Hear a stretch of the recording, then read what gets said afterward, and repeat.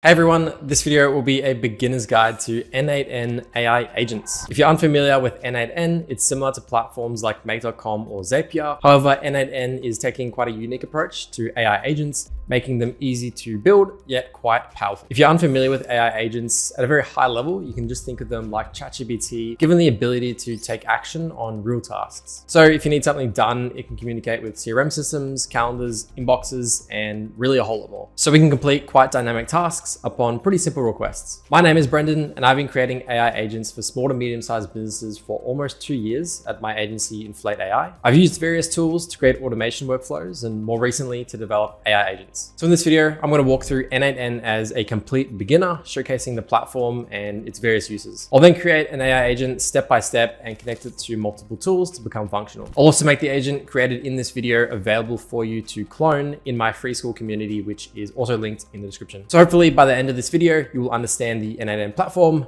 why to use it, when to use it, and how to use it as well. So jumping right in, this right here is n8n.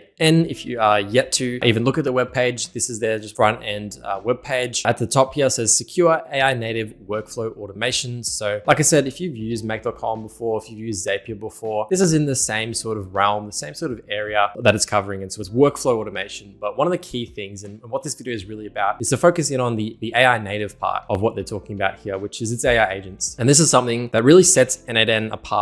And that's what I think really sets it apart from Make.com and Zapier is the agent aspect. And this is what I'll be diving into quite a lot in this video and really honing in on as how it is differentiated from the other platforms. Another thing to note here is they say that it is a platform for technical teams. Now, it says it's a platform for technical teams, but you could definitely still use this. If you're a beginner, you've never coded before, this is still a platform that you can get to know really well. So whilst there is aspects to it that you can code and do custom things, that's really a bonus. You don't have to know how to do that in order to get this started. And I'm going to show you all about that when I go through the tutorial. One of the main reasons that it does say that, and one of the big benefits of n8n, when you start to scale your automations and build bigger solutions, is that you can actually host this yourself, which you can see down here, self-hostable. And this is just a really key thing that a lot of people like about this platform compared to something like Zapier or Make, is that you can host it yourself. And all that means is that you can sort of duplicate this platform and essentially run it on your own terms. You don't have to pay n8n to run it. You can literally copy the code, as it seems, and run it on your own computer. And essentially, you don't have to pay n8n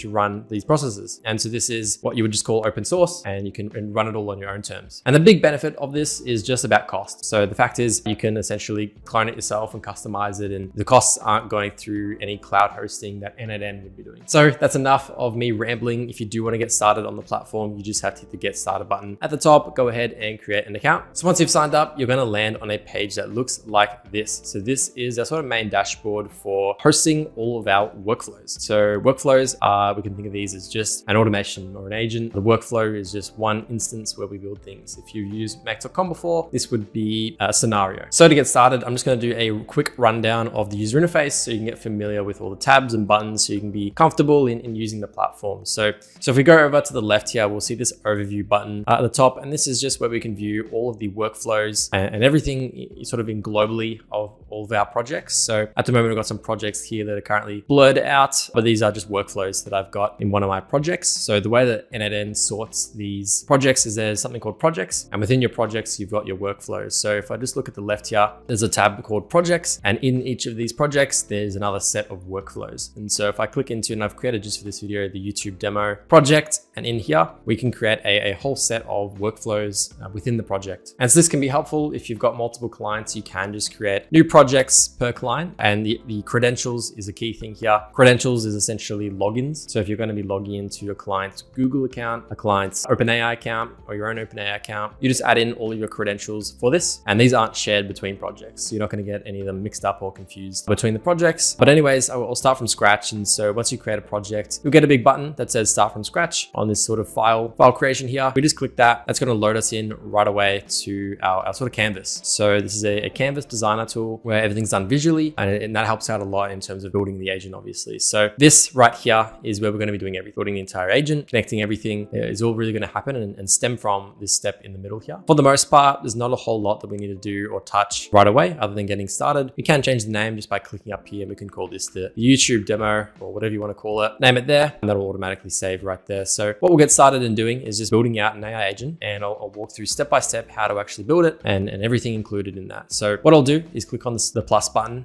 right here, you can just click on it and it'll automatically pop up. And there's a lot of different trigger events that we can do for an agent. So the way that this works for the most part is if we're going to be building an AI agent, most likely we're going to want to communicate it through chat. And so what we can do is just type chat right here. And just like Zapier or Make.com, we get a whole list of options for different applications, different trigger types that we want to use on our agent. So we'll click chat trigger, and chat trigger essentially just means it receives a chat message and that triggers the agent. And I'll go through how that works. So we'll click on the chat trigger. That's automatically going to populate this node right here. And now this means this entire agent is going to be stemming from when chat messages are received. Once we've done that, we're now going to see a chat bubble down the bottom here. So this has only come up because we've added in this module. We can hit chat and away we are. We can now essentially send messages to our agent from this bottom section here. So I could type hello right away and there you go. It's now received that message. Nothing's happened obviously because we haven't built anything, but the message has come through and that's how that works. In order to now get our agent up and running and connected to this, very simply, we'll click on the plus button to open up essentially what happens next as it says there. And we can do a whole range of different actions here. What I'm going to do is click on the advanced AI, and this is where we're going to get access to all the good stuff. So building the agents, open AI steps, even other AI models, all types of AI models, we can get all through here. But for this video, we're using the AI agent module. Now this is pretty much what has caused n8n to have blown up in popularity recently compared to Make.com and Zapier, is this AI agent tool and how it handles automations and workflows. It's really powerful and works really well. And given its connection to all of the different tools that n8n has, it makes it's insanely powerful. Is pretty much the summary for it. So if we click on that module, it's going to load right here. We've got the AI agent. Now, if we go ahead and we can restart our chat. Typically, I'd recommend just restarting the chat when you're doing more tests, so there's nothing conflicting. We'll just type hello again, and there you go. Chat message came through, but the agent didn't work. And the reason it didn't work is because we sort of have to put together the agent. We have to build it. The module isn't completely configured when we add the module in. And so the reason for that is because it allows us to customize it quite a bit. And so we can go to this chat model right here. We click the plus button, and this is going to allow us to connect a whole range of AI models. And so this is super powerful. It can essentially not just be restricted to OpenAI or a different model. We can use whatever we like for all different types of tasks. So now typically we'll use OpenAI.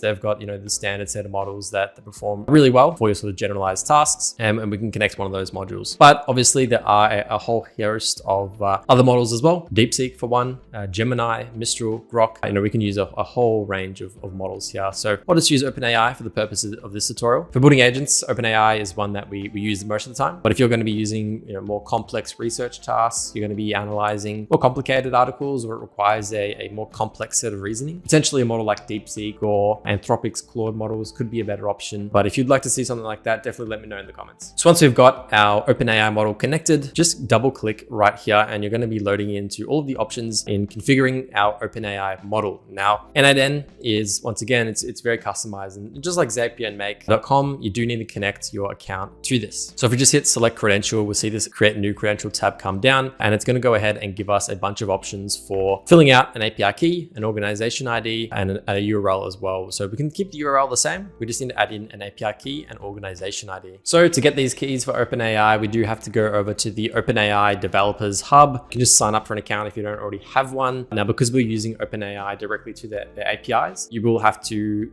obviously set up an account, and you're going to have to connect your credit card to the billing as well, because it's going to charge you, whatever, 10 cents to make that API call for whatever request that you're making. But for the most part, yeah, once you've done that, connect your credit card, go to the API key section, just click create new secret key in the top right. It's going to allow us to just give it a name. So we could just call this the n8n YouTube video. We can go down to project and just select default project. That's fine. And we can hit create secret key. And this secret key is just what we're using to connect to n8n. This just allows the system to recognize that it's you that's using it and going to be charging your account. Organization ID, that is optional, but we can find that by going to the general settings in our OpenAI account and just copying the organization ID. And we can just throw that in there as well if we want to, and just hit save. So once you've done that, you can just hit the escape key to exit out of that. You'll load here and you'll see that it is now connected to the system there, and we can now change the model. So pretty much OpenAI, if you're not familiar, has a whole bunch of models that we can use. I wouldn't get too overwhelmed by all of these different models. Just the one that we typically use is GPT-4o for your sort of standard set of models. You can get more powerful models like GPT-4, which is one of the most powerful models, or you can get a cheaper model like GPT-3.5. But for the purpose of this video, we're just going to select a model like GPT-4o. So now if we go ahead and restart the chat, we'll go ahead and send a message, hello, and we'll see that's going to process, it'll process, and there you go. We've now got a response from the AI model. That's worked perfectly. Hello, how can I assist you today? So pretty much ChatGPT is what we've built right here. That's how, essentially ChatGPT is. It's, providing responses based on our questions. But one thing you will notice that we haven't added is memory. So if I go ahead and say, what did I just tell you?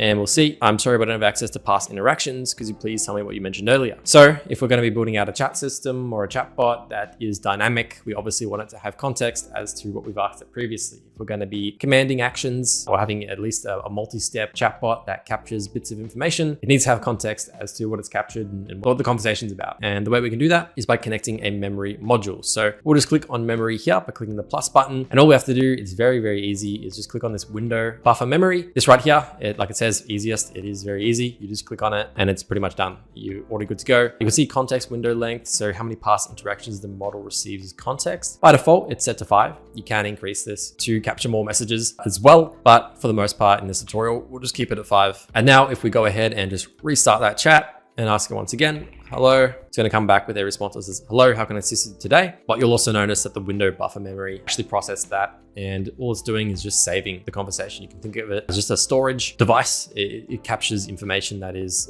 continually going on. And we could say, what did I just say? And we'll see it now triggers that again. And there you go. You just said hello. And then how can I help you further? So there you go. That's how the memory works. It just saves those responses and allows us to have a much more dynamic and conversational experience. With the chatbot, it's not just responses back and forth. But now for the stuff that you probably care the most about, the tools. So tools are how we can actually make this more powerful than anything like make.com, more powerful than anything like Zapier. So this is how we're going to give the agent any sort of abilities and functions and its usefulness. So what we can do is I can just hide the chat by clicking that right here. We'll just move these out the way just so we can actually start building over here. And what we can do is click on the plus button for the tool, and we can now get access to the whole range of tools that n8n has. Now the n8n tool library is not as extensive as Make or Zapier. It's very similar. There's a lot of the most popular apps that you'll be using. It isn't as extensive. And in the case that you do want to make custom requests, you will have to do a custom request. If you aren't familiar with that at the moment, don't worry about it. Some of the most popular platforms are still here. So if we wanted to connect, let's say a spreadsheet, we could type Google Sheets, and we'll see the Google Sheets tool. So we can click into this, and this is going to give us a bit of options here for Google Sheets. So we can click into the Google Sheets tool by clicking this, and this is going to give us an interface to interact with everything to do with Google Sheets. So pretty much while we're doing this, the way in which this is going to work is that we're going to be able to send messages to the agent. We're going to be able to talk to it just like it's a chatbot, just like ChatGPT. But now by giving it a tool, it's now got the ability to really do anything with Google Sheets that you want it to, and anything that you tell it to live during the conversation. Now, this is really powerful because we can add multiple tools as well, and each of these tools can actually communicate with each other. So I'll showcase this in just a minute as well. So you'll understand better when we actually run a conversation with it and start to see the tools, communicating with each other to complete a set of tasks. But for the most part, we'll just click into Google Sheets and we'll connect our sheet to it. So what I'm going to do is I'm going to create a brand new sheet on Google Sheets here. I'll just give it a name called lead database. And what we'll do is we'll create sort of a mock lead database to sort of just give you the idea as to how the automation, the agent can interact with a spreadsheet like this. So we just went ahead and typed name, email, probably more than enough for now. We'll just do that, give it a bit of formatting so it's clear. And I can just type my own name in there. I could even type my email in there. And if we just call this, we could duplicate this and just give it a bunch of fake names. If we wanted to just add in John Smith, we can add in Jane Smith. We can add in Tony Woods. Go ahead, add in some fake emails. John@smith.com, Jane@example.com, and we'll just add Tony Woods@example.com. So a bunch of fake leads in there, just to give you the idea as to how we can communicate with this type of data through the agent. We'll have that automatically saved to our account, and we'll just connect Google Sheets. So given that we're using a Google application, it's quite easy to integrate Google Apps into n8n. We can just hit sign in with Google. And so the Google sign up form pop-up will just come up on the screen. You just got to follow through and add your account and select all the permissions. Pretty straightforward, and automatically your account is now connected. It should now have access access to this lead database. So we just have to make sure to select the right document by clicking choose. Once you've done that, you can just select the lead database or whatever your sheet is called. We can select that. And then it's asking for the sheet. So the sheet is actually down here. Sheet 1 is what it will come up with. Just a brief name there. And that's done. What we can do is just leave this all blank. It'll just pull back all of the results from our sheet and we can use it to automatically pass through and get some data from. So to showcase this, we'll go once again to the chat function at the bottom, reset that chat and just say, hey, can you give me John's email? Now, at the moment, we'll see here that it actually didn't trigger our Google Sheet function. And the reason for that is because we haven't really given it any context as to how to trigger it or why to trigger it. We've asked for an email, but this agent has no idea that the Google Sheet has anything to do with emails or contacts or anything like that. And so to give that context, we're just gonna click out of this. We'll click into the Google Sheets. One thing to do is we can just rename this. So to make it easier, if we're using multiple Google Sheets, probably want to rename it anyway. We can just call this the contact database where we have our contacts. We can rename it. It's not gonna help with the AI at all. It's just for our own benefit, but we can go into the AI agent. So in order to add our own prompt, you'll just see the prompt user message here is where we can add in our own custom input. At the moment, you'll see this JSON.chat input. At the moment, it just means that the previous module where we are sending messages is the only thing that the agent is currently looking at. So there's no custom instructions or anything. And what we can do is switch from connected chat trigger node to define below. Define below just allows us to now input our prompt right here. And so we still need to bring in some context from the chats that are coming through. So it still needs that context and we can do that by going to the expression here. Now we can just give it like a test prompt that just says, respond to the user. We can just leave that there, exit out of that. We can go to reset the chat once again, and we can just say hello, run that through, and it's going to go ahead and respond to that question. Double click into here. And because we've done that, it's now populated chat message node previously. So we can just create some new lines there and just add our chat input. And so we could just type, user message, and now it knows that the user message is this. And now we can start to do prompt engineering. So if you've watched any of my previous videos, you should have a little bit of context around how to do prompt engineering and some of the techniques for getting an AI to do what you want it to. But if you don't have that knowledge, pretty much we like to just sort of separate our prompts into different categories. And so that just means breaking down exactly what it's going to be doing, whether that's the task of the agent, some of its objectives, giving it some roles of who the agent is, what it's doing and why it's doing it. And so one of the first things that I like to add is a role. And so a role is essentially giving it a personality, giving it just a brief understanding of its existence, essentially. Why is it doing what it's doing? And so in this case, you are an AI agent that assists with finding data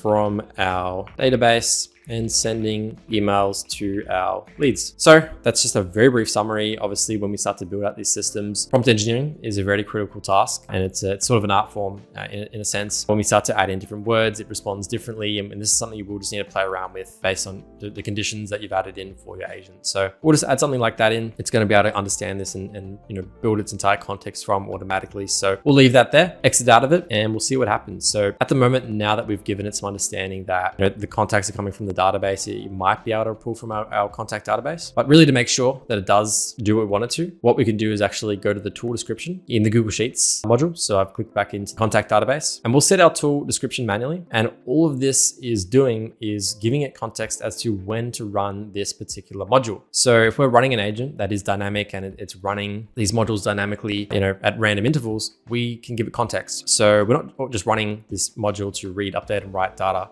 That's not all that we're doing. Essentially, we're doing this to get contact details. So we'll say, trigger this tool when we want to capture email data, or we could say capture contact information, just to give it more a brief understanding. So now it's got understanding of when to trigger this tool, and that's really critical when we're building out a multi-tool agent, for it to have that understanding of what tool is used for what. So we'll run this again and see if we can get some information out of that spreadsheet. So hi, I'd like to know John's email, and you can see there it went and read that database. It pulled back the john@smith.com email, and it worked perfectly. So in that instance, we can essentially assess how this happened, why did this occur? And we can see that essentially all it did is it ran the right response. It ran our call to the sheets. It looked at all of the different emails here, and it's obviously used AI to analyze this and recognize that John Smith is got the email john@smith.com from here. We can click into the agent as well and just understand the information that it got from. So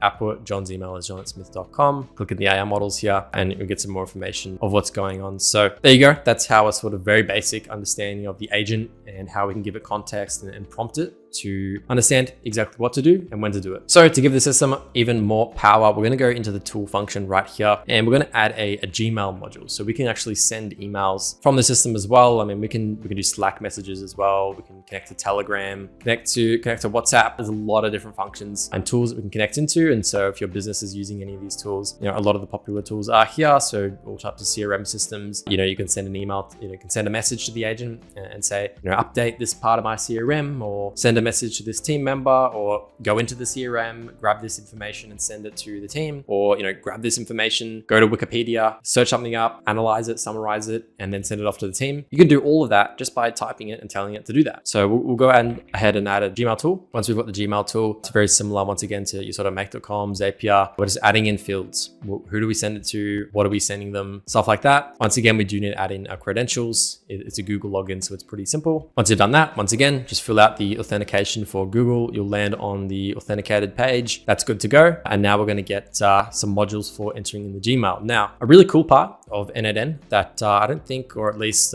is not as easy to use in Make.com or Zapier, is actually populating fields with AI. And so they've got this let the model define this parameter tool that is very easy to click on right there, done. And then we're going to click on the subject, done. So what we're allowing the AI to do is we're giving it control over the entire request. We're not going to have to use any extraction tool to find an email that the agent talked about or found. It's just going to do it itself. It's just going to find the email, send it to the person, and it's going to do it everything. We can even go to the message here and also click on the AI tool as well. So the entire AI is going to find who to send the email to, what they're going to send the email about, and what to include in the message as well. So I can click out of this once again, and that's pretty much all that we'll have to do to trigger that. Now we can add some context for tool description for the most part. Obviously it's a Gmail, so it understands that that's email, but we can just say to send emails to our leads. We can just give it more context there. And as you build more complex automations on this platform, you will want to put much more detail in the description. When you've got multiple different tools and functions that you want to run, and some of them are similar to each other, you do want to make sure that they are very distinguished through their prompts. So if you've got two email tools, you want to be able to prompt them to be very clear on when to run one email tool versus the other email tool. But anyways, I'll stop rambling on and I'll just reset the chat here, and we'll just see if we can go ahead and contact the spreadsheet to find John's email and then send John an email. So I'll do it with my email just so I can actually prove that I received an email. But I could say, can you please find Brendan's email and send him a message or send him an email about potentially investing in AI tech ? And we'll see what happens. So the agent is going to our database using that tool, going back to the agent, and now going to the email because it recognized it needed that, and done. So it's gone ahead and it tells us I've found Brendan's email and sent him an email about potentially investing in AI technology. If there's anything else you need, feel free to ask. So supposedly that's done everything for us. And so just jumping into my email inbox, I've just received an email from myself, obviously, as I sent it to myself. But hi, Brendan, I hope this message finds you well. We have an exciting opportunity for you to invest in cutting edge AI technology. Please let me know if you're interested so we can set up a time to discuss further. And so there you go. You can see that we were automatically able to contact our spreadsheet. It would automatically found that email from the spreadsheet and populated it into the email API, automatically wrote this email. The entire email is AI, and even the subject line, investment opportunity in AI technology, is also AI. And so we've been able to control, a lot of these steps and give the agent control over all of these steps to create a really dynamic system. So hopefully everything makes sense so far. We can see on the right-hand side here, the latest logs from the AI agent node. When we run our agent requests and messages, we actually get a sort of a detailed list of everything that's occurred during that run. So we'll get the AI agent here. We can see that it initially retrieves some information from the buffer memory, just to obviously send that question into there to store it. It then asks the chat model to answer our question, and went to the database to find my email, back to the chat model to output my email. And we really dive into exactly all of the different things that it found in here. Went off to the Gmail module, obviously. So to Brendan, here's the whole email. Then it came back to then respond to me. So it said, yep, it sent the email, it was successful. Output, I found Brendan's email and sent it to him. And then back to the window buffer memory to store that information for our next bit of conversation. So hopefully that makes sense, and you can really see the power of having a multi-tool AI agent. Now, very simply, we can just continue to make the system even more powerful by adding in more tools. So there's a module for Wikipedia that we can add in if we wanted to search Wikipedia. For whatever reason, we wanted some more information. We don't actually have to authenticate Wikipedia. We can just search it up. So we'll just add in the Wikipedia module, and then maybe we want to send someone in the database, for whatever reason, a Wikipedia article about whatever. So we could say, hey, can you actually send Brendan a wiki article about dogs? And we'll see what happens. You have said, can you actually send him an article about dogs? It's actually checked the database once again to find my email to double check that random Wikipedia module to find that article about dogs. And there you go. It went to the email and that should have sent to me. So I've sent Brendan an email with a Wikipedia article about dogs. If there's anything else you need, just let me know. And if I check my email, we've just received this really long email about dogs. So hi Brendan, I hope this message finds you well. I came across this interesting Wikipedia article about dogs. I thought you might enjoy it. And it just gave me a big chunk of text that it found on Wikipedia. So obviously, if you were to use this system for your email management, there are probably some better ways to handle this. This is just a demo, but obviously you would want to format it better. It just says your name at the end here. And the way that we can structure and change things and have this, work the way that you'd want it to is all to do with prompt engineering. And so that's a key thing that I've, obviously said quite a few times now. Prompt engineering is a key thing with these agents to do what you want it to. So if we jump into the AI agent in the tools here, we're just going to control that all here in this prompt. We can add in, whatever we want to do. So if we're going to be sending emails, typically I'd like to just, I add in a note section, where we can add in small details. So we'll just add note and we can just say at the end of all our emails, please add, and maybe we can just say, please add cheers, Brendan. Now, hopefully it understands what I'm talking about there, but for the most part, it'll say cheers, Brendan at the end of every email. And we can just simply test that by adding in the prompt, Xing out of it, and we'll ask it to send me an email. So send Brendan an email again about cats from Wikipedia. Let the agent run. That's going to go ahead, go to the article. Once again, it'll probably check the database, or at that time it didn't check the database. It recognized the email already, sent me an email. And once again, we've received an email about cats, but in this case, it actually didn't send me an email. It sent an email to brendan@example.com. And I'm only getting the email because it obviously failed to send to brendan@example.com. So in that case, it actually failed to do what we wanted it to. It sent it to brendan@example.com because it wasn't actually pulling it from the database. So that's just a prompt issue. Once again, we're gonna have to fix that in the prompt and make it pretty much, go to the contact database every single time. And that's just with prompting. So you need to go into your prompt and say, anytime somebody, needs an email or sending an email, you must run the contact database. You just got to be more strict in your prompting. And so you could say in the prompt here, every time we send any email or anytime we need to find contact information, you must run the sheets module. And in this case, it is just going to be more strict and you just got to add to it. You just got to add prompt, iterate the prompts, and it's going to get better at finding that information that it needs to. And that's just the iterative approach that you got to take to building these agents. It's not going to work every time, but you just got to keep adding to it to make it better. But if we go back to that email, you'll see here, the end of the email said, cheers, Brendan, and formatted it just a little bit better based on the prompt that we gave it. So once this is all set up, this is pretty much it. This is an AI agent on n8n connecting to multiple different tools, communicating between each other, processing information through our chat module. This is, one of the ways, the best way to get started in building these agents is really working on a structure just like this. n8n has just released an AI workflow builder, which means we can write out a single prompt and instantly turn it into any n8n AI workflow or AI agent. We simply tell it exactly what we're looking for and it understands every node that is a part of n8n and it's able to figure out the entire system itself. This means you no longer have to spend the time building out these systems yourself, and we can now let the AI handle it. So jumping into n8n right here, you're gonna see on the page, on the sort of canvas of the workflow, a brand new tool or brand new function right here that says build with AI. And I'm able to click into this right here. And on the right-hand side, we're gonna see this sort of chatbot pop up on the right-hand side. We just tell it exactly what we're looking for, what we're looking to automate, and with its context on all of the nodes and functions, a part of n8n, it is going to construct the entire workflow and deliver it right in front of us. Before I get started, if you do want to get access to the AI workflow builder tool, there is one thing that you will need to do. So this feature has just been released for all of the public to use, although you do need to swap your n8n version over to the latest beta. And currently at the moment, this will only work on the cloud version of n8n. So once you've swapped it over to the latest beta, obviously make sure to save that change. It will swap it over and download the new version. And once you've done that, you're gonna see this pop up. If you don't see it pop up right away like I did, it might take an hour or two to come up. But anyways, once it's on the screen, you are gonna be able to click into it and you are going to get the chat-like interface pop up on the right-hand side here. And it really is super simple to use. The only thing that we need to do is just type in here and it is going to build out the workflow in front of our face. Below this, we've got some suggestions as to some things that we can prompt it to build. So I'll get started with one of these examples and just give you my honest thoughts on its ability to build these agents, whether this is something that you should be actually using or you should just go back to building them manually. Getting started, I'm gonna go ahead and select one of the examples that they've given us right here. So I'm gonna click on the pizza delivery chatbot. When you click on one of these examples, it just auto populates a prompt that they've built into the chat box up here, and then we can just send it off from here. So it says here, I need an n8n workflow that creates a chatbot for my pizza delivery service. The bot should be able to answer customer questions about our pizza menu, take their orders accurately by capturing pizza type, quantity, and customer details, and provide real-time updates when customers ask about their order status. So it's like an ordering system for a pizza takeaway shop. This particular prompt has some more specifics at the bottom here as well, telling it to use 4.1 mini to handle the conversations and also to integrate with HTTP APIs to get product info and manage orders.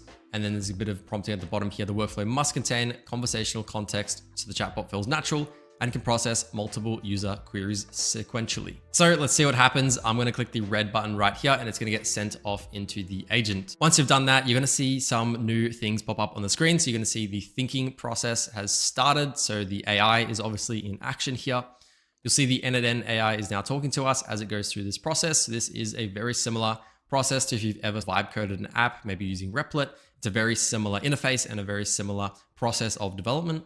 So it's telling us that it's going ahead and building the chatbot for us. You can see that it's actually searching through the nodes that would be necessary in order to build this. And you can see on the screen right now, it's also populated some of the nodes that it thinks is necessary to follow through with the instructions that I gave it. It went ahead and got those nodes. It's added those nodes. Now it's connecting all of those nodes together.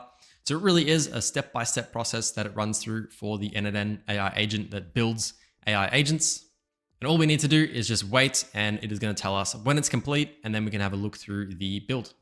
So there we have it. The agent has now completed the request that we gave it. And we can see that we've got the brand new workflow on our page right here. We've got the pizza chatbot agent. Connected to it is a chat model from OpenAI with their 4.0 mini model. I believe the prompt was to do the 4.1 mini model, so I'm not sure what went wrong there, but that's obviously something that we can very easily change. Conversation memory has been added as well, so they're pretty basic to get added to an agent step. And then next to this, we got these 3 tools that get automatically populated with our agent as well. And so these 3 tools right here are HTTP requests. So obviously, in order to get this to work, we would need some sort of real HTTP requests to get some real data back. Obviously, if this was for a real pizza ordering place, they would have a proper menu that's online somewhere. They would have an ordering system that we would be able to plug into to check the order statuses as well. And so you can see that this agent and that prompt we gave it has sort of given us a bunch of placeholder values. If you did want to make this a bit more complete and you already had the endpoints, we could probably just prompt it and it would be able to reference those endpoints and automatically set this up all for us. There's obviously going to be some manual work required. So this obviously isn't the best example to prompt and then get a fully functioning system out of it. These are some areas that you'll need to obviously build, and these are going to be nodes that you need to configure yourself. What I do think is really cool about the chatbot or the agent on the side of the screen here is that we can just talk to it if we have any questions about the flow that it's just generated. So if we have questions about setting up these requests right here, we can just ask it. It has also automatically provided us a list of setup instructions on how to handle this as well. So we've got how to set up, configure the pizza menu API, configure the other APIs, activate the workflows. It's given us a step-by-step instruction on how to do everything anyways. And it's also telling us that we need to complete these steps before executing the workflow as well. So we've got to click into here and then we can add in all of our values. If I just go ahead and click into the pizza chatbot agent, you'll see that it has gone ahead and filled out the system message for this agent. So it has prompted it itself, which is awesome as well. And this is very tailored to the workflow because it has context on everything that's going on. So you'll see here, your role is to help customers with browsing the pizza menu.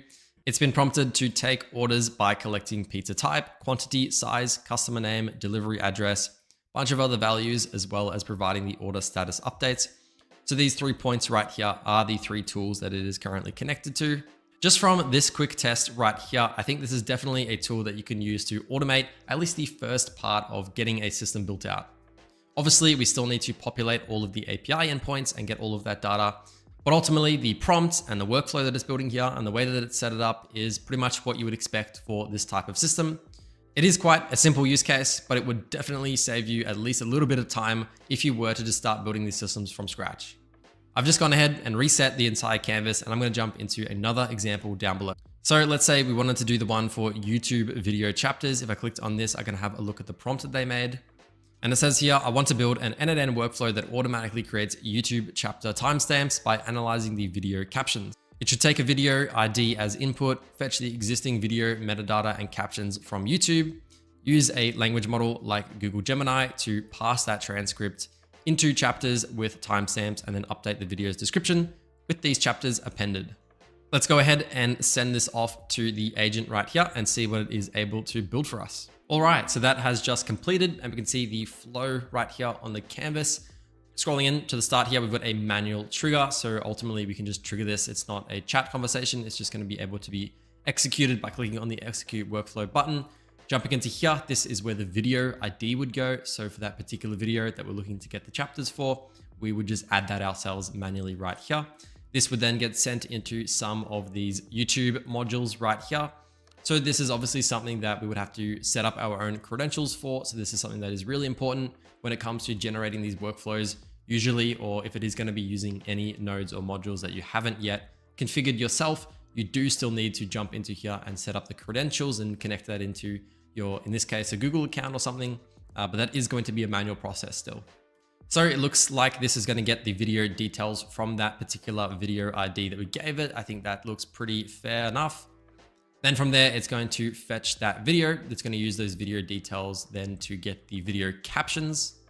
Then we move on to this step, which is going to set up 3 different fields for the transcript, the video title, and the current description, which is all getting from the previous step where we looked at the actual video captions and video details. Once it's got those values, we're going to be able to then send that into the AI chapter generator. Clicking into here, looks like we've got a prompt. You are a YouTube chapter generator. Analyze the following video transcript and create chapter timestamps in this format. So we can see the chapters that it's given it here. And it's even added in some rules right here for building out these chapters. This prompt, once again, has all been created by the AI itself. It's even added in all of the variables into the prompt, and this is pretty well formatted. It's clearly been trained on how to prompt engineer, and n8n has clearly done a pretty good job here as to tell it how to write and how to add the variables into this particular box. So that is pretty impressive that it's able to write out that prompt using and referencing everything from here, and obviously being relevant to exactly what we're looking to have. It's connected to the Google Gemini model as was prompted at the start of the conversation. Then it goes into this code step right here, which is going to be passing the AI response using JavaScript right here. So it's actually written some code to pass through the responses.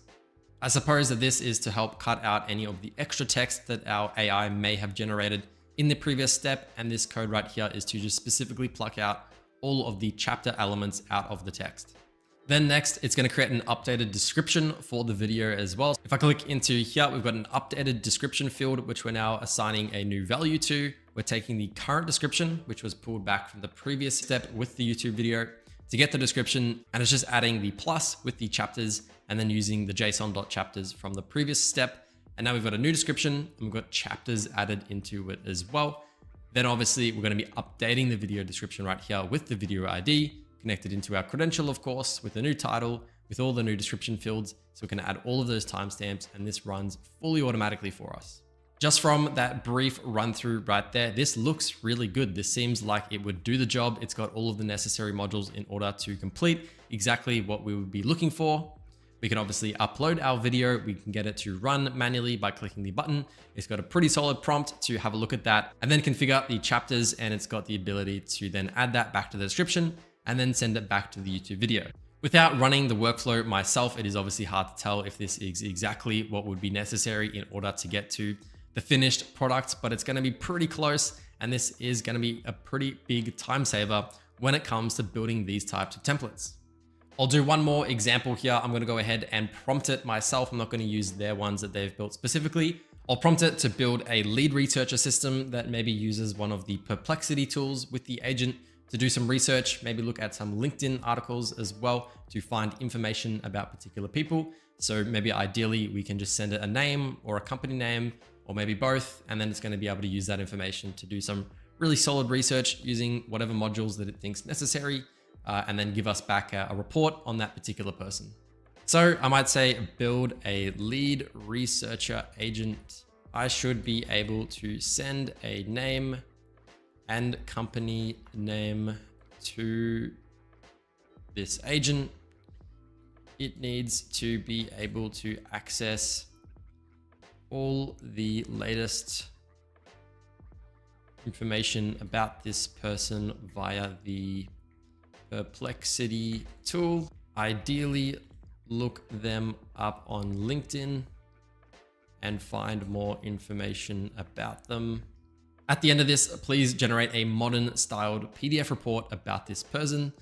So ultimately, we're going to have an agent that we're able to provide it with a person with their company that should be able to go through one agent or multiple different agents to do some research about them. Hopefully it tries to look them up on LinkedIn specifically, whether that's using a LinkedIn module or maybe just looking at the LinkedIn URLs on the Perplexity tool. There's probably a couple of different ways that it can do it. Ultimately, I want to get sent back a PDF report that's got some nice styling that gives me a full-on detailed description about this person. I've sent it off and let's see if it's able to build it. Okay, so this is now complete. We've got the chatbot right here and it was able to build out the entire system that we were looking for. We've got the Perplexity tool that is populated, connected into the lead researcher agent. It's also added on this LinkedIn tool right here as well. And we can see that it's generating a PDF report, which hopefully we're going to be able to download and then view. It's connected into an OpenAI chat model, which should be perfect for this. Now, one thing that does stand out to me immediately is that the LinkedIn tool right here is actually using a create post tool.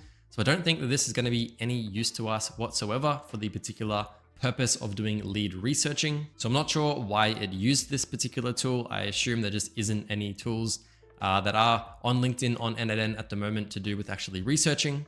So immediately one thing that I might do is just delete this module, or maybe I can just ask it and get some feedback. So I might just say this LinkedIn tool seems to create posts.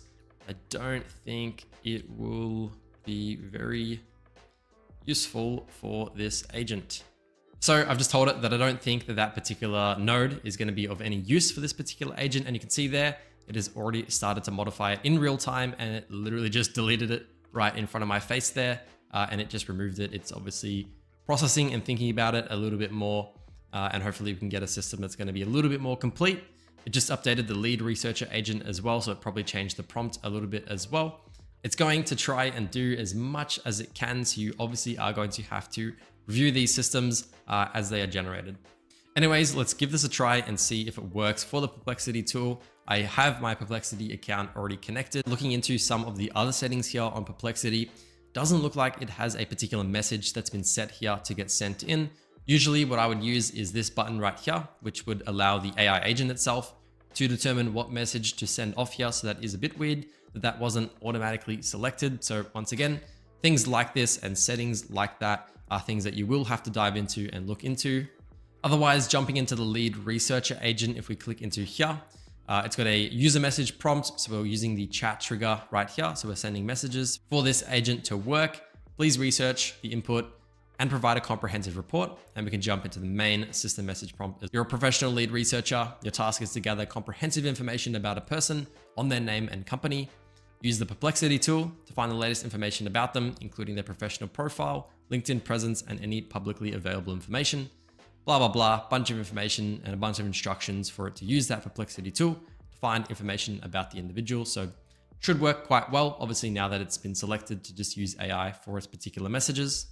Once that's complete and we've got the output from the agent itself, it doesn't look like there's any specific format that this has been prompted to output, but we do have this code step right here, which is a JavaScript step, which is going to be looking at the information just generated from our AI agent step. So this JavaScript code right here is clearly been designed to actually generate the HTML report itself based on the OpenAI information. Now, this is probably not the way that I would initially do it. I think that we could probably get the AI to generate this HTML for us without the need for this entire process, but we can have a look and see what happens, but I don't think this is going to be the best way to do it. Otherwise, that HTML code is going to get converted into a PDF file, which is going to be the lead research report.pdf, and that will get sent to us to view. Otherwise, let's just click execute and refine, and we can send it a name and a company name and just see what happens. So I'm going to send it the name of Alex Hormozi, and I'm going to say the company is acquisition.com. Should be popular enough to pick that up and give us a report on him. So we've sent that through. Looks like the OpenAI model has worked. The chat trigger obviously working. Perplexity now being triggered to find some information. This might run multiple times. It's obviously going to do the necessary research based on the prompt that we got. And here we go, it just completed and we can see here, no response. Make sure the last executed node outputs the content to display here. So clearly we did get the download button right here with the data. So we can click download and that is going to give us the lead research report.pdf. And that gives us this error message right here, failed to load PDF document. And my assumption is that the generate HTML right here didn't do probably a good enough job of generating the HTML document. In this case, I might just tell the agent that I don't agree with the way that it's currently generating the HTML report. I would like the agent itself, the AI agent, to generate that HTML code. We can keep the generate HTML module and node right here, but we just need it to maybe clean up the code that comes from the agent itself and then send that off to the PDF report right here. The main reason for that is that there's no real AI step happening in this particular case. It has a structure for HTML. It's got a structure for the PDF document. But ultimately for the information that's coming from our lead researcher agent, it's sort of just throwing in, it's just populating it in as a variable. And it's obviously going to be way too much information to make this a document that actually looks any good. So I might just say, please generate the HTML code within the AI agent step. So we'll see what happens after telling it to generate the HTML code within the AI agent step. And we'll see what it does now to get to that final PDF document. You can see that it's actually removed the node completely. We'll see if that works. I don't think that will work either. We do actually need to send the binary code of the HTML into this particular node right here. So let's see if it picks up on that. Otherwise, we can give it a shot and then it will see the error and then hopefully it can give us a final result here. But once again, as you can see, it is a little bit of a challenge to get a working system out of this agent builder. It is something that is pretty good. It's going to be helpful if you want to just quickly get all of the nodes and modules on the page and maybe get some prompts built out for you if they are going to be of a basic use case. But getting a production ready system out of this right away is just definitely something that's not quite feasible right now. Anyways, I'll go ahead and send it a brand new message and see if we can just send through this once again and see if we can get any bit of a different result here, converting the HTML into a usable PDF file. I don't think this is going to work once again because we aren't actually getting the proper information to be sent into this node right here, which requires a binary code in order to convert it into a PDF with the HTML code. At the moment, we're just generating that HTML code using this AI agent step, but we can give it a go and see what happens and see if that works. Maybe it does. I haven't tried this type of setup before, so we'll see what happens. Okay, so it is now complete and we've got the PDF file, but unfortunately we've got the error popping up once again, failed to load the PDF document. So this is getting a little bit annoying that it is obviously not quite getting an understanding as to how to use its own modules. Please use the HTML module to clean up the HTML from the AI agent step, and then we can reference this data in the convert to PDF file step. So hopefully this is going to be a better setup for it to be able to reference that HTML into the convert to PDF module at the end here.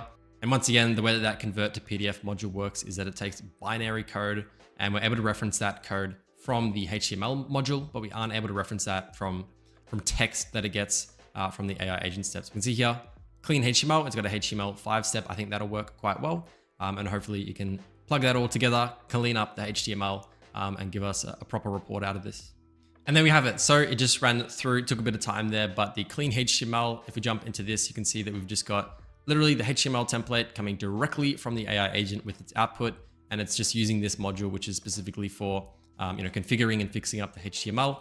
And you'll see with the bottom right here that we've got a bunch of text and this is a HTML format. So it's come through perfectly and it's formatted it with the convert to PDF here.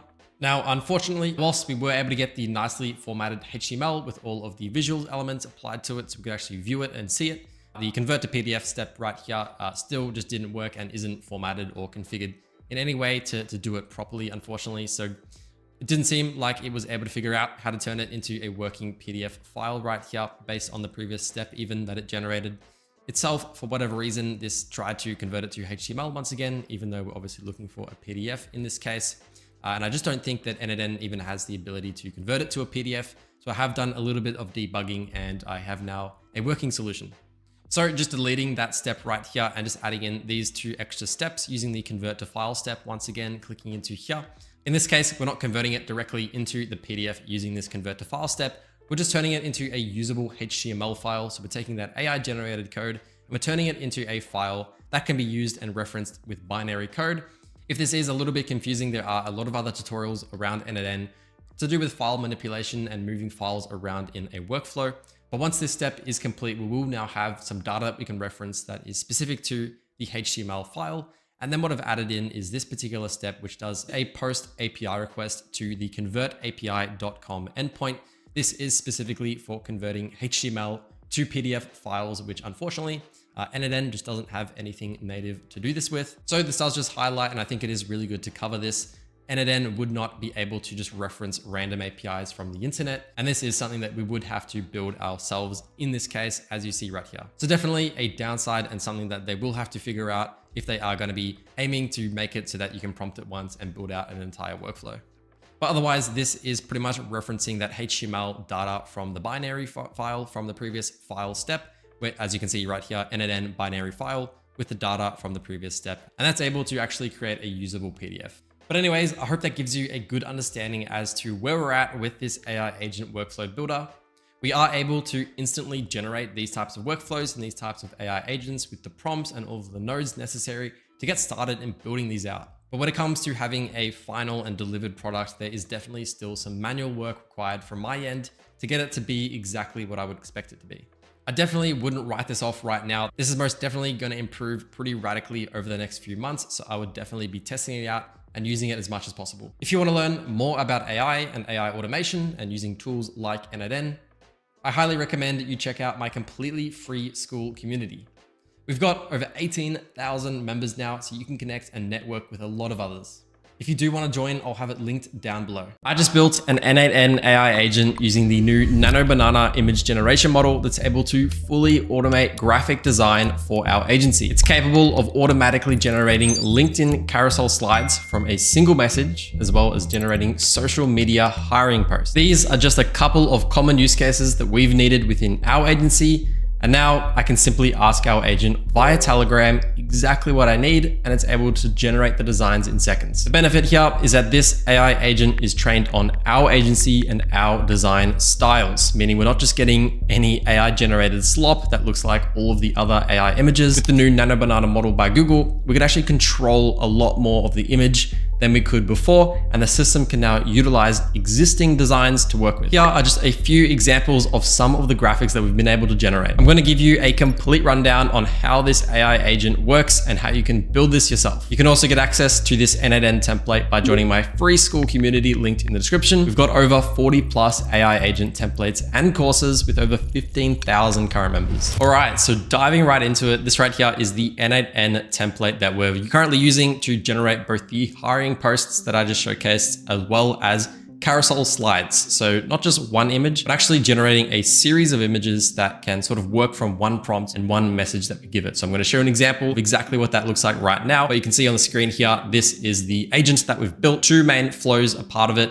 And this is a system that we can just message via Telegram. So I've got the Telegram phone app. I can just send it a message and it's able to generate those images. And I've also got the Telegram web app. So this right here is my Telegram chat. And this is a direct connection with this n8n agent. Pretty awesome that we can connect this directly to an app like this that we can use not only on the web, but also obviously on our phone on the go as well. And so this is something that obviously not just me, but business owners and anybody can really get set up quite easily and just use from such an easy interface. So this is something that we initially had a design created for. So we had this design created because we needed to hire somebody and we wanted to sort of put that out on social media so we could get applications to come through.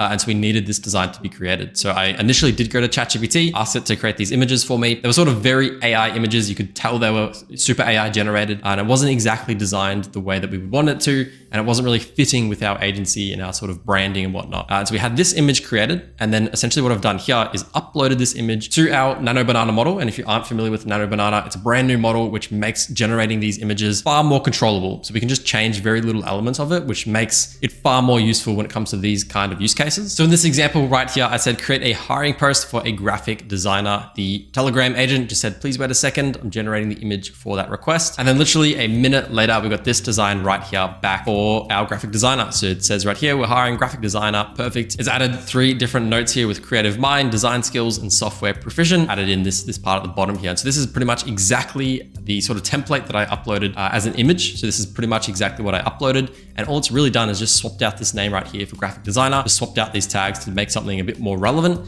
And that's all it did. It didn't generate this image brand new. Pretty much this is exactly what I uploaded. If I wanted to prompt it to change some other stuff, maybe change the colors, add a different person in here, I could easily do that, and I can just prompt it to do that. The really big benefit here is that it just changes such a subtle part of the image and just makes it far easier to work with. So obviously this doesn't just have to be used for hiring posts. You can really use this for anything. You just provide it with the examples and you just prompt it to change what you'd like it to. The next set of images I generated were the LinkedIn carousel posts. So you can see here, hi, can you create a carousel for a LinkedIn post on the benefits of an AI voice agent receptionist system? So this is something that's quite popular on LinkedIn, is creating these sort of carousel slides. So you'll see a post and then you can kind of just click along to all the other images. You could use this on Instagram and Facebook as well, but I've kind of just named it LinkedIn as that's what we might be using it for. And pretty much what we've gone ahead and done or received is a series of images that are relevant to the request I gave it. It's branded it, so it's actually added our logo to the top right corner, and it's done that consistently, which is awesome. And that's just put it at the top there. I've sort of prompted it to be in this kind of design style where we've got the text at the top, we've got this sort of a cartoon-ish image in the middle here, and we've got a bit of a bio text as well. That's kind of what I prompted it to do, and it's done that perfectly. And we can see here that we've got multiple images that all lead on to the next for our sort of carousel. So this is something that I could literally just download directly from this Telegram chat,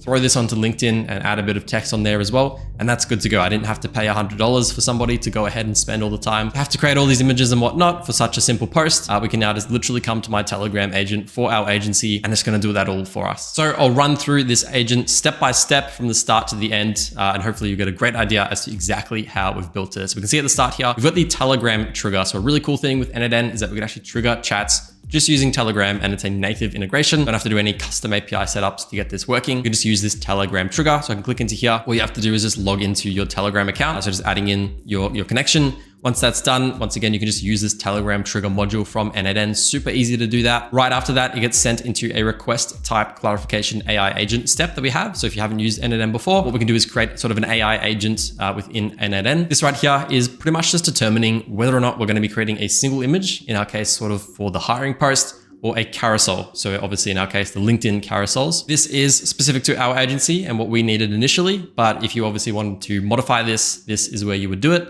And you can obviously update the prompt to determine which way to go based on the user input. So just looking at the prompt here is actually a very simple thing to get up and running. This is a very easy prompt. So just based on the user's request, we're going to be classifying their request in two different categories. And that's either going to be a carousel if the request is to create many images at once, or an image if the request is to create a single image. So one or the other, multiple or single, and then pretty much as long as I type that I'm looking for a carousel, I'm looking for multiple images, it's going to go down that pathway. Otherwise it'll go down the other one. This is connected into a couple of different models. So I'm going to click out of this. You can see we're using Google Gemini as our chat model. You can use whatever you want. You can use OpenAI. Obviously we're not doing a very complicated conversation step in this case, although we are going to be using Google's Nano Banana model in just a minute as well. Right after this, we're going to be running back to Telegram. So what we're doing in this step is actually just sending back a message to myself that just says, please wait a second, we're generating the request. This just makes it a bit more interactive. You're not left in the dark as to if it's working or not. So we can just scroll up here. I said, can you create the image for me? And it said, please wait a second, generating the carousels for the request. And this also helps indicate whether it's working or not. We can see here that it says generating the carousel for the request. Otherwise, for the hiring image, it just said it's going to be generating an image for the request. So it kind of just tells you whether or not it's doing the right thing. So once that message is sent back to you on Telegram, super simple. It's just using a send message connected to your Telegram. So the module is already created on n8n.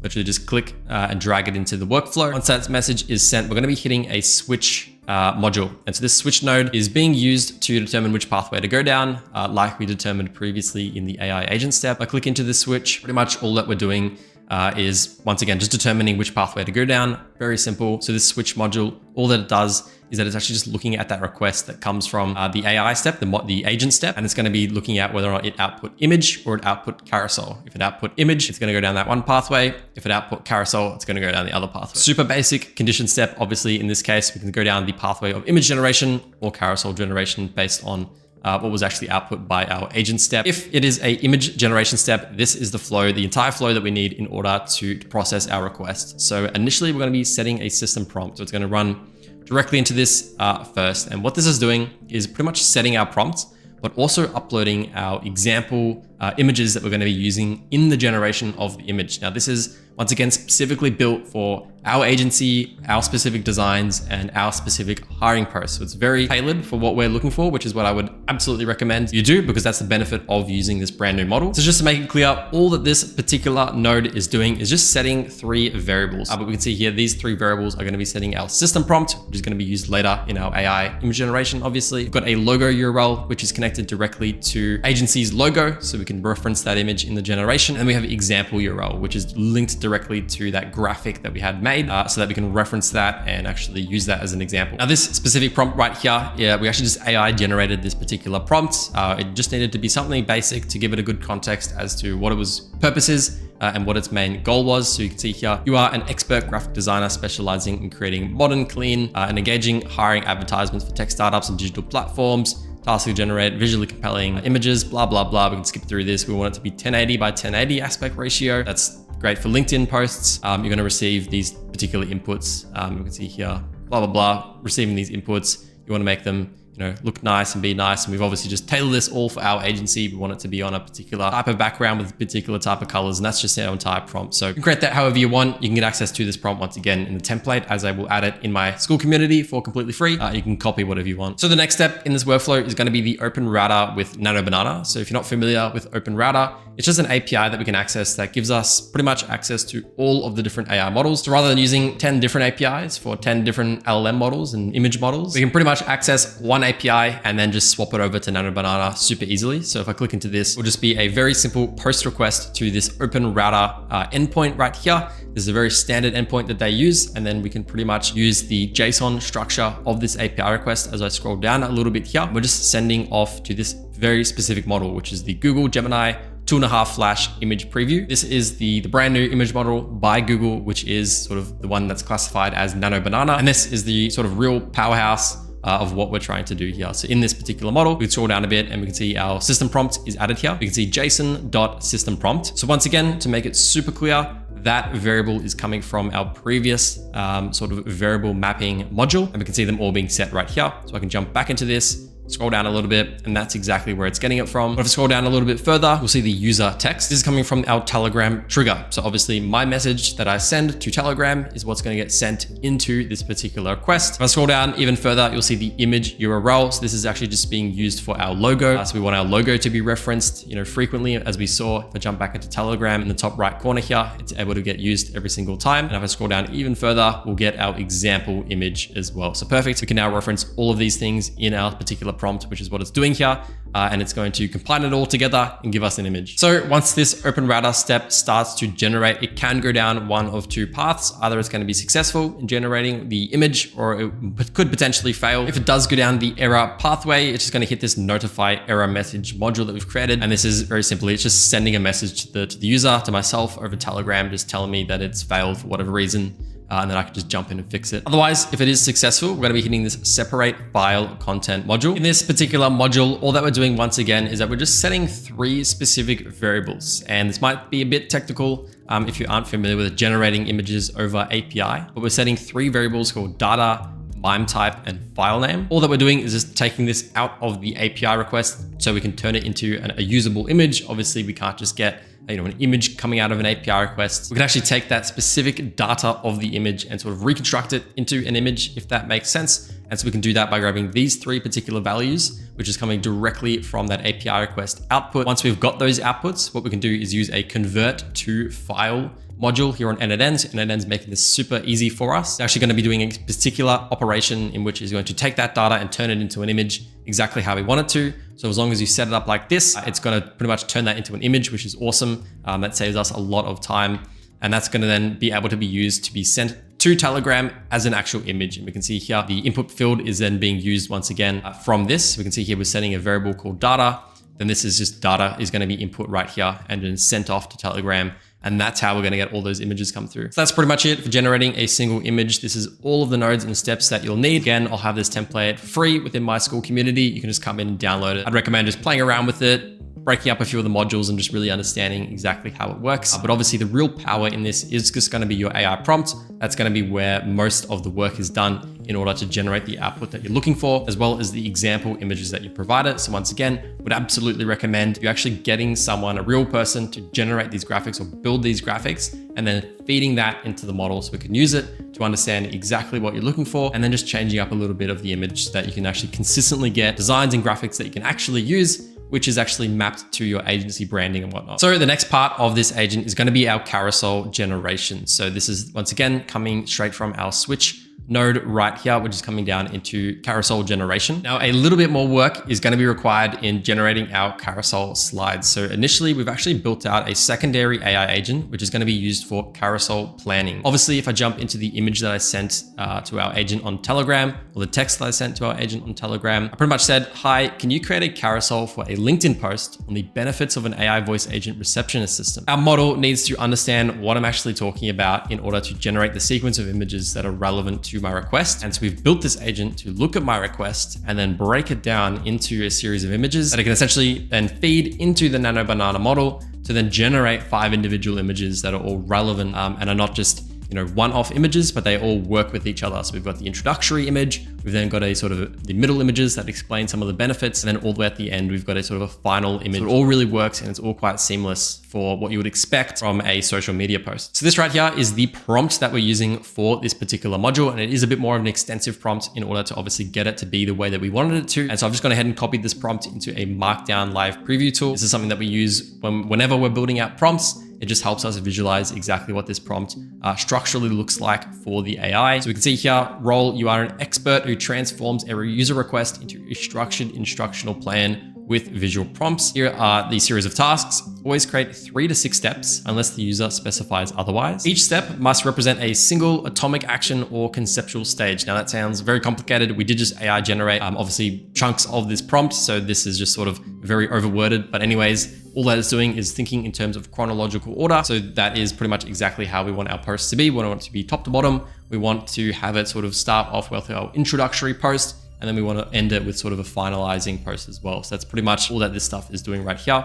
If the task is abstract, structure it as logical phases: define, prepare, execute, and review. That's a good structure. Obviously, in my request that I gave the Telegram agent, it was pretty broad. I didn't really give it much info on what to even talk about. I just told it, tell us about the benefits of the voice agent receptionist system. Obviously, if I was using it a bit more seriously, I would probably put a little bit more effort into my request and tell it that I wanted to talk about these specific points. Below this, for each step, provide a task, a visual prompt, and it's going to be outputting that in a JSON array. So we're going to be using this to generate each of our individual messages. And we've done this quite intelligently by creating our particular task, based on the order of we're going to be outputting that image. And then we've actually told it to do a visual prompt, so a detailed description of what the image should actually show relevant to that step. So we're kind of just using AI multiple times here to really dig into exactly what we're going to be outputting. And then below the tasks, we've got some rules. These are just some stuff that we've added as we've been building it to really make sure that it's doing exactly what we wanted it to. Really key thing is maintain a consistent art style across all steps, because we're going to be generating all of these sort of descriptions for these images at once. That helps us to make sure that it is consistent with each other. The worst thing is if each image was completely different style. That would be the most sort of AI slop that you could possibly do. And this is going to help obviously fix that and mitigate that sort of output. Then we've added some examples, obviously, so if you are familiar with any of my prompting and any of the stuff that we do, examples is a really big thing. And we can see that we've just added in these examples here as to what we would expect it to output. And we can see here with these sort of examples that we want a task and a visual prompt, and this is all going to be used to generate our images. Then all the way at the bottom, we do have our user prompt, which is obviously, once again, coming directly from Telegram to obviously then help assist in generating the output that we expect. And that's all added into here. If I scroll all the way down to the bottom, we'll see that Telegram trigger is here right now. And that's all that this is doing. This is pretty much just going to generate based on the prompt that we've given it. So once that generates, what we're going to be getting is that series of JSON. So once again, on the Markdown live preview, our example is JSON. So we're looking to get 5 different, or could be 3 to 6 different items in our JSON request. And then what we're going to be using is a split out module on n8n, which is going to take that JSON and just split it out into multiple different times. Once that happens, it's going to be running into a loop step. The way that this works is that we're essentially just sending our loop multiple different image types. So obviously we've taken our 5 items from our AI agent. That's going to get split to know that it's actually got 5 items to run through. That's going to then hit our loop, which is going to have a look at the split out functions that were just sent to it, and that's going to loop over it. So once this process starts to occur, this part of the prompt right here, this entire section that is after the loop, is what is going to run every single time for every image that we request. So the first step in this process, we're going to be setting our system prompt in order to generate these images. We've got a bit of a different system prompt this time for our carousel slides, because we do want to make sure that it is going to be consistent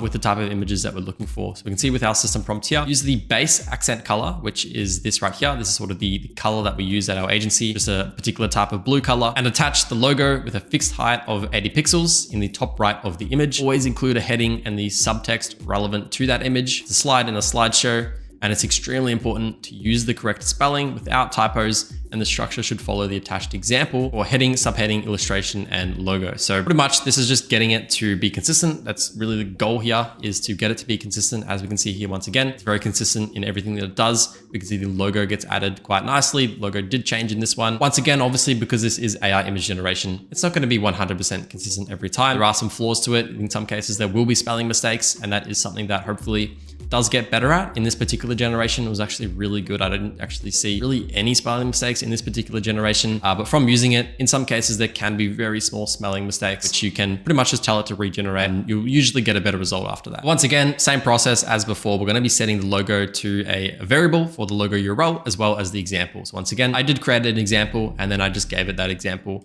to follow along with, in particular for these types of slides. And it's going to be using that in its generation to make it nice and consistent. The next step, we're going to be setting a variable for our request payload. This isn't something you have to do. This was just something that we did for debugging purposes. But in this case, we've set our JSON payload for the API request in its own variable. So we can see here, once again, we're going to be using that Gemini 2.5 Flash image preview model with Nano Banana. We're going to be using the system prompt text from Telegram. We're going to be adding in some extra text that we've gotten from our agent generation step. So when we actually generated, once again, that JSON from the AI agent, it didn't just give us examples of what we wanted the image to have in it, but it actually gave us sort of a title for it. If I head back to the markdown in the example, we had a task, which was select a sunny spot with enough open space. So that task is what we're using as sort of a heading or a sort of a header for our image generation. So we've got 2 variables that we want to now include into our output, which we can see here, heading and subheading. We've also got the image URL, the example URL, sorry, the logo URL, as well as the example URL. So a few different things that we're throwing into this just to give it that ability to be consistent with what we're looking for. So once that's done, we're then obviously hitting the open router model once again, and this is exactly the same as last time, except instead of adding our entire JSON structure into this part here, we're just using that JSON variable that we set previously. But once again, it's the exact same as we did it before. And after this, it is also, once again, the exact same as before. We're just turning that file content into the 3 elements that we need in order to convert it into a series of images. This obviously then just gets sent to our convert to file module, which is the native one by n8n. That turns it into a file that we can actually use and send in a Telegram message, which then gets connected to, once again, the Telegram, sends us a photo. And then because this is a loop, and we can see here, this goes all the way back to our loop to check for any more items in that loop. It'll just keep going until it runs out of items to go through.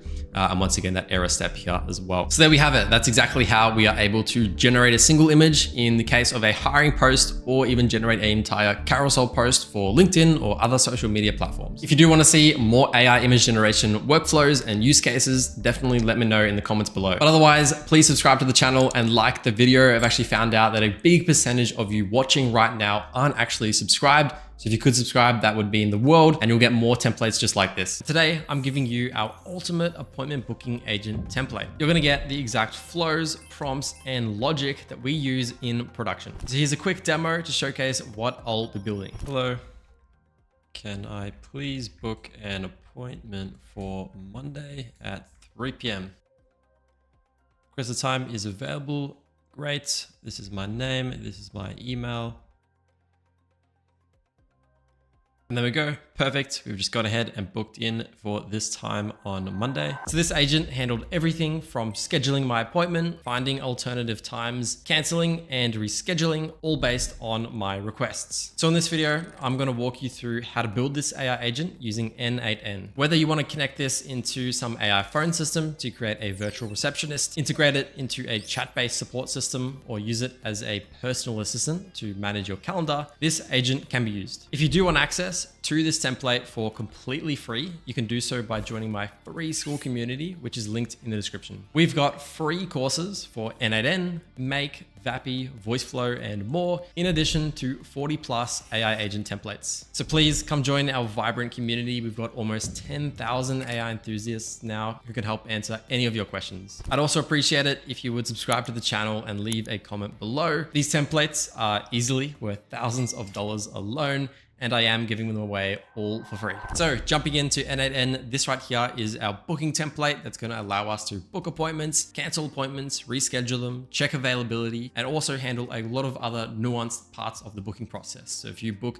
multiple appointments, the system is going to be able to handle that. It's got a lot of smart prompting behind this to be able to enable that. And so once again, this is a system that you can plug into whatever you like. So at the moment, I'm just going to demo this system using n8n's built-in chat function. So I'm just going to talk to it and show you the use case and the capabilities of it, but you can take this and integrate it into maybe Vappy to build a voice agent. You could build it into VoiceFlow with a chat agent, or you could build this into whatever automation you like, and it's just going to run exactly as the way it will now. Now, if you are a regular on the channel, you'll know that I did recently create a video where I built this exact same template on make.com, and that template was a lot more conditional than this. So this template is really leveraging prompt engineering to handle all of that logic and conditioning. This is a bit more of an agentic system than what we built out on make.com. So to get started in building out this template, like I said, we're just going to be testing it using the chat to trigger module. So at the start, I am just going to trigger it by using the chat. So that just means I can click down here and start to type away and talk to our agent. Once again, you can use whatever you like. If you would like to use a webhook to plug this into anything else, you can do that as well. Once we send our message, that is going to go ahead and get sent to our AI agent. And this is where a lot of our logic is going to be handled. And so this is, if you aren't familiar with n8n, is the sort of central hub, the central agent that controls everything that is occurring. And so in this case, we are going to give it a big long system prompt to essentially enable it to have an understanding as to exactly what it should be doing. And so in this case, it is a specialized appointment booking agent, and it has complete context as to everything that it's capable of doing. So if it's booking appointments, canceling them, rescheduling them, finding availability, it has complete context as to everything that needs to be done in order to complete your request. So jumping into this AI agent module, what we'll see here, if we just scroll down just a little bit, is our system message, and this is going to be the main part of this system. So if I click down here, we can enlarge this. I'm just going to go through this entire prompt as to exactly how it works. But before I do that, I am just going to give you a quick rundown to everything and all the components connected to this. So we do have our main AI agent, and this main AI agent has this system prompt here. So as I just clicked in, this system prompt controls a lot about what it is capable of doing. So whether that's checking the availability, it has context for that. Whether it's creating a booking, it has context, retrieving existing bookings, canceling bookings, rescheduling them, general instructions to handle edge cases is all included in this to give that agent the complete structure for doing its bookings. Now, if we go out of this and we head to the tools. So tools right next to prompting is a really important aspect of building these systems and getting them to work really well. And so there really are two components to building out a tool. And so you'll see my tools here. We've got 5 different tools to complete our entire booking process. And so the first tool that we have is to get booking information. And so if we click into here, we've built out a connection to cal.com. And so cal.com is what we're going to be using to handle these bookings. So the reason that we like to use cal.com is that it gives us quite a bit of flexibility when making appointments. For the most part, the free version of cal.com is going to do everything that you need it to. We've never really even needed to upgrade to the paid plan, although it is an option if there are more features you need. But otherwise, the benefit of going to cal.com as opposed to going straight to Google Calendar or Microsoft's Outlook is that we are able to create events. So events are essentially different types of bookings. So if we want to create a 1 hour long event to book in for, we can just create that event on cal.com, and then we can essentially talk to that event to make our booking. And so this is different to sending a request to Google Calendar, where we then have to specify all those details in that request. Now, it's not the biggest difference in that regard. One of the really good things about cal.com is simply their APIs. If we compare this to something like Calendly, which you may have heard of, Calendly's APIs are terrible. We essentially wouldn't be able to do this as good as we are with Calendly. Cal.com just makes this a lot easier. But anyways, other than that, once you've got a Cal.com account set up, what you can do is start to add in these details. Now I'm going to go through this in the more specific details in a minute, but I just want to give you a general context as to what this specific tool is doing. So in our description at the top here, this tool is used to retrieve the information of an existing meeting that is already scheduled. This is used to get the UID of the existing meeting so that we can either cancel to reschedule the meeting based on the user's request. So very simply, it is able to take some information from the user and find all of their existing bookings. And the reason that we're doing this is so that later we can cancel or reschedule that existing meeting. Then we've got a book appointment tool. This is for, you guessed it, booking appointments. So very simple. This module is used for booking appointments after the user has agreed to a specific time. Obviously, they have to provide a time to make a booking. And once they've done so, we are able to book in. Then after this, we have a check availability function. And you guessed it, once again, this is for checking availability. So if somebody wants to book in for tomorrow at 3 p.m., we obviously need to run a bit of a condition to check, is that even available, before we try to book it and get an error. And so this is something that we'll add for availability. And one of the key things here is that this is all now going to do with prompting. So rather than saying conditionally, you must run check availability before making a booking, we've just prompted our agent to say, if somebody would like to make a booking, try to run the check availability first to actually see if it's available, then try to make the booking. And so it's really intelligent because it has that in complete context as to what is going on. Then after this, we have the cancel booking tool. And so this is, once again, for canceling a meeting. This tool is used to cancel a meeting. It's called after getting the UID value from the get booking information. And without the UID value, we cannot cancel a booking. So this is a bit of prompt conditioning that we've added in here. Essentially, what we're doing is we are taking a value and we are using it to make a booking. So in this case, once again, it's all down to prompting. In order to cancel an appointment, we need to find the specific details to get that specific event to cancel. And it will do that using the booking information tool from before. And once again, our prompt is going to handle this and it's going to be able to put all of these pieces together. And then lastly, we've got the reschedule tool. So this is going to be used to, once again, reschedule our appointments. And that works very similar to the cancel appointment tool. So it obviously needs to look up that user's specific bookings, find those bookings, find the specific IDs for them, and then we're able to reschedule that to whatever time that the user has requested. So hopefully you have a general idea as to exactly how this system works. But next, I'm going to jump into the AI agent and the main system prompt that powers this entire automation. And I'm going to run down exactly everything that I've done in that prompt and why I've done it as well. And then after that, I am going to go through each of these tools and the functions that we're calling, exactly why we're doing them, as well as the descriptions that we've used for these tools and all of the prompt work that we've done to make this work fluently. So jumping into our main AI agent, I am going to go down to our main system prompt and just enlarge it. So I'm just going to work down this prompt top to bottom and just go through everything that we've included. So at the top here, so you can see at the top here, we've listed a few things that we expect this agent to receive and communicate between. So what that means is that you'll be given a time and maybe asked to check availability, create a booking, retrieve upcoming booking information, cancel an existing booking, reschedule an existing booking. And so right out the gate, we've just shown to this agent, you are likely to have to do this set of tasks. And we're going to go ahead and then just describe each of these tasks in detail so it has complete context as to what it needs to do. So at the moment, we're being very strict with this agent. We've just said, this is the series of things that you might be required to do. And if so, here's how to do it. So right after this, we have checking availability. So we have just done this in order. So checking availability is something that it may have to do. And then below this, we have our checking availability steps. So first up, use the check availability tool to verify the requested time slot. This is the current date and time in Sydney, Australia for your understanding. And then it's gone ahead and put in a date and time. Now, this is a very critical part of the prompt. So depending on your time zone, this is obviously going to be different. I'm located in Melbourne, which is the same time as Sydney in Australia. What I've gone ahead and done is added in the exact time zone that I'm in, as well as the exact date and time with a dynamic variable using n8n. So this is very important. You will obviously need to change this for your exact time zone. This doesn't happen automatically. So make sure to update that for yourself or for your client that you're building this for. Now, that is the main part of checking the availability. So pretty much all this agent does is it's the central hub of what needs to get done. And so we've just told it, use the check availability tool to verify the requested time slot. So it just needs to understand that somebody would like to reschedule or somebody would like to check availability. We've then asked, can I check availability for 3 p.m.? And then it's going to have context as to checking the availability for 3 p.m. and it is able to do that. But what we have done is added in some conditioning to make sure that we are getting the exact input and output that we're expecting. And so below this, we have, you must resolve any relative date expressions like tomorrow, next Friday, or this weekend by referencing the current date above. And so this is important because somebody might come through and say, I'd like to book tomorrow. And then obviously it's,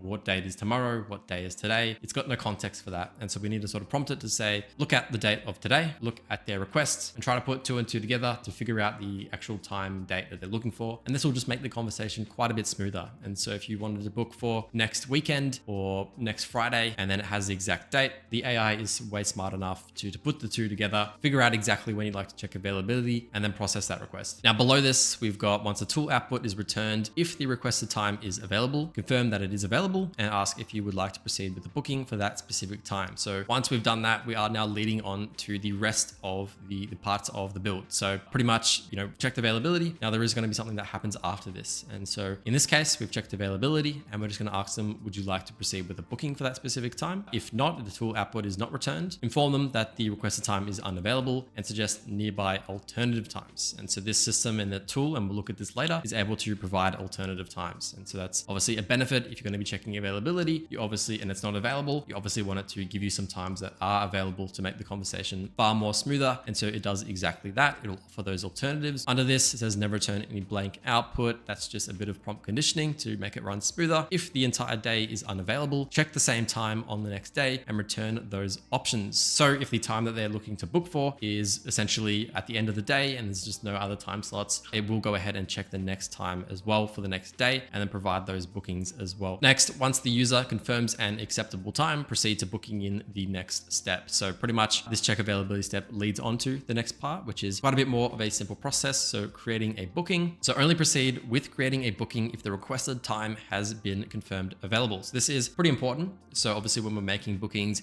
if you try to make a booking, or the system prompt in this case tries to make a booking for 3 p.m. and 3 p.m. is not available and it pulls back an error, you are likely to have a bit of an issue going on with your conversation. It's just going to tell the user that there was an error or a technical error, and ideally we can avoid that. And so we can avoid that through just checking if the time is available or not. So this just makes sure that that occurs. Otherwise, it's going to use the create booking tool. So this is all we need to do to leverage and call our tool once again, just by simply telling it to run that tool. Super easy. And then it will go ahead and schedule that appointment, confirm that it was successfully created, and then never create a booking for a time that was not explicitly confirmed as available. So more prompt conditioning that we've added in there to make sure that it is the exact booking time that they're asking for. Then after this, we've got the retrieving existing booking info. So once again, it's on that next tool. Use the get booking information tool when the user asks about existing or upcoming bookings. So we just added in some conditioning. If somebody is asking about existing bookings or upcoming bookings, anything related to that, we are going to need to use this tool. If there are no upcoming bookings, inform the user of that. There is one upcoming booking, grab that UID in use for cancellation or rescheduling if needed. So this is important as well. There's two different pathways that could happen here. So somebody could be interested in canceling an appointment or rescheduling an appointment. And if they have booked multiple appointments, we need to be able to handle that. If they've only booked one appointment, we also need to be able to handle that as well. So if somebody has 3 appointments they've booked and they're looking to cancel the last one that they booked, we obviously need to say, okay, look, you've got 3 appointments. Which of these 3 would you like to cancel? And we've got the condition set up to be able to handle that. And if they've only got 1 booking, we can provide the information and then also just store that value to be able to use if they actually wanted to cancel or reschedule it later. And then that moves on to the couple last parts of this prompt, which is canceling. So before canceling, ensure that you have the UID of the specific booking from the previous step. So the UID, you can think of that as just the unique identifier for our specific booking. So we need this UID to be able to find that booking and then do whatever we want with it. Once we have that, if only 1 upcoming booking exists, use the cancel booking tool immediately, and there's no need to ask the user. So super simple. If there was just 1 booking or 1 existing booking that was found using the previous tool, we can just cancel it. Otherwise, if multiple bookings exist, ask the user and wait for them to specify which one to cancel based on the list shown. So more prompt conditioning. If there are multiple bookings, confirming at a second time now, ask them exactly which one. So making sure of that. Provide a list, including the date and time of each booking. So if they aren't familiar which booking is the right one, we've added some conditioning to provide a list, including the date and time of each of those bookings. Once canceled, confirm the cancellation to the user. Do not cancel the booking without the user giving their email and you getting the UID from get booking information. So this is also a critical part of the prompts. Essentially, in order to find a booking that we want to cancel or find a booking that we want to reschedule, we do need an email in order to find the bookings to be able to cancel or reschedule. So we obviously want to make sure that every single time. Lastly, for our tools, we've got rescheduling a booking. So before rescheduling, ensure you've got the UID. Once again, very similar process to canceling. Ask the user for their new desired date and times. This is different. We want to ask them for the time they'd like to book. So resolve natural date expressions as in step 1 and format the date strictly as this. So this is really important if we are going to be rescheduling, because we're making a booking. We obviously want to make sure that the date and time and the exact point in time which that booking should be made is expressed properly. So if somebody once again says, I'd like to reschedule for tomorrow, we need that entire set of conditioning to happen again. So if we look back up, as I mentioned in the prompt here with step 1, come back up to step 1 where we had that conditioning for if somebody would like tomorrow, next Friday. We're just running that exact same prompt. Once again, we're referring to it in step 1. And so we're just going to use that same conditioning to make the proper appointment. Otherwise, use the check availability tool to verify if the new time is available. So we're now using that other tool to check if it's available. So you can really see there is quite complex logic that is actually occurring in a lot of these bookings. So if somebody wants to reschedule, we now need to check the availability. If it's not available, we have to then suggest that back and then suggest some new times with some alternative time slots. Otherwise, we are going to make the booking. And so there's a few different things happening here, but it happens really smoothly just using this single prompt in this one agent. So if that is available, use the reschedule booking tool with the UID and the new time. If not, suggest alternative nearby slots following the same logic as in step 1. And then once rescheduled, confirm the success to the user, including the updated date and time. Then below this, we just have some general instructions. This is sort of just notes and things that you add in as prompt conditioning and a bit of prompt engineering to just make the conversation a little bit smoother and have it work a little bit better. So at the moment, we've just added in be clear, concise, and confirm every step and result. Resolve all user specified time and references. So tomorrow, next Monday, that's a really important part of this prompt as you see. And then below this, you'll see current date from the AEST/AEDT time zone. So once again, making sure that you've got your exact time zone added into this system. And that is something you're willing to update. So note there, we do have the time zone at the bottom. Make sure to update that once again. Otherwise, format all time parameters exactly as this. This format is required by all the tools and must be always used for the correct bookings, etc., etc. So that is it for this entire system prompt for the agent. Fundamentally, all it is doing is laying out a set of instructions as to if you receive one input, what exactly is going to be happening from there, and what are the tools at your disposal to be able to complete that request successfully. So now I'm going to jump into the specific details for actually running these function calls through to cal.com. And I'm just going to run that through for a couple of these. And for the most part, they are very similar in the sort of authentication and calling the tools. And I'll also run through each of the individual prompts that all of these particular tools have to get triggered on their own. So jumping into this tool, this is for getting the booking information. So this is if somebody has an upcoming booking and they want to get some information on that because maybe they want to reschedule or cancel, or they just want that information. And so what we've got at the top here is a description. And this description, if you haven't used n8n before, is used as a prompt for the main agent to use and essentially understand that this is the tool for the job.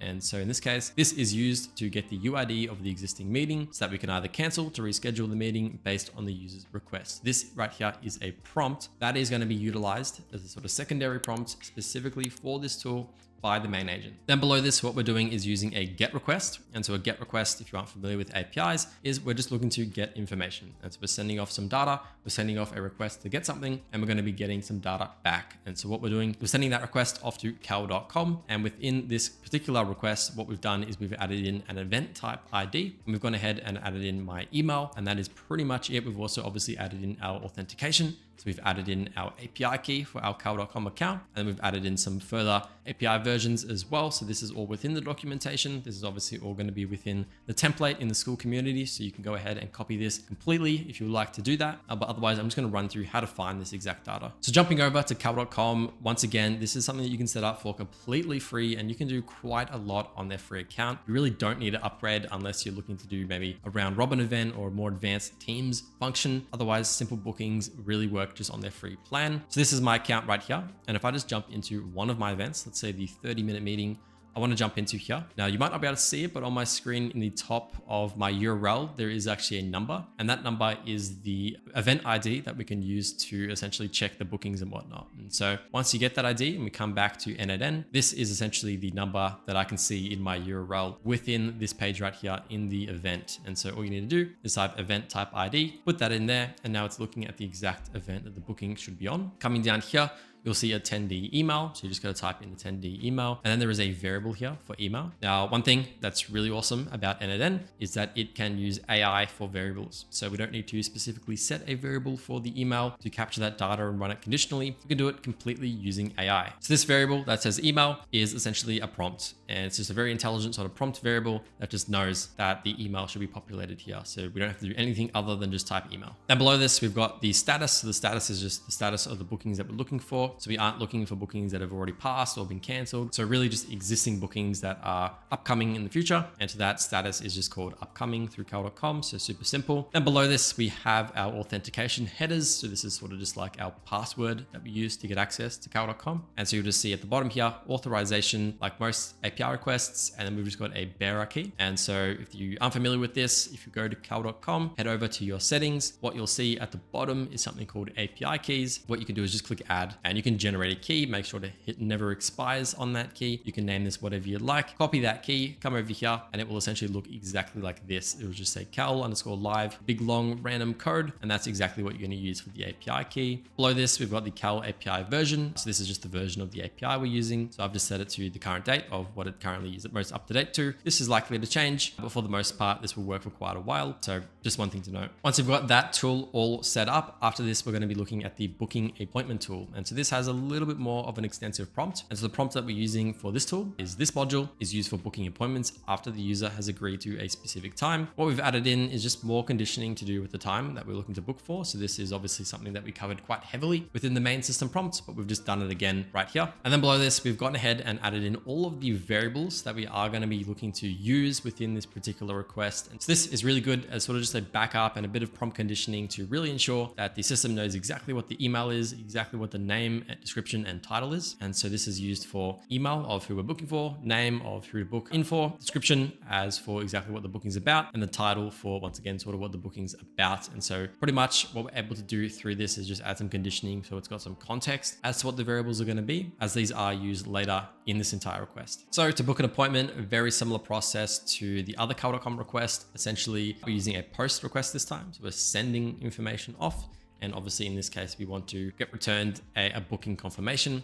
So we're using a different endpoint, cal.com bookings. This is once again, it's a post request coming down. We've got our authorization. We're adding in our API key. So it's the same one as before. API version, same as before. Got some content type. And the reason we're doing this is because we have to send off some data. And so we're sending off some data because we want to specifically book an appointment for the details that were sent through. And so the reason that you'll see down here, JSON body, is that we've got some details for when we want to book for and who's obviously being booked as well. And so you'll see here, this bit of JSON code is, once again, you'll be able to copy this directly from this template, but otherwise you'll see here name added in the variable. So once again, AI variable, it's going to do it all itself, which is awesome. It's super simple to just add that in and it's just going to fill it out automatically. And it's really intelligent. It pretty much works all the time. So we've got the name, we've got the email, event, date, time, description, and title is all added into here. So it's a pretty streamlined, pretty simple process. Another thing to note is that the time zone is once again added manually into this. So if you are going to be changing this template, make sure to change the time zone as well. We've also got the event type ID. So you will need to change this for your specific use case as well in your specific cal.com account to be booking in the right account and not in my account, to make sure that that's included there as well. And then pretty much that is it. That is how you can make a booking directly using n8n. Then after this, the rest are very similar in terms of how we're making a request. If we jump into here, this is the prompt we're using for checking the availability. So it's a little bit more extensive. So retrieves appointment availability for a full workday window on the calendar. And you'll just see here, we've got a little bit of conditioning used for the time. So use time min and time max to define the range. And the reason that we have this is actually to do with sort of the business hours and sort of like the free or busy hours of the day. And so one thing with cal.com is that you can essentially just set the time and hours of the business hours. And so if you build out a calendar event, you can say, look, we only want to accept events from 9 a.m. to 5 p.m. And then any bookings outside of that are obviously going to be not available. And so we're just adding in some further conditioning to essentially align with that. And so if somebody wants to check the availability for 7 p.m., just through the prompt itself, we can just say, look, that's actually not available because, you know, that's not out within our business hours. And so rather than making a request or having the request fail with no context as to why it failed, we can just add in this in the prompt and it'll just do that a lot smoother. But otherwise, the process for making this request is very, very similar to before. You'll see the start time and end time. So this is once again just used for exactly the start of when you'd like to check the availability and the end of that as well. So if you'd like to book for 3 p.m., it's just going to look start time 3 p.m, end time 3:30 p.m. If we go back up to our prompts, it's essentially going to be conditioned to know to do that. And then once again, event type ID, time zone, one that'll need to be changed, and there's nothing else to that. Then we've got a cancel booking tool. So if we jump into the prompt here, this tool is used to cancel a meeting. Make sure to get the UID to do that. Value from the get booking tool. Without the value, we can't cancel the booking. Fill the reason for booking based on what the user tells. If the user did not mention any specific reason, just fill it as user requested cancellation. So given that we're using AI variables to do quite a few different things, we can actually fill in the description, the title, all these types of notes if you'd like to do that as well. Because we have full context as to the conversation that's occurring, we can actually just use a lot of that context without doing anything too special. And so that's just a small thing. You don't actually need to add that, but that is one thing that you can do. Otherwise, for canceling an appointment, we have added the variable for the UID of the appointment into our URL as well. So that needs to be added in there. Otherwise, it's a very standard process, adding in our key, adding in the API version. And then we have that cancellation reason, as we mentioned in the prompt for this. We could essentially just have a bit of a description for why it's been canceled, and we can use a little AI generated summary to do that. Then lastly, we have the reschedule booking. And so this is once again, got a bit of a prompt, a little bit more extensive. And so this is very similar to the cancellation part of the prompt. So these parts here are exactly the same. So the UID value, get booking information tool, we need that value for it to work. And then we've just added in some more conditioning from some of the earlier prompts to make sure that the date and time for the specific booking is within the right time zone and the right formatting. So it's a lot of repeat stuff happening here, but this is all to do with prompt conditioning, prompt formatting, prompt engineering. We do want to make sure that it's continuously reminded that you need to format the right data, you need to make sure it's in the right time zone, and you need to do it properly. But otherwise, there we have it. That is the complete appointment booking tool. Because we're using prompts, it is actually quite a lot more streamlined than something that we built out on make.com, because we're handling all of that logic using prompts. Here's a quick demo of running the system. So I'm just gonna start my conversation by saying, hello. Can I please book an appointment for Monday at 3 p.m? Because the time is available. Great. This is my name. This is my email. And there we go. Perfect. We've just gone ahead and booked in for this time on Monday. And I can go ahead and see this has gone ahead and booked in for the time that I suggested on Monday. And then what I could do is reset this chat completely. So we'll hit reset. It's a brand new conversation, so it has no memory of what just happened. We're going to say, hi, can I please reschedule my appointment 1 hour forward? So it's going to look into that, and it's going to go ask for my email. I'm going to provide it with my email once again. It's now found a couple of appointments that I've booked through. So I did have one appointment that was also booked for today, but I am going to go ahead and suggest to move the meeting on Monday forward. So I'm going to say, please move the Monday meeting on the 28th forward 1 hour. And there we go. Successfully rescheduled 1 hour forward. And now I can check my calendar and I can see this appointment is now 1 hour forward from when I booked previously. And now finally, once again, we can go ahead and reset this conversation, start from scratch. There's no memory whatsoever. And I can say, hi, I'd like to cancel my appointment. Provide the email address once again.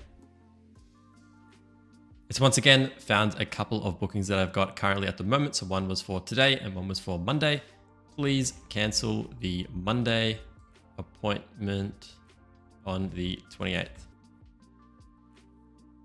And there we go, successfully canceled, and it is no longer on my calendar. So we've been able to book, been able to reschedule, and we've been able to cancel. I hope you found this video helpful. Definitely check out this video right here where I built out an AI voice agent that was connected to an SMS system where I could send text messages to an AI voice agent live on the call, and it could also send text messages back to me live on the call. In this video, I'm going to show you the easiest and most current method for setting up a WhatsApp AI agent on n8n. We're going to be able to send a message to a standard WhatsApp number, and it is going to use our entire n8n workflow to process a response. In this case, we can build an AI agent, and then it can respond directly through that exact same number, just like a chat agent. So I'm going to go ahead and send this agent a message. I'm going to say, who are you? And it is going to go ahead, and you'll see on the screen now, it is processing that request. It has seen my message, and there it is. It has just responded. I'm ChatGPT, an AI language model, blah, blah, blah. It's responded to my question. The AI agent worked perfectly. So to get started, the first thing that we're going to need is the WhatsApp trigger. This is going to allow us to send a message. It's going to trigger that message and then run our flow. We can get this pretty easily by clicking the plus button in the top right.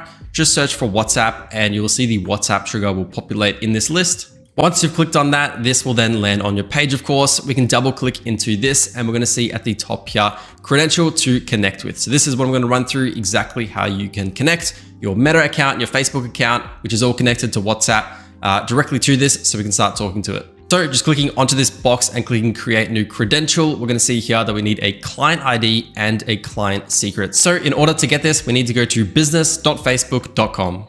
So this right here is business.facebook.com. You'll probably get a login page initially. You just have to log into your Facebook account, whatever your main one is. And once you've logged in, you're gonna land on this main page right here. If you don't have a business account or a business portfolio currently connected to your Meta account, it might not populate with a page like this. You may have to click in the top left and then click create a business portfolio. Once you do have this set up and you do have a business page to work with, just go to the bottom left and click settings. Once you've clicked on settings, you're gonna land on this page right here. Just go down to the sort of middle of the left-hand side and click on the apps button.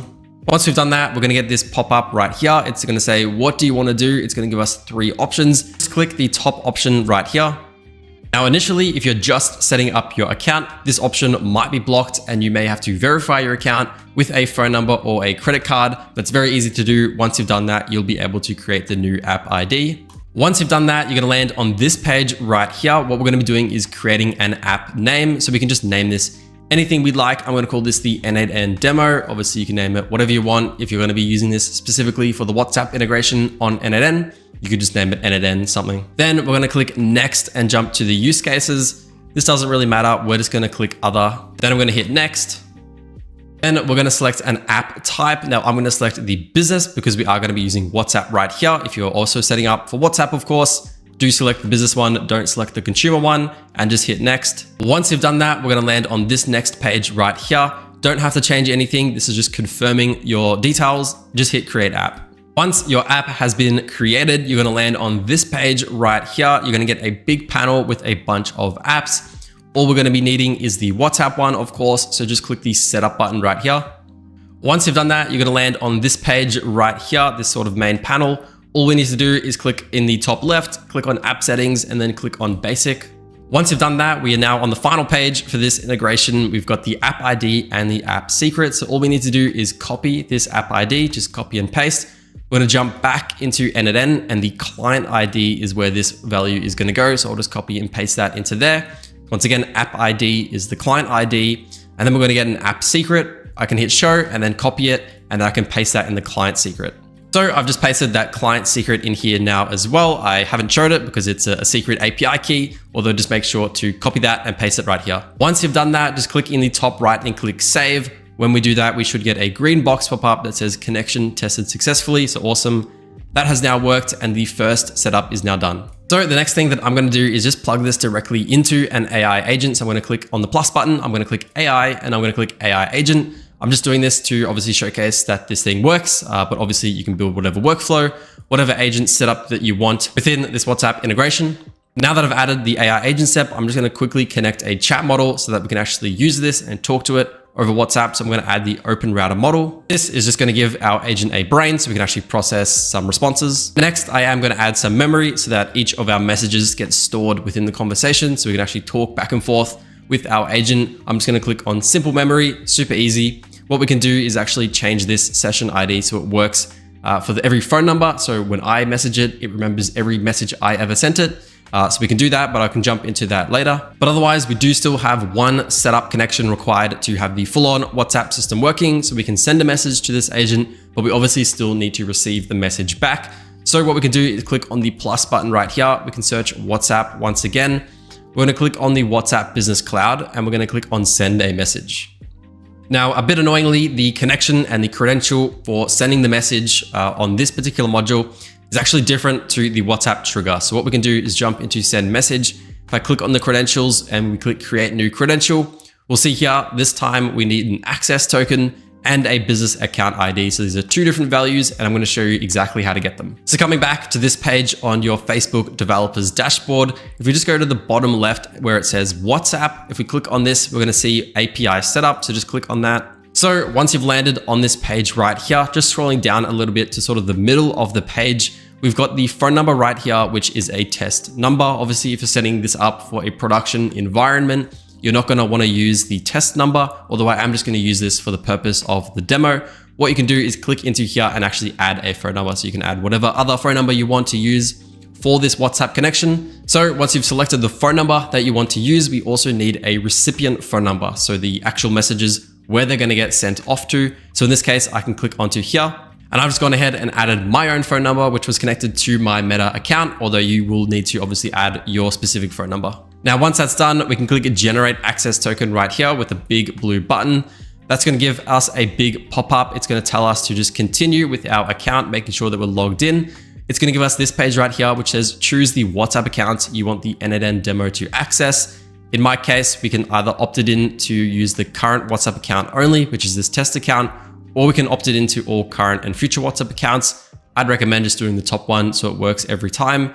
Then we can hit continue. It's going to ask us if we are agreeing to the tools that it's going to use. Just hit save. That's all good. And that's everything that we need. And once that's done, we can then hit the got it button at the bottom here. That is all ready to go. Now that that's done, we've got this access token at the top here. We just hit the copy button and copy that entire code, jump back to n8n, and you'll see the access token is obviously where we're going to paste the access token. Jumping back here, we're going to see in the sort of middle of the page, the WhatsApp business account ID. That's exactly what we need as well. So jumping back to n8n, we can type and paste the business account ID in here as well. I can hit the save button and hopefully we should get that green box once again, connection tested successfully. If yours doesn't test successfully, obviously just make sure that those values are set correctly and then that should be good to go. So once you've done that and your credentials are all set up, we've got a few values that we'll need to populate in this particular module. Number one, we've got the sender phone number or ID. So we can get this by jumping back to that Facebook page and just copying this phone number ID. We can just hit copy, we can jump into n8n. And what we can do is either paste that phone number ID into the expression field right here, or what we can do is click on fixed. And if we actually click on this drop down, we will actually get our phone number, which is coming from our credential connection. Below this, we've got the recipient's phone number. So in my case, I'm just going to add in my phone number, but obviously you can add in whoever is going to be receiving the message. And then all the way at the bottom, we have the text body. So this is going to be the actual WhatsApp message that is being sent back to the user. In this case, I'm just going to type test just to see that it works, and then we can populate the fields later. So now that those connections are all set up, I'm going to hit the execute workflow button at the bottom here. I'm then going to go ahead and send a message to our WhatsApp number. So just grab that number from the Facebook page, add it into WhatsApp as a contact, and then you can just send it a message. So I'm going to say hello. We're going to send that off. Hopefully that gets detected. It's been detected, and we'll see an error has just popped up on our agent. That is understandable. So we're going to click into this and we're going to see that the connected chat trigger node is where it is thinking to get its messages from. All that we need to do is just click into this, click define below. We're going to see in the bottom left here, the message. We just need to drag that hello message that I just sent through, and we're going to drop that right into the user message. So before it was looking at the wrong area as to what message to proceed with. So it didn't get any message. It wasn't able to do anything. But now it's actually looking at the WhatsApp messages. So that is all good to go. Then next, we've got our memory module. So if we are going to be capturing all of the messages in the conversation and essentially referencing them to have a conversation that has memory, what we can do is click on the session ID at the top here, click define below, and I'm going to click on mapping in the top left. We're then going to map the key. So the sort of unique identifier for each conversation to the phone number of the user that's talking to us. So this just means that every individual that messages this particular WhatsApp agent is going to have its own set of memory per phone number. So it's going to remember and it's going to use that as the key. So now that that's all set up, I'm going to hit save once again, and I'm going to click execute workflow. I'm going to jump back into WhatsApp and I'm going to send it the same message. So hello, that should go through. And what we should get back is a message that says test. So there we go. We've got the message. Awesome. That has now worked. So the reason it says test and it isn't responding to us is because I didn't actually add in the AI agent output in this particular case. So what we can do now is delete test. We can go to the top left where it says AI agent. I can grab that output and just drag it into the text body. That will now connect our agent to the send message so we can have a proper conversation now.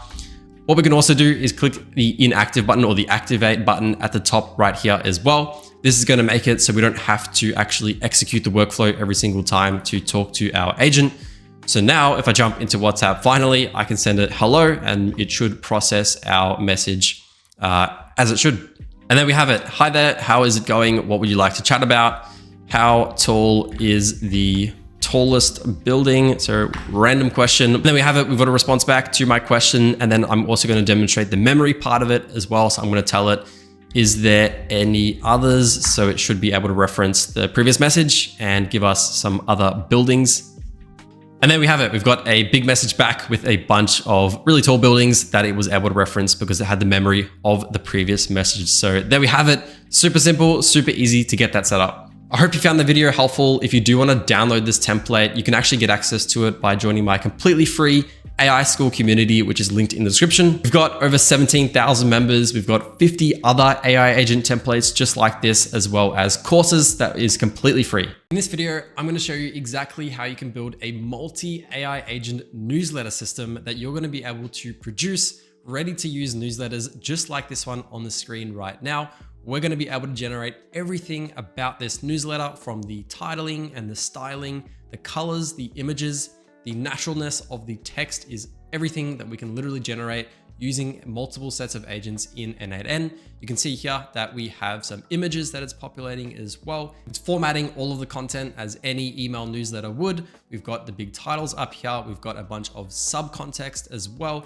And we can see we've got additional images in here. We've got links as well to some of the content that I was talking about in the actual newsletter. But we're going to be able to generate a newsletter exactly like this. And all we need to do is send one message to our AI agent about the topic, and it is going to handle literally everything else to create an exact newsletter. Here are some other examples. We've got this Meta Smart Glasses newsletter right here. You can see at the top, it's added some images, it's added the title, it's added content for the newsletter as well. Obviously, you can have this formatted literally however you would like. Once again, here's another newsletter that I was able to generate. We can see here that we've got the image. We can see that we've got the text here, which is all written quite nicely. It's formatted great with the titles, and we've got a bunch of just subtext information as well. Pretty much exactly what you would expect from a newsletter like this. Once again, this is very flexible. You can literally tell it to design it however you want, and it's going to be able to do that. The way that this works is that I'm able to send the agent a message about a topic that I'm interested in. It is then going to take that topic and expand on it. It is going to actually do some research on that topic.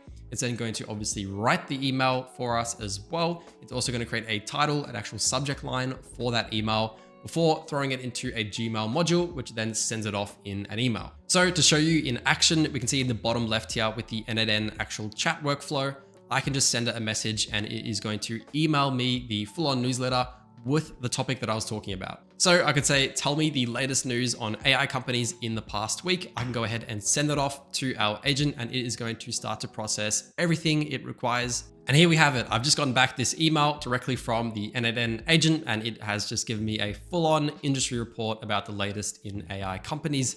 And we can see here, this is everything that it's done. So we've got a nice title at the top, AI Industry Insider. It sort of named it itself. It's given us OpenAI and NVIDIA announced a landmark deal. We've got some text here to obviously reinforce what it's talking about. We've got an image that it's thrown in here as well. Why does this matter? Blah, blah, blah, whatever. Typical newsletter, typical sort of email that you'd get. Nice little image here of these guys, NVIDIA and OpenAI's team. Once more text here, some buttons at the bottom, unsubscribe button, whatever. Awesome. So this is exactly what we'd expect it to do. It did it perfectly. And there you go. So starting from scratch here on n8n, the first thing that we're going to need is the chat to trigger module. So if you're not familiar with n8n before, or you're not quite sure how to get started with it, what we're going to be using is a chat trigger just to initiate our workflow. And so we can get this by clicking at the top right corner on the plus button, and we can just type chat. You'll see chat trigger pops up at the top here. We're just going to be using this to initiate our workflow. You can also integrate something like WhatsApp, something like Telegram, if that is easier for you to actually use this system. But for the purpose of demonstrating it, I'm just going to be using the n8n chat feature. So all that this module does is that it allows us to get the open chat button at the bottom here. And this allows us to actually send messages off to our workflow natively within n8n. The next thing that I'm going to do is I'm going to click the plus button once again, and I'm going to go ahead and click into this AI section. This AI section is going to give us access to the AI agent. So this is going to be a multi-AI agent system, which just means that we're going to have multiple different agents acting independently of each other to do different tasks, which I'll run through exactly what that will be. And so this is going to be a very important module. So once you've clicked into the AI agent module, this is what will pop up on your screen. You can just hit the escape button and exit out of that. and we can take this module and drag it around as is. First thing that we're gonna do is actually take this right here. We can actually hold down on this and start to drag around, and we can connect that chat module directly to our agent. So now our messages that we type are gonna get sent to our AI agent. And if we go ahead and click into our AI agent, you're gonna see the connected chat trigger node. So automatically the source for the content that is gonna be sent to our agent is automatically connected to that chat trigger that I connected to it. So there's actually nothing you have to do extra to make this work. Once that's done, there's a couple things that we need to do. So the first thing is that I'm gonna add a chat model to our agent. The reason that we're adding a chat model to our agent is so that we're kind of giving it a brain at the moment. It can't process anything. This is a required thing. We can't not do this. And this is just our AI model. So I'm sure you're familiar with all the different AI models. We're just giving it a brain to use in order to process our request. Doesn't matter which one you choose, obviously depends on your task. In our case, this will be generating an email. So we do want to have a bit more of a model that's able to handle bigger context. So I'm going to scroll down all the way to the bottom of this list, and I'm going to click on Open Router Chat Model. So Open Router is not a model itself, although it's sort of a library that gives us access to all of the different AI models. The big benefit here is that we can kind of just use one API key and get access to all of the different AI models, rather than just selecting OpenAI and getting the one OpenAI key and having to manage all of that individually. We can just use one Open Router API key, and you can see here, we have now got access to all of these different models. So all of the new models, all of the later models, we've got access to literally everything. It's super easy.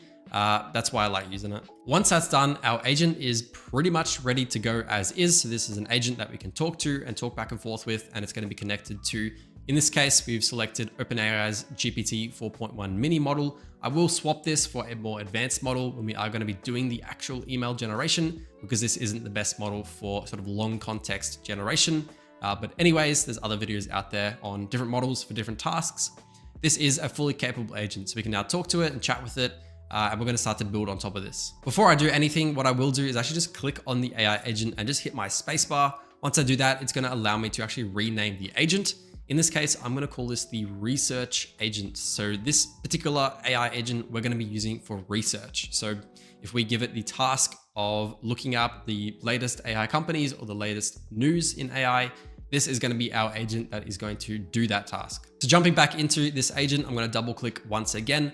Now what we need to do is give our agent a little bit of an instruction set. So we need to guide it, we need to shape it to do exactly what we're looking for, which in our case is going to be doing a little bit of research. So right now it has no instruction set. It's just a plain AI model. Pretty much ChatGPT is what we've got at the moment, but we want to add some instructions. And so we can do that by clicking add option at the bottom here, and we can go to system message. This is going to allow us to exactly control how our agent acts. So I am going to replace the current system message right here, and I am going to copy paste a new prompt into this, and I'm going to run through exactly what this prompt includes. So I've just pasted this in. So what we have is a prompt specifically for a research assistant. So at the top here, I've added in a role. We can see here, I sort of just labeled it so it understands that it is the role. If you've done any prompt engineering before for AI agents, you'll know how important it is to have headings. So we've added a heading here for the role. I've said you are a research assistant. You will take the user's search request and you must use the Perplexity tool to look up the latest news regarding their inquiry. Only use the Perplexity tool if you need to research the latest news. In your output, you must include 2 relevant image URLs from the Perplexity tool. So that might seem a little bit confusing as to why I've added that information into there. So I'm going to leave this prompt and come back to it in just a minute so you understand what Perplexity is. So if you are familiar with how these large language models work, they are trained on information. They don't actually access the internet. It's not like a Google search. So it is very likely, or more than likely, that these LLMs are not going to be trained on the latest information. So for a build like this, which relies on the latest news in order to obviously generate a newsletter, we need the latest information. And if we just talk to this LLM, this AI model, it is not going to give us the latest information. And so what we can do to sort of get around this is actually use Perplexity. So if you aren't familiar with Perplexity, it's sort of a combination of Google search combined with these AI models, where we give it a query and it is not only going to use the large language model to look up a response, it's going to do a bunch of search engine searching as well. And so it's kind of going to combine the two, the relevant brand new sources combined with the large language model processing as well, kind of gets combined together and it produces an output which is much more up to date. So what we can do is go to the tool function right here. So we're going to add a tool by clicking the plus button. That's going to open up our tools. I'm going to search for Perplexity, and there's a Perplexity tool, which is awesome. And I can just click into that. The first thing you'll have to do, of course, is add your Perplexity credentials. You can do that by clicking up here and click create new credential. You'll only need an API key. That's all you need to connect your account. Pretty much just go to Perplexity, sign up for an account. There's an API section and you can pretty much just copy your API key and throw it into here. You may need to add some credits to your Perplexity account if you don't have the pro version, but otherwise it's pretty simple and straightforward to get set up. There's also documentation on here if you need help actually finding that key, and there's other videos on YouTube on how to get an API key for Perplexity. But otherwise, I am going to make a few settings changes to this right here. So one thing that I will do is I'm going to change the tool description right here. So the tool description is pretty much what's used to determine which tool should be ran for what reason. And so our AI agent essentially is using this to determine what this tool is, why I should use it, when I should use it. And so it is good to set this manually yourself if you do have lots of tools. In our case, it'll probably use it anytime or every time anyway, but we can also add a description, something like you must use this tool, Perplexity, for all of your research. So being specific about research, that's what we're using it for, just to make sure that it does it every time. Underneath this, we have the model. So this is what's being used to process the requests. If I click into the model, you'll see they've got a few different AI models for Perplexity. There's a few different models there. You can have a look at Perplexity's documentation to have a look at when you should use which models and for why. Otherwise, for this, I'm just going to use the default model, which is Sonar. Underneath this, we have the text. So the text is essentially what we're going to be sending off to Perplexity to do our research on. So this is something that our AI agent is going to have to decide itself as to what it's going to be researching.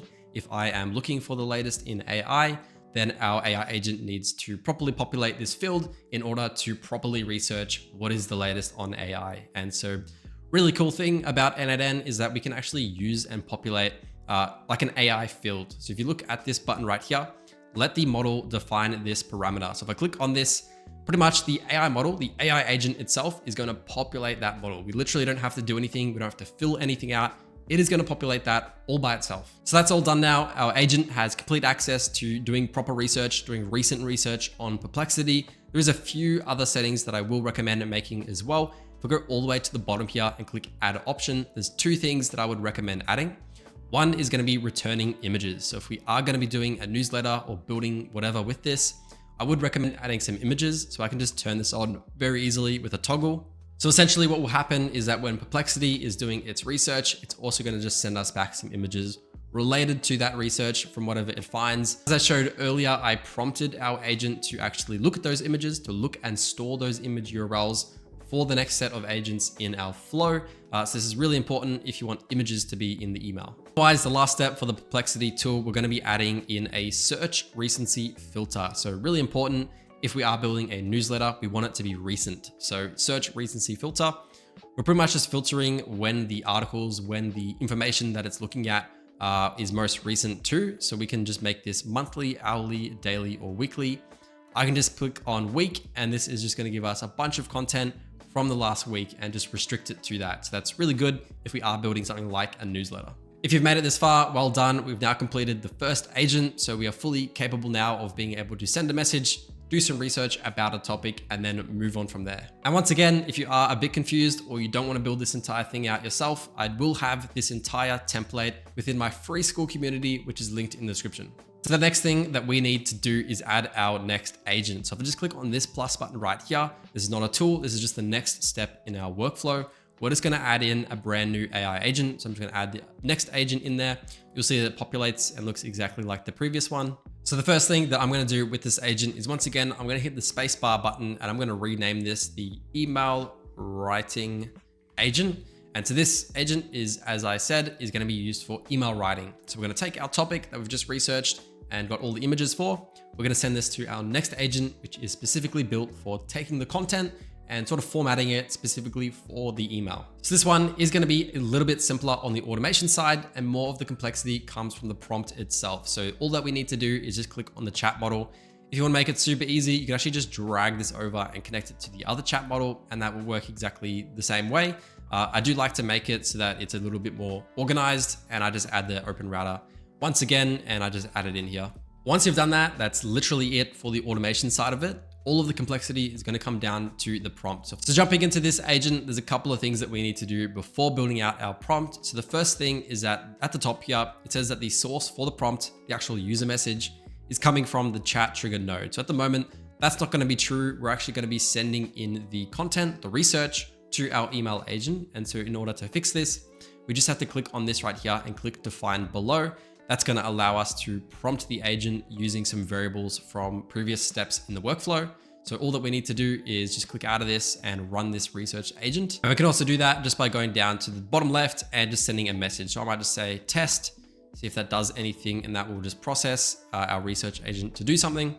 We can jump into the email writing agent and we can take the output and throw it into the prompt here. So now it's connected. It's not connected to the initial node. It's connected to the second node, which is that other AI agent. The next thing that we're going to do is jump down to add an option, and we're just going to be clicking on system message. And this is where all of the actual brain power is going to be housed. So once again, I'm going to go ahead and paste in a prompt, and I'm just going to run through everything about that prompt and why I've done it. So I'm going to paste this in right here.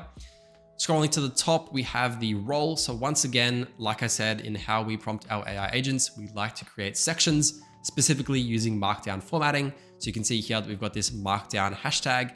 What this is used for to essentially communicate this heading as a real heading. So if we added this to a Word document as Markdown, you would see it as a larger heading in bold, as opposed to just being traditional text. So anyways, just helps with actual prompt engineering. I've actually styled this around Tim Ferriss. If you're not familiar with him, he's got a newsletter, quite a popular one.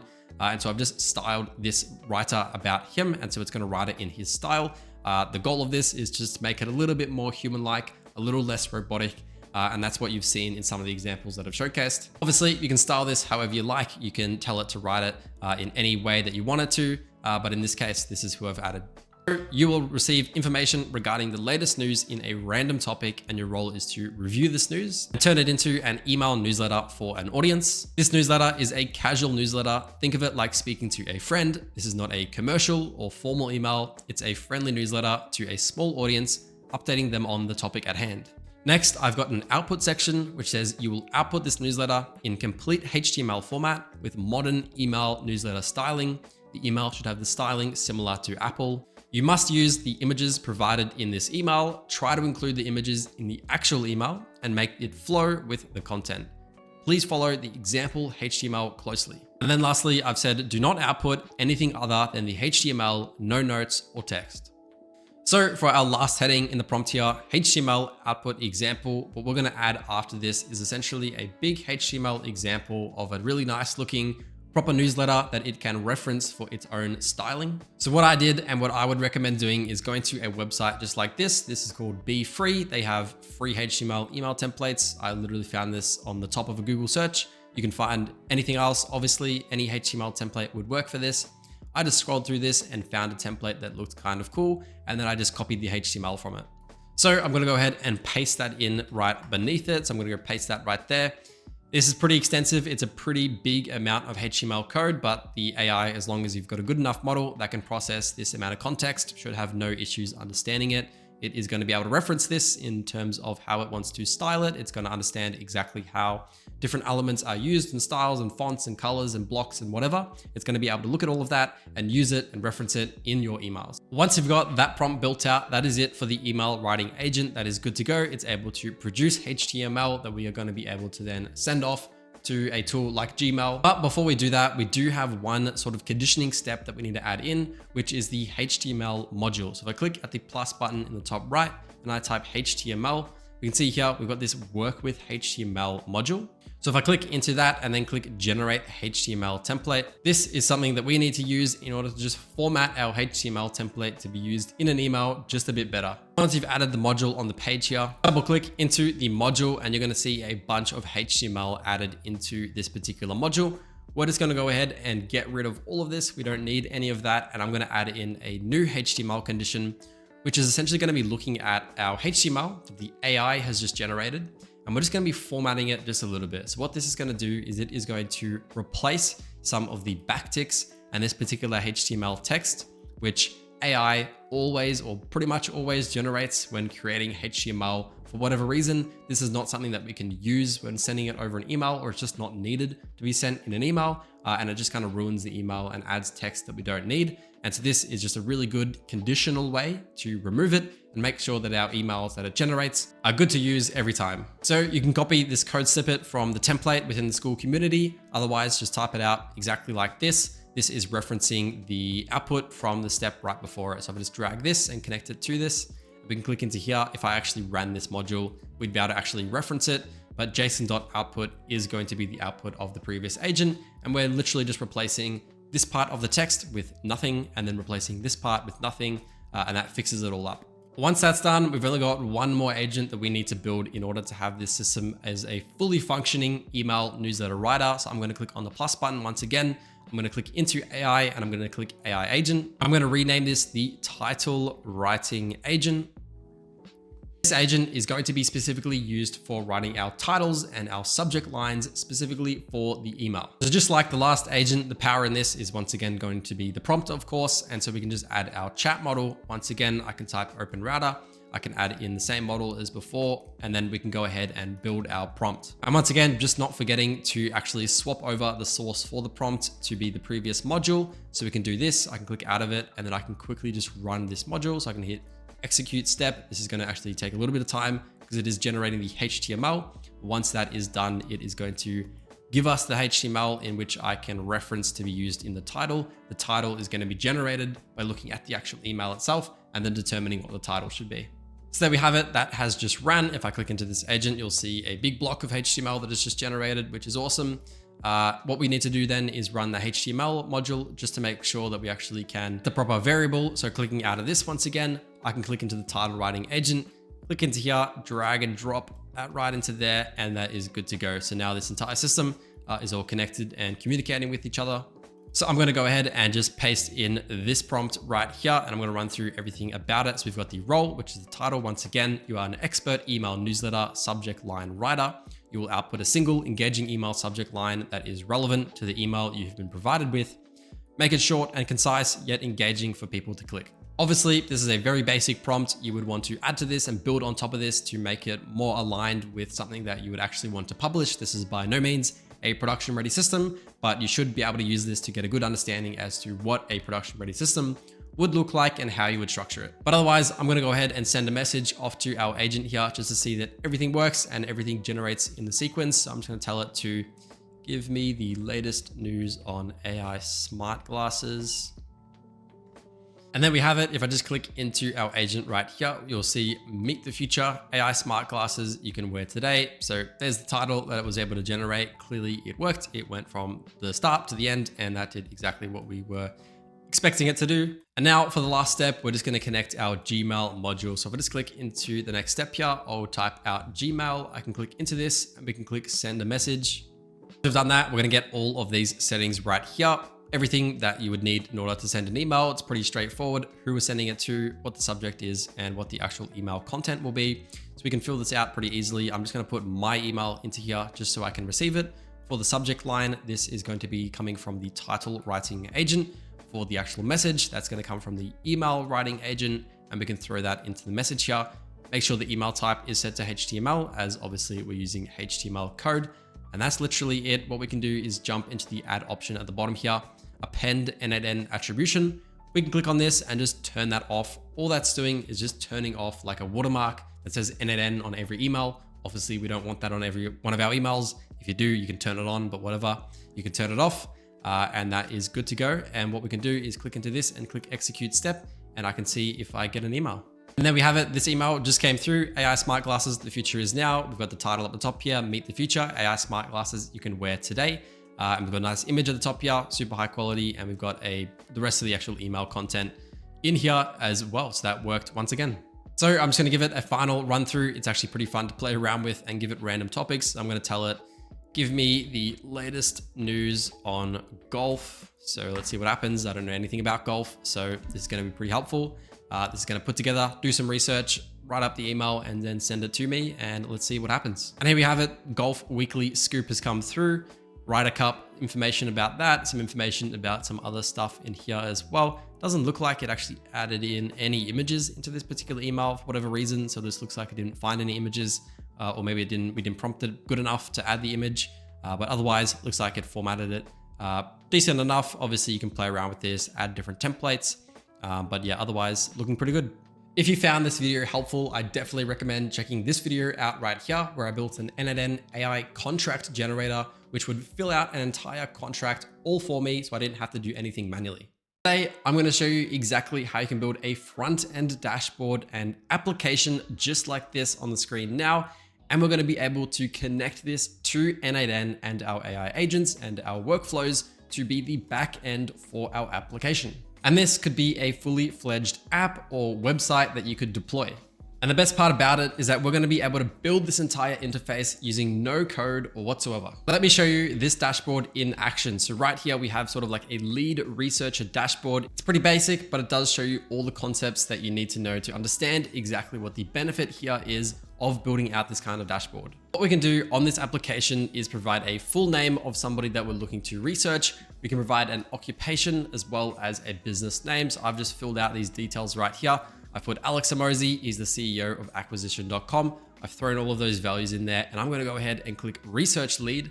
That is then going to be connected to n8n, which is then going to get processed through the first lead researcher agent. So I'll show that in action. I'm going to click execute workflow to turn this on. I'm then going to come back to Replit, which is the platform that I'm going to show you exactly how we can use to build this application. And if I just click research lead, that is literally going to send a request over here on n8n to our lead researcher agent.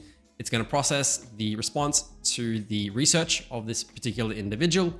And we'll see right here, we're going to get a response back for the research. And there we go, Alex Amosi, bunch of details about him and whatever. We can then click this button at the bottom here that says score lead. So this isn't just sort of a one-time webhook request. We can start to string multiple agents and workflows, a part of our n8n system together. And you can see here, I've got a bit of a setup that is going to allow us to do this. And so obviously later in the video, I'm going to show you exactly how to do this. But you can see we've got a lead scoring agent, which is waiting to be triggered. I can hit the score lead button. And there we go. I just got back the lead score of 9, and going back to n8n, we can see our lead scoring agent was triggered as well. I was able to string together 2 completely separate agents to our dashboard here and have them ran independently of each other, yet still be contained within the one workflow here on n8n. Hopefully that makes sense and you can understand the big benefit here of being able to build out a custom dashboard like this, connect it into our existing n8n workflows, and have them all connected together in one workflow run. Before I dive into exactly how I was able to do this and then going on to build another application and another workflow to further demonstrate it, I do want to run through the use case of building out a custom dashboard like this compared to some of the alternative methods for communicating with our n8n workflows right now. If you are an experienced builder here on n8n, you probably are already familiar with the fact that there isn't a whole lot of options for interacting with these workflows. We don't necessarily have an easy interface to communicate data off to our workflows to process and give us responses back. The closest thing that we do have is the n8n form. So if I just type form up here, we can generate web forms in n8n and pass it responses to the workflow. So I can click on this and we're able to create pages. This is a very basic way to send data. Of course, it's essentially one page, one static box that allows us to add words to sort of form submissions, as well as maybe upload some documents, and all of that information can get sent into our workflow, which is great for a good amount of use cases. But there's obviously a lack of flexibility when it comes to customizing the way in which you want people to use the platform. And if it is going to be some sort of an application with users involved or an internal application where it just needs that extra level of flexibility, building out a custom dashboard using a tool like Replit, let's dive in and learn how to do it. Ultimately, Replit Agent is a vibe coding platform. This just means we're able to send plain English off to the agent right here on the left-hand side. It's able to take our request and then start to code. So we're going to take our request and turn it into usable code. So we could tell it to build a dashboard for a lead researcher, which is exactly what I did right here.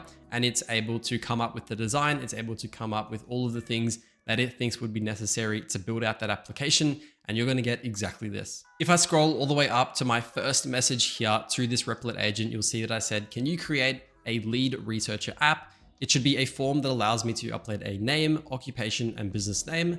The app will then send this off in a request to this particular webhook. This webhook will produce some results about the person we are researching, and you need to display this output on the page for the user to see the results.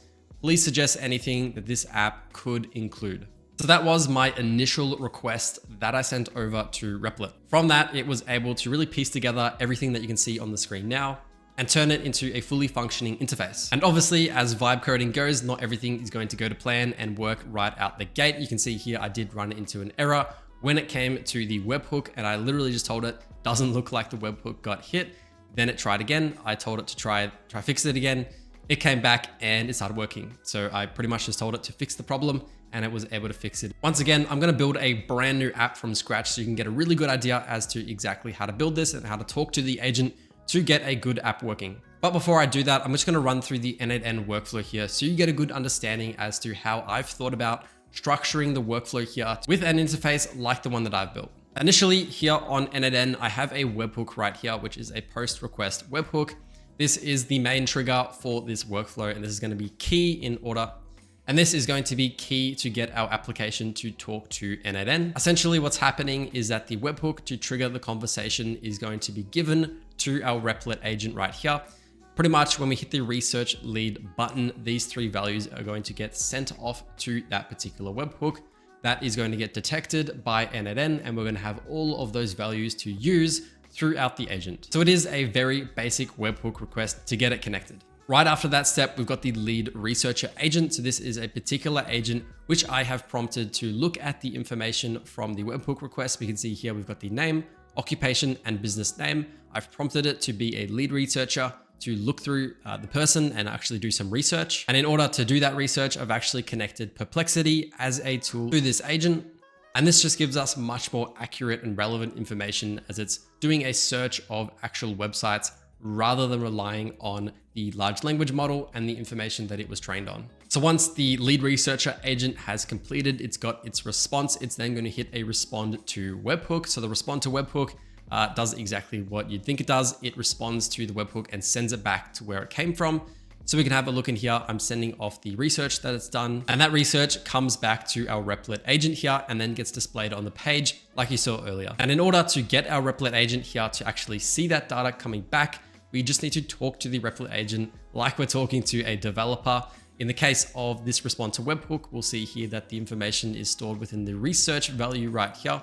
I just needed to go to Replit and tell it that the information is stored within the research value, and then it's able to look through the requests that have previously came through. It's smart enough to pick that up and then rewrite the entire code to handle that. Right after this, we've got a wait step, and this is really important and pretty critical if we are going to be building multiple different agents for the one workflow that we want to have running on our application. And just to make it super clear, the reason that we would want all of our agents and all of our workflows within the same run itself is so that we can reference data from a previous agent into the next agent. For example, I'm obviously going to want to take the research that was done on a lead and reference that in our lead scoring agent. And if these agents were completely separate and required completely different webhooks, we wouldn't easily be able to reference that data from the previous agent. Now, what we could do is set these up as completely separate agents with completely different webhooks and run those requests individually. Although this does mean that we would need to then store the lead researcher information over in Replit somewhere and then retrieve that information once again and then send it off in the webhook, and then it will be seen by the lead scorer. So it does just make it a little bit more complicated, and this is a much more streamlined way to do it. So jumping into the wait node right here, this wait node is probably a little bit more advanced than you think. It's not just going to wait a certain amount of time waiting for another request to come through. You can have a look at a few different options for actually using this step. Just having a look at the list here, you can see that this node is quite a bit more powerful than you probably thought. So at the top here, we've got the after time interval. This is your standard wait time, so waits for a certain amount of time. We could click that and make it wait 1 hour or 2 hours. Below this, we've got at specific time. So this just waits into a specific date and time. So that would just be a little bit longer. And then all the way at the bottom, we've got an on form submission. So this is going to be more used when we have the form submission. We can do the same agent flow setup and use the on form submission in the wait call. But for our case, obviously, we're going to be using the webhook call. So on webhook call, waits for a webhook call before continuing. And this is really powerful. This isn't just waiting a certain amount of time. This is literally waiting until a webhook gets hit again. And so that means that this information is going to be stored on the backend in n8n, and this isn't going to expire. Even after 2 or 10 years, this is still going to be waiting for that webhook to come through. And when it does, the rest of the agent is going to move on. Once that webhook gets triggered again, this wait node will be completed. It will then move on to the lead scoring agent and just continue the workflow as it would have had normally. So we're able to then reference the information from the lead researcher. If we wanted to inject information, additional information at this step as well, we could do that. So the wait node, we're able to just send additional information because we get the second chance to do that. We can send all of that to the lead scoring agent to process using a respond to webhook. Finally, we're able to send that back as normal. Hopefully that makes sense. This is obviously quite a streamlined, quite a basic example here, but we could definitely make this a lot more complex. We could just continue to add, 5, 10 more agents and workflows and automations to this particular scenario. And then we could just add more wait steps and more respond to webhooks, and it will be able to continue forever. And we're able to build that entire workflow and then obviously come back to our Replit system here and then just build the entire application around the backend that we have on n8n. So enough of the theory. I'm going to jump back into Replit. I'm going to build a brand new application and connect it to a brand new workflow, so you can get a complete understanding as to how we can do this. I might build an email writing assistant. So maybe I want to provide some information about an email that I want to write. I want our agent to write that email for me, and then we'll have maybe a secondary button to go ahead and send that email through Gmail to a real person. So I might say, hi, I'm looking to build an AI email writing assistant. Want this to be a clean dashboard that allows me to add some notes on the email I'm looking to write. I should send a request to this webhook, and I am obviously going to get that webhook in just a second from n8n, so we can actually reference that.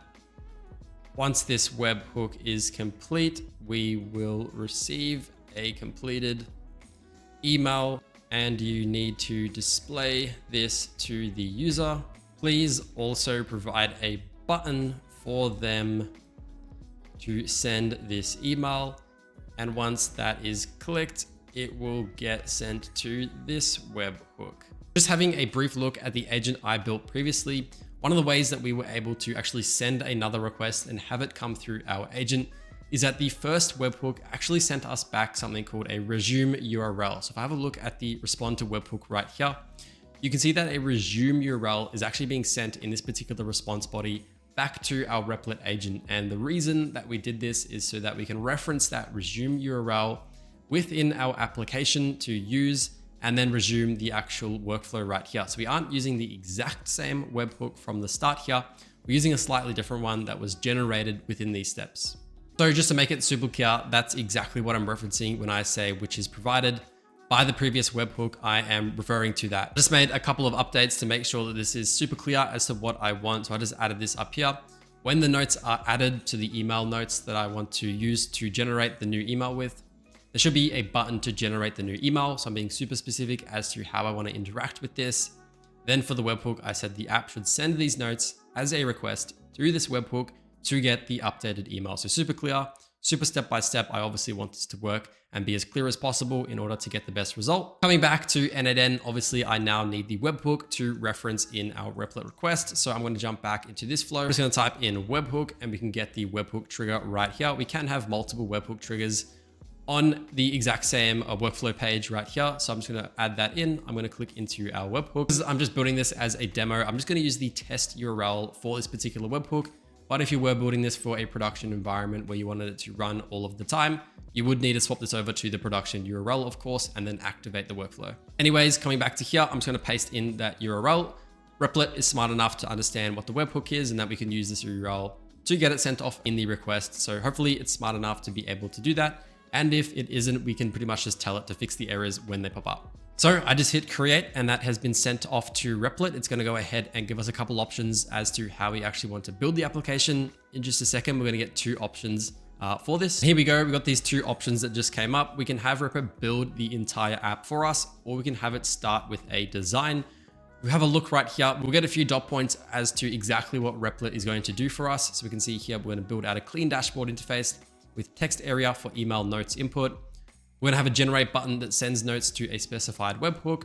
We're we're going to display the generated email response from the webhook in a formatted preview area. Then we're going to have the send email button that posts the generated email to the secondary webhook URL provided in the first webhook's response. So that's pretty much exactly what I said before. We are getting that next URL from the first URL to send that email off to it, so that on our agent, we can actually process the email. Next, loading states and user feedback during webhook calls. And then professional minimalist UI design focused on the email writing workflow. So perfect.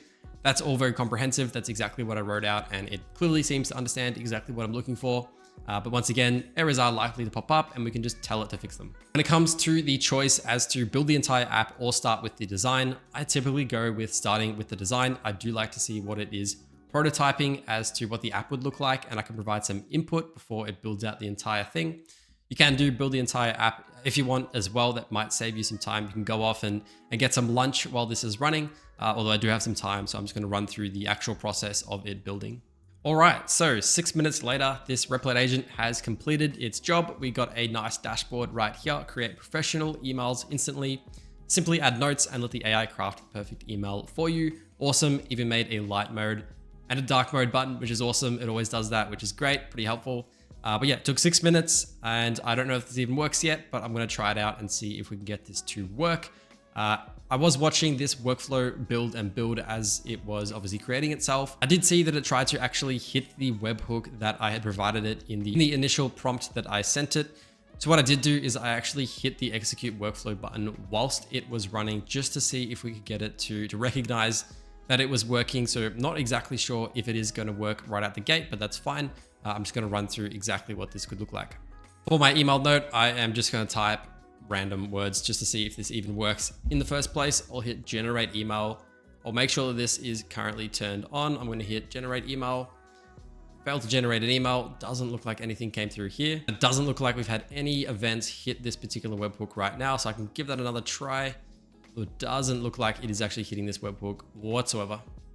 So what I would pretty much do is just tell the Replit agent that it's not working and I'm not seeing a request on my end. I'm just going to copy this once again and tell it that's the case. So, hey, I don't see it working. I've got a failed to generate email error coming up. I also don't see any requests coming through to this webhook. Provide the webhook so it's got complete clarity as to what it needs to do to solve it. I'll pretty much send that off and just see if it does anything. It'll probably try and test that webhook.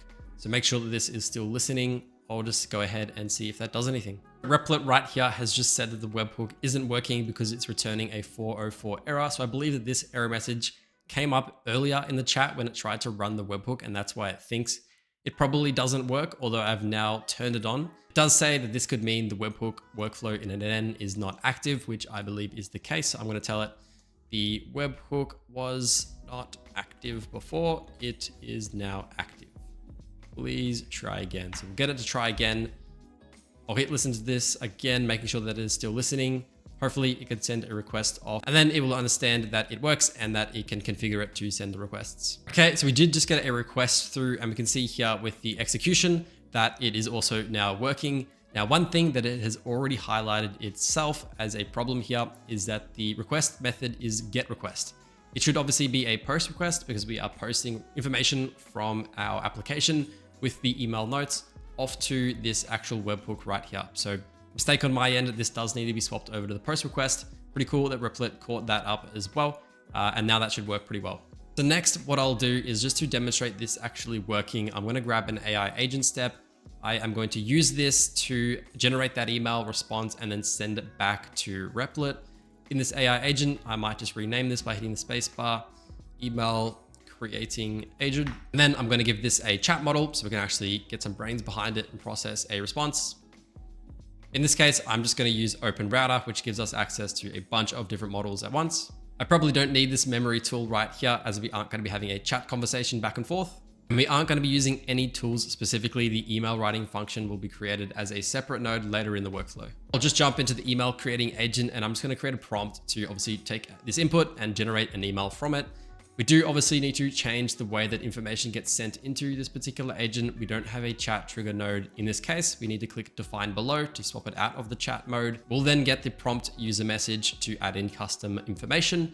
If we scroll through this right here, we'll see that we've got the notes parameter, which is coming through, and that came through from Replit itself. So this entire request came from Replit. I can take these notes, drag and drop that into here, and we've now got these notes coming through. Now that I've got the notes coming through, we can obviously do something with that. So I can click on add option down here and click into system message. And this is where I'm going to tell it to pretty much output an email response for this. So I'm going to give it a role, as I always do when creating agents.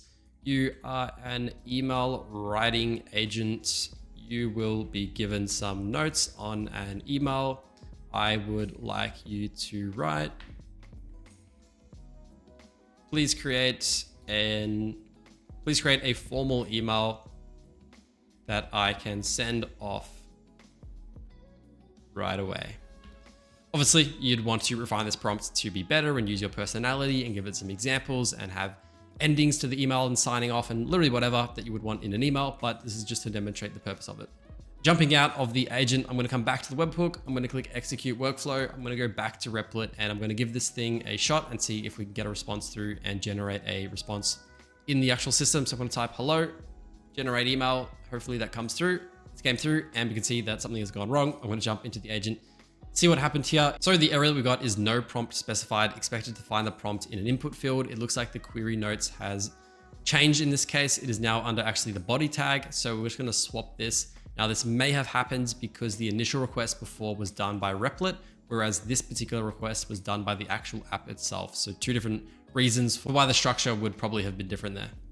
Give that another go or hit execute workflow. I'm going to come over here, probably give it a better example of what an email could be. So give Darren a project update on the new software we are building, generate email, come back to n8n right here, and we can see the workflow went through perfectly.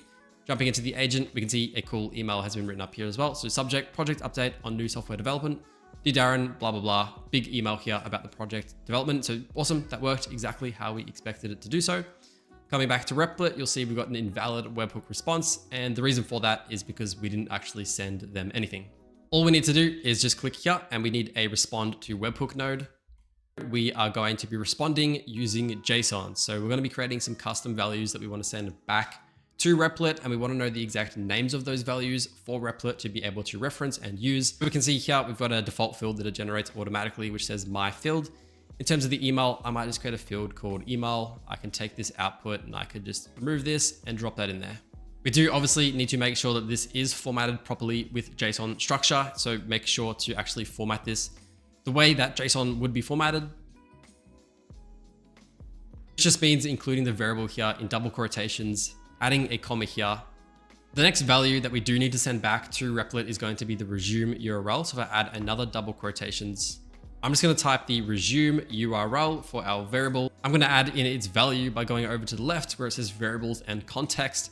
And what we're going to see is that we got back a resume URL right here from the execution of that initial webhook. And so very simply, what we can do is add double quotations back once again. We can take the resume URL and we can just drop it in the middle. I'm going to come back. I'm going to hit execute workflow. We're going to jump back to Replit and I'm going to hit generate email. Back to n8n, this actually failed again. And the reason for that, I believe, would be the respond to webhook node wasn't used as its response. All we need to do is just swap this over to use respond to webhook node. It's kind of weird that it doesn't do that automatically because it's kind of obvious that we're going to be using the respond to webhook node anyways, but just make sure to swap that over, hit save, and we'll try that again. Cool, so that just came through and ran into our respond to webhook node. And what you'll see here is that this actually seems to have failed once again. I do believe everything is set up properly, although what may have happened is that with our email in particular here, we've got a lot of new lines, and these new lines are potentially messing up the JSON structure to get sent back to Replit. So what we do need to do, and what I did do previously on the step up here, is just add in a prompt to make sure that the email is formatted so that it can be sent in the webhook. So coming back to my email agent, I'm just going to add a bit of text at the bottom here that has some rules for the output. So I'm going to type output rules. If you want to get access to this prompt and the rule set right here, you can actually get access to the entire template within my free school community, which I'll have linked in the description. We've got over 17,000 members and 50 plus other AI agent templates and courses. It's all free, so check it out. Try this again with that new prompt. So I'll hit execute workflow, back to Replit, hit generate email, back in here, and that should come through and get sent to our webhook. There we go. We'll jump back into here as well. Doesn't look like the webhook response came through, That is expected because now we need to reference exactly what that value would look like so we can populate it on the dashboard. So we'll come back here and tell it that we just sent a request to the webhook, and the webhook sent a data with the email as well as the resume URL, but the app doesn't seem to have gotten this data. So I'll tell it that we just did a giant request. Hopefully it's able to actually have a look through the backlogs and see that data and be able to restructure the code to be able to use that data. And then finally, we should have a pretty solid app working. What I assume is that it managed to fix the actual webhook and see the data, but it didn't remember to actually populate that on the dashboard here. So it says it's now done.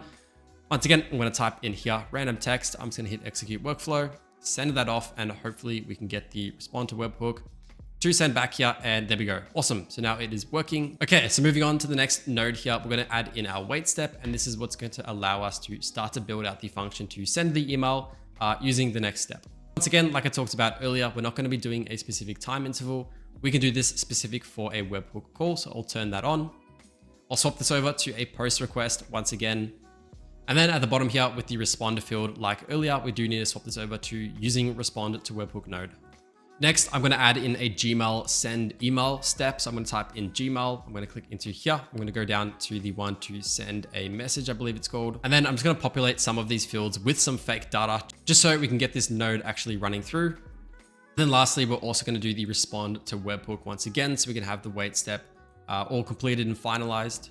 And what we can do is just send back a sort of a response. So we could just put in JSON once again, and we could say email sent, and we could just type status or something. This just makes it so our Replit agent will see the status as email sent, and it can confirm that with the user. Let's give it a go and jump back to Replit. We're going to go ahead and send an email and see if this button next will work with the resume URL. Is it going to work right away? Probably not. So I'm just going to hit execute workflow, back to Replit, and I'm going to send off some new notes. So I want to get an email talking to Dave about a new building in the area. Generate email, hopefully gets sent back here. Generating the email, respond to webhook, and now it's waiting. We've got the email that's populated right here. Awesome. I'm going to hit send email, see what happens here. Looks like that went through. So we got the wait step that worked, send a message and respond to webhook. Looks like that did, and it says the email has been sent successfully as well. I can see here that the email has also perfectly came through. So the email content here doesn't have anything to do with the email that we generated, and that's because I haven't populated any of these fields. So what I can do, because we are all within one workflow, I can change the message to the email here. Obviously, it looks like the subject line is also in the email. So we would like to actually separate those two, and we would need to go back to Replit and restructure the app to have a subject line field as well as an email field. I've just created a new email. I said I want to get an email talking to Dave about free donuts in the office. It's gone ahead and generated that email for us. I'm going to hit the send email button. Hopefully that hits this again, and it did. And we can see that that email has come through now as well. So we can see all the information has populated. Hi Dave, I want to let you know that we're offering free donuts in the office this week.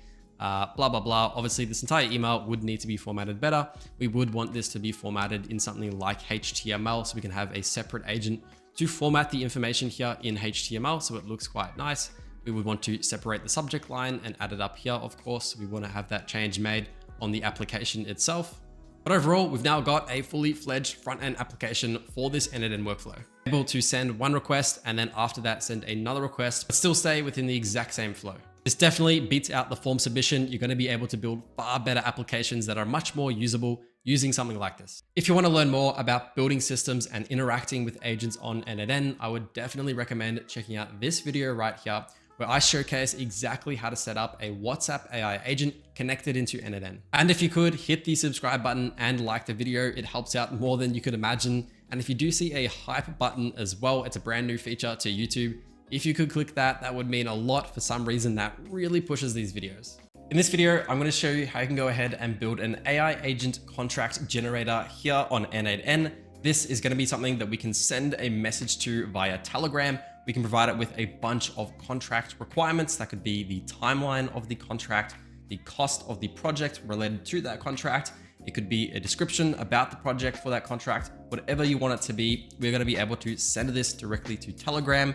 It is then going to use those details to populate a contract that we've already uploaded to the agent. it's going to populate those fields using AI and using the information that we've given it to really help speed up the contract creation process. So let me show you exactly what this looks like. This right here is Telegram. I'm going to go ahead and send it a message with a bunch of contract requirements. I've told it that I'm looking for a contract with a $15,000 project. It's a 5-week project, and this is the description. This is an AI contract generation system. It's fully capable of generating ready-to-use contracts from a single message on Telegram, blah, blah, blah. It's going to use all these details, and it is going to come back with a contract for us that's going to be ready to use that we can actually send off via an email and actually use. So here we go. We've just got the contract.pdf back from the Telegram agent. And if I go ahead and click into this contract, we can see here, this is everything that we just told it to include. So we can see here, this is the type of contract they've uploaded to the particular agent. Obviously, you can upload any different type of contract that you'd like to use for your specific company. But we can see here, agency agreement, and you can see in the services section right here, it has gone ahead and filled out the entire services section based on the information that I gave it.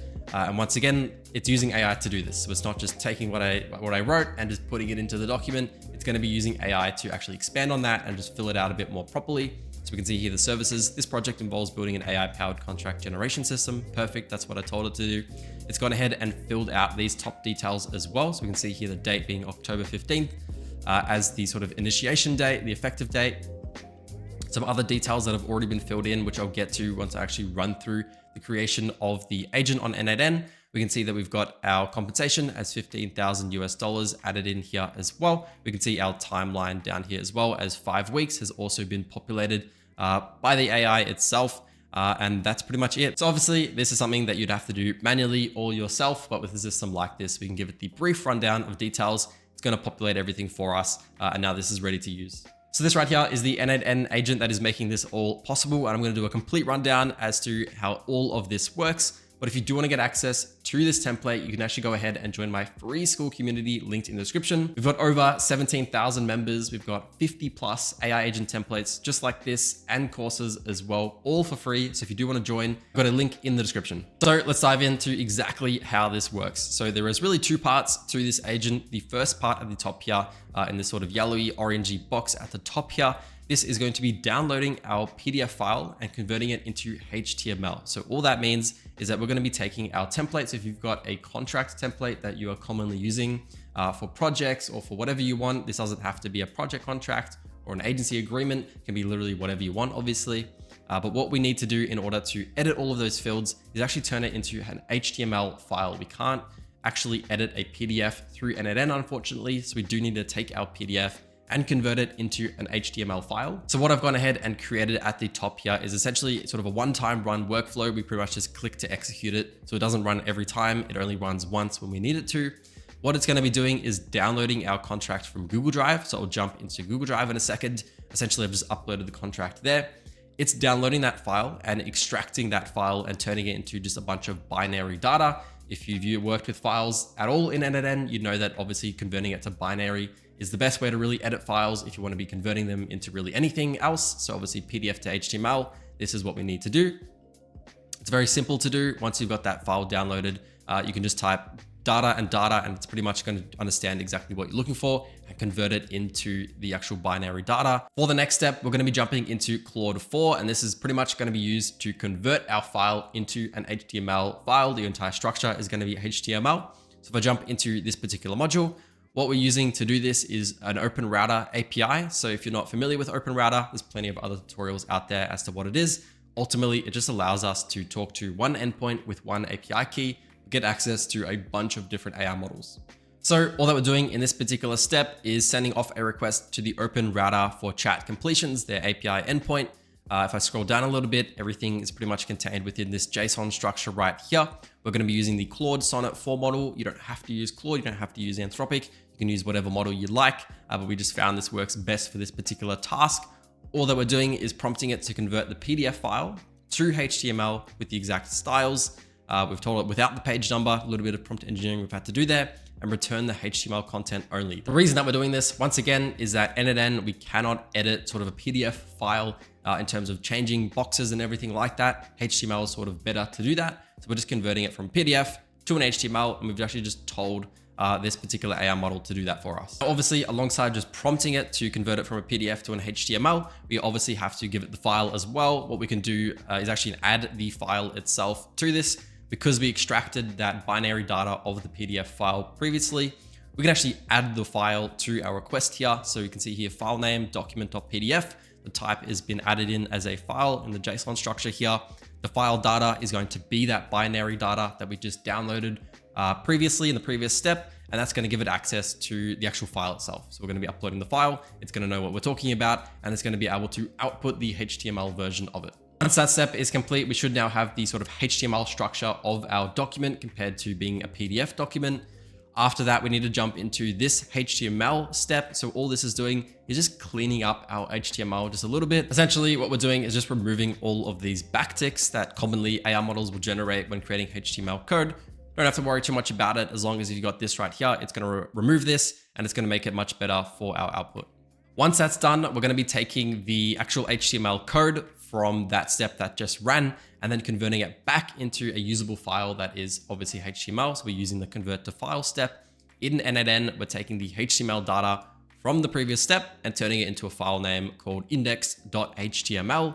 Once that's done, we've now got an actual HTML file that we can edit and use. And then we're just uploading that back to Google Drive so we can reference it later. Once again, you only have to run that once. So you just upload your contract, you convert it into HTML, and then you can use it later on in the automation, but that doesn't have to run every time. You don't need to play around with that every time. That's just a one-time thing in order to get the file ready so that it can be used by the next part of the automation. So for the next part and the main part of this entire system, this right here is where we're going to be sending the message through Telegram. It's then going to be hitting our AI agent to process our request and turn that into a usable contract. So for the first step, we've got our basic Telegram trigger that is just sending it a message, detecting the message has been received, and then running through the rest of the flow. So that's pretty basic stuff. Right here, you can see this obviously in action. We've sent it the message and then it's continued on with its conversation from there. So there's a few different things to look at with this particular agent. First, I'll jump into the actual prompt itself. So if I just expand upon this user prompt that we've got here, you are an AI assistant that supports filling in contract PDF files by collecting required information from the user. So pretty basic, pretty overall summary of what it does. For the context, you must guide the user to provide all mandatory fields before producing a finalized PDF contract. So a really key thing about this particular prompt and what I'm about to show you is that we obviously want to collect all of our required fields before moving forward. If somebody doesn't give us a bit of information that we need, then we're unable to fill out all the fields and the contract won't be complete. So we have added a little bit of conditioning to make sure that we capture everything that we need in order to fill that entire contract. So for the task, begin by asking the user what information they'd like to provide. Based on their responses, follow this workflow. We're going to be checking for completeness. So after every user message, check if all 4 of the required fields have been provided. If any are missing, please continue asking for them until they're all fulfilled by using the Telegram tool. So if I just quickly jump out of this, you'll see that we've got a send a text message in Telegram. This is the only tool that's connected to the actual AI agent. Essentially, the agent is just going to process everything itself. It's going to make the decision as to whether or not everything that it has everything. If it does, perfect. It's going to continue on the flow to create the contract. If it doesn't, it's going to send us a message and tell us that we still need to provide some more information. The second workflow, fulfillment status. So only once all 4 required fields are present, set data field to true. If not, keep data field to false and use the Telegram tool to confirm missing fields. So we've actually set up a little bit of some conditional variables, which is called data fulfilled. And this is either going to be true or it's going to be false. And that allows us to have a little bit more control over just letting the AI determine everything. So if we just jump out of this, you'll see that we have an output parser. So this is essentially what we're using to determine if everything has been captured by our agent or by the user from the agent. And if I jump into the structured output parser, you'll see all of our sort of required fields in here. So this is where the data fulfilled variable come from. It's a Boolean, so that's either going to be true or it's going to be false. And you can see in the description here whether the data has been fulfilled or not. So the variable is going to get set here. It's going to be set as true or false, and that is going to be dependent on the rest of these fields, which are all strings and dependent on what the user has said. So we've got the string for the project cost. It's got an example expressed as a string, e.g. $2,000. So that's one example. Timeline, the timeline of the project, a range or specific milestone. We've got the effective date. So that's the date that the contract is going to begin. And then we've got the services. So this is going to be the actual description, the main services of the project. So this is everything that we've essentially added some JSON to say we need these exact values. The AI needs to determine if we have these exact values. If we do, then that's going to be setting to true, and we're going to be able to continue the actual automation. If not, it's false. We need to tell the AI agent it's false, and we need to send the user a message. So hopefully that makes sense. But ultimately, we just want to make sure that this is captured every single time. And once again, if that is a little bit confusing, you can get access to this entire template. You can download it. I'd recommend actually going into each of these modules, having a look at what everything does. You can understand it as to the best as you can. And you can get access to this once again for completely free by joining the free school community, which is linked in the description. Otherwise, connected to this is obviously our AI model, because this is going to be processing it using AI, of course. We've got our open router chat model connected to it. The rest of the prompt is honestly just more conditioning to make sure that it captures the information that we're looking for every time. We've got required information. The contract cannot be completed unless the user provides all of the following: cost, effective date, timeline, project description. I've also added in some prompting so that when we do give it some information like the project description, it will actually expand upon that description for later on in the flow when it creates the contract. And you can see that at the bottom here. If the description is too short or too vague, simply add more details about the services yourself based on the user's sharing. Please write 3 to 4 sentences for this project description. That's going to help out later on in the actual workflow to actually expand upon what we're writing. The benefit here of the system is that it's going to be expanding on what we're writing. It's not just taking what we're writing and adding it in. And then at the bottom, just some basic conditioning, rules to follow, keep responses concise, 3 to 5 sentences. And then just other really basic sort of fillers, use everyday conversational language, just your typical AI agent prompting stuff. And then obviously all the way at the bottom, we've got the user message from Telegram. So this is just pulled directly from Telegram. We can see that we've got all of the fields provided here from when we sent it a message. And then that's what we can use as a variable to actually use the agent. So once that's ready to go, the next step is this if condition step right here. Very simple what this is doing. It's just looking at that data to field variable that we created earlier with our structured output parser. This is just looking if it is true or if it's false. If it's true, we can continue on. We can build out that contract because we've got all of those fields. Otherwise, if it's false, then it won't work. It will go back to the agent and it will try to actually ask the user to provide those proper fields. The next step, we're going to be sending a text message. So if I click into this, this is just sending a static text message. So we can see here, text, I'm generating the contract. Please wait a minute. And we saw this if I jump back into Telegram. This message is just sent every single time that the contract actually starts to generate. You can obviously modify that however you want, but that is just a static message that's being sent, obviously using the exact same chat ID that was initiated at the beginning.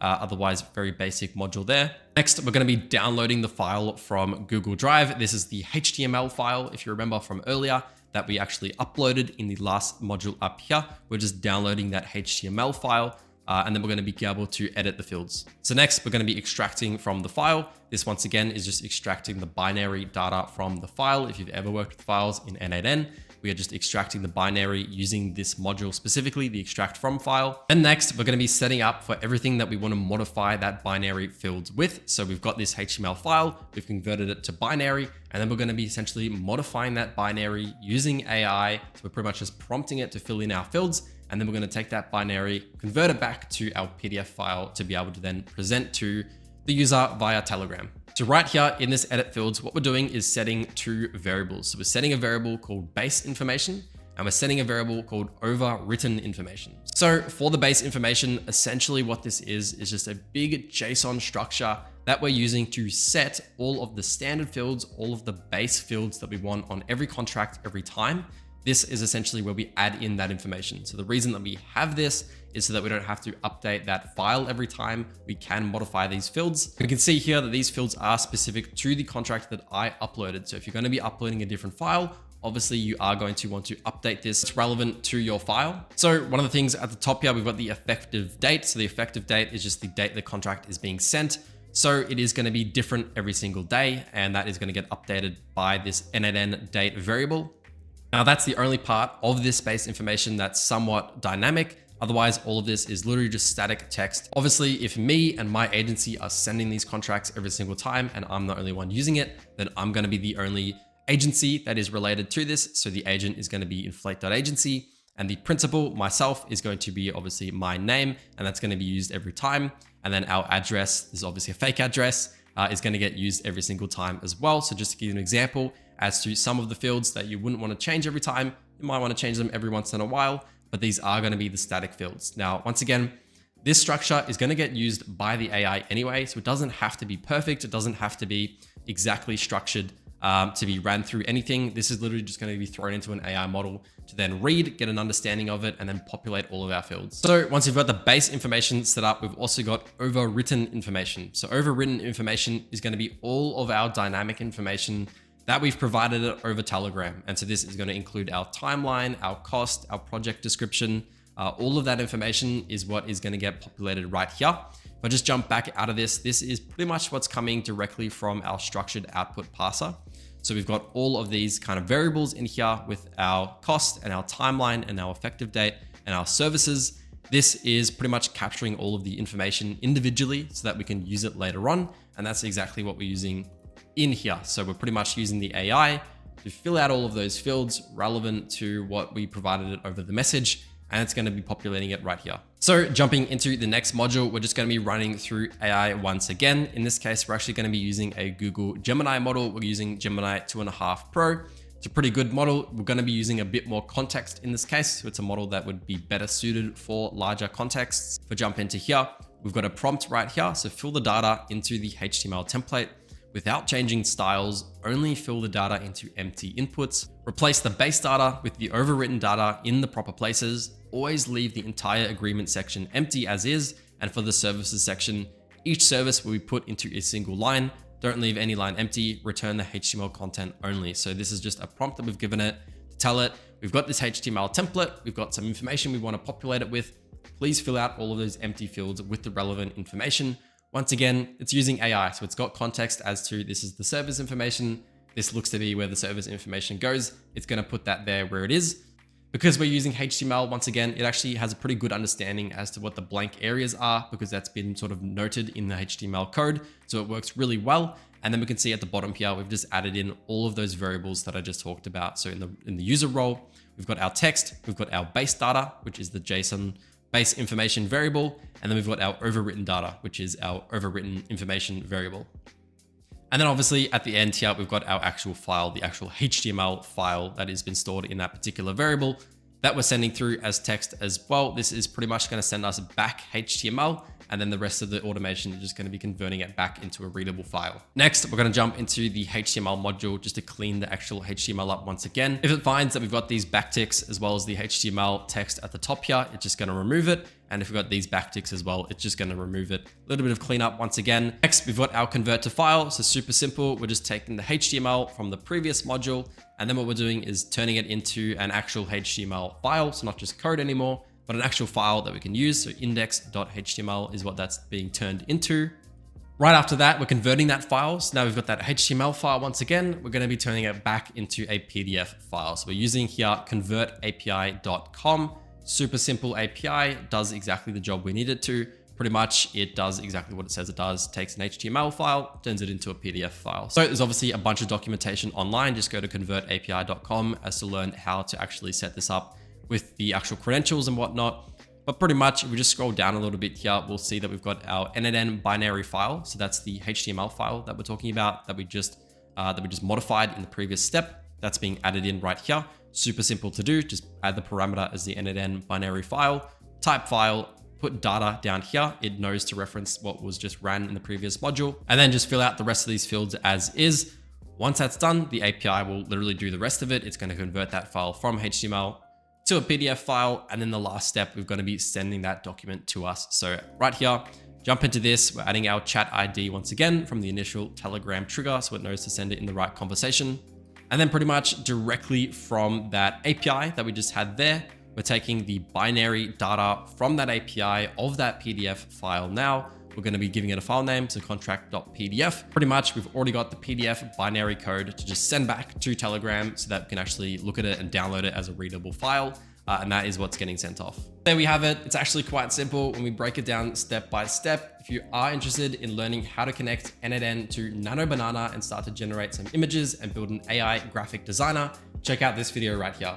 Today, I'm going to show you exactly how you can build a multi-AI agent email system here on n8n. You're going to be able to have a full-on conversation over email, as you can see right here, where we're going to be able to send the email off.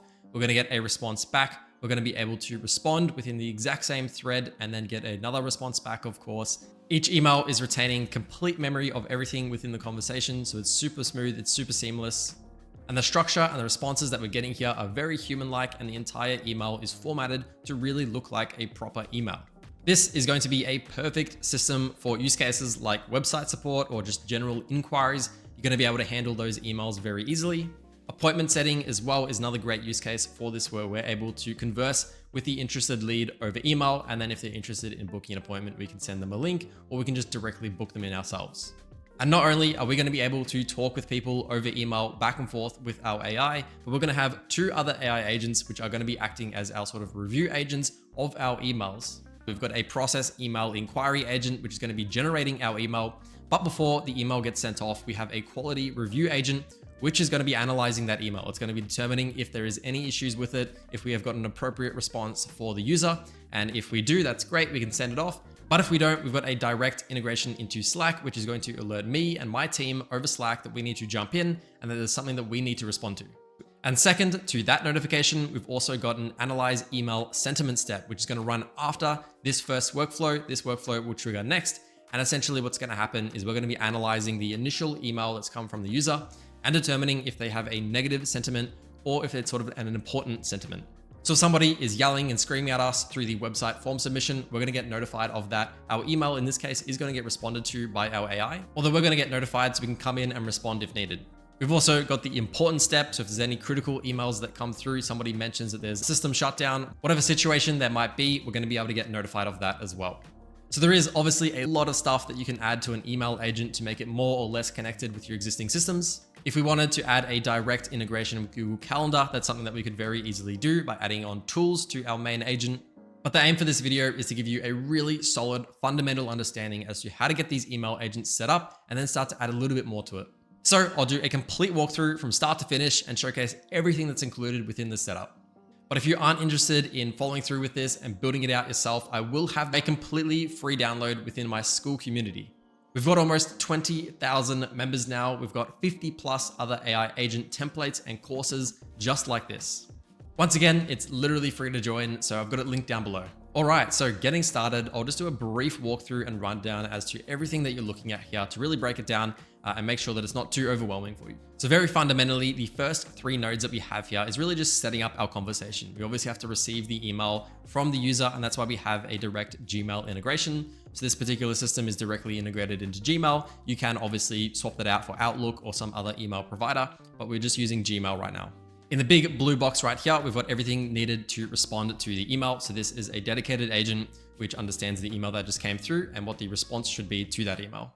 In the green box, we've got the check email response, which is our quality review agent. So it is going to be reviewing the response that came from the previous agent and then determining if it should send it off to the sender or we should be alerting our team via Slack.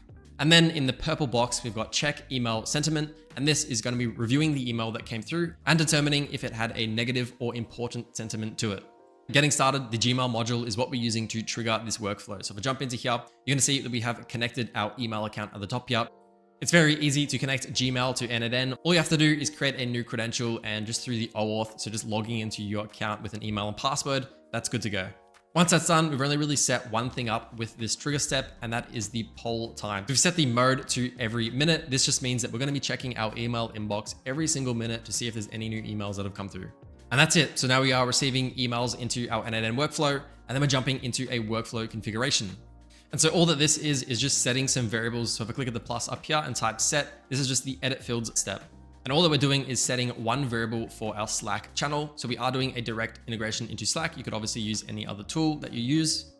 And you can get this Slack channel ID by going into Slack, clicking on the channel that you want to use or right clicking on it, and then clicking open more settings. And then you'll just see a channel ID directly in there and you can just copy and paste it. I didn't want to reveal my Slack channel, but if you just Google how to do this, it's pretty simple. The reason that we're setting this up as a variable is because it does need to be used multiple times throughout the workflow here, obviously with each of our individual Slack calls. And if we ever wanted to change that channel or swap it, we can do it very easily just by swapping this out. Next up, we've got an if condition right here. So if I click the plus button, type if, you'll see that we've got this green signpost, and that is what we're using in this case. And all that this says is that if the email address from the sender that's coming through at the moment contains inflate.agency, then we're going to continue. Now, I'm only doing this as a condition because I'm doing it in a demo environment. I only want to test emails that are coming from myself and not any of my actual emails. So depending on what you're setting up, you can just get rid of this. One thing that I will note is that you probably do want to keep this step for other conditions in this system as well. If you are receiving website form submissions or any type of inquiries that are coming from, maybe a Webflow website or a HubSpot form or something, what you can do is set up this if condition to look at the subject line and determine if this email is coming from a sort of form submission, then we can respond differently to that. And this can be very important, obviously, if we don't want to respond to every single email within our main inbox, and we just want to respond to a certain set of emails from the form submissions. But once again, this is pretty much how you would set that up.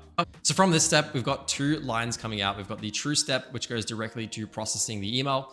And we've also got another line coming directly out of the true step, which goes to analyze the email sentiment.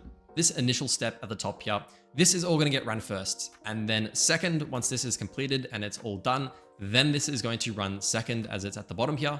So it won't run at the same time as you might initially think. It will run the top first and then the bottom will run right after. And then with the false step, of course, it just ends. It doesn't continue. Obviously, if it is an email that isn't set to the conditions that we want to respond to, nothing happens. No email gets responded to. If you really wanted to, you could potentially add a Slack notification based on this so your team knows that there was an email that wasn't responded to, and then you just get an extra notification. For the responding to the email, we've got a process email inquiry agent. And if I jump into here, we've got a prompt for the user message as well as a system message. So very simply, this agent step right here has a user message, which contains really only 3 values with the email from. So this is the person that's emailing it. So if I'm emailing, it's going to be my email in this case. We've got the subject of the email that I created, as well as my entire message content. So all of these values are coming directly from the initial Gmail step at the start here. When you run through an inquiry, you hit execute workflow and you run this, all of those values are going to populate and you can just add them in here. But the main part of this agent is going to be the system message, which we've trained and added a bunch of information on that's related to our AI agency. And this is going to be able to give it the capability to answer questions related to our services, as well as really shape its responses to something that's a little bit more human-like and that we would expect from a real human. So jumping right into the system message here, I can actually click the expand box prompt down below, and you're gonna see our prompt here. And so fundamentally, the majority of this prompt is just content and context related to our agency and our services. If you are familiar with my prompting framework, you'll probably be familiar with how we create and structure our prompts and sectioning our prompts into different sections. So at the top here, we've got a role. You are a helpful customer support agent for Inflate Agency. Your role is to respond to website inquiries professionally and helpfully. We've got some key information, once again, more markdown formatting for our heading 1 and heading 3. We've got information here relating to just our overall business. We've got a dedicated area for solutions and services. We've got key benefits, a dedicated solution for why clients choose us. We have a dedicated section for how the process works to work with us. We've got some success metrics and case studies that we have here as well. Use cases for different industries that we have here as well as key value propositions for us as an agency. So the majority of the email, once again, is sort of just knowledge-based information that we are providing in it to give it some really good understanding as to how we operate as an agency and how to respond to different types of questions that are related to our services and business.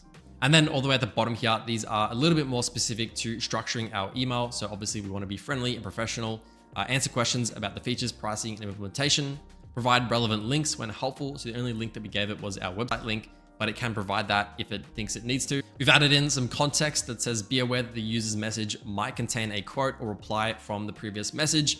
This is pretty important to add in here. Obviously, we aren't just going to be responding to one email at a time. We are going to be feeding through an entire thread of emails so that we have context with the user. And then at the bottom, we've got our signature, return the message in HTML template and use Inflate Agency Team when replying. So obviously, once again, you can configure this to however you'd want your team or your emails to be sent out and structured.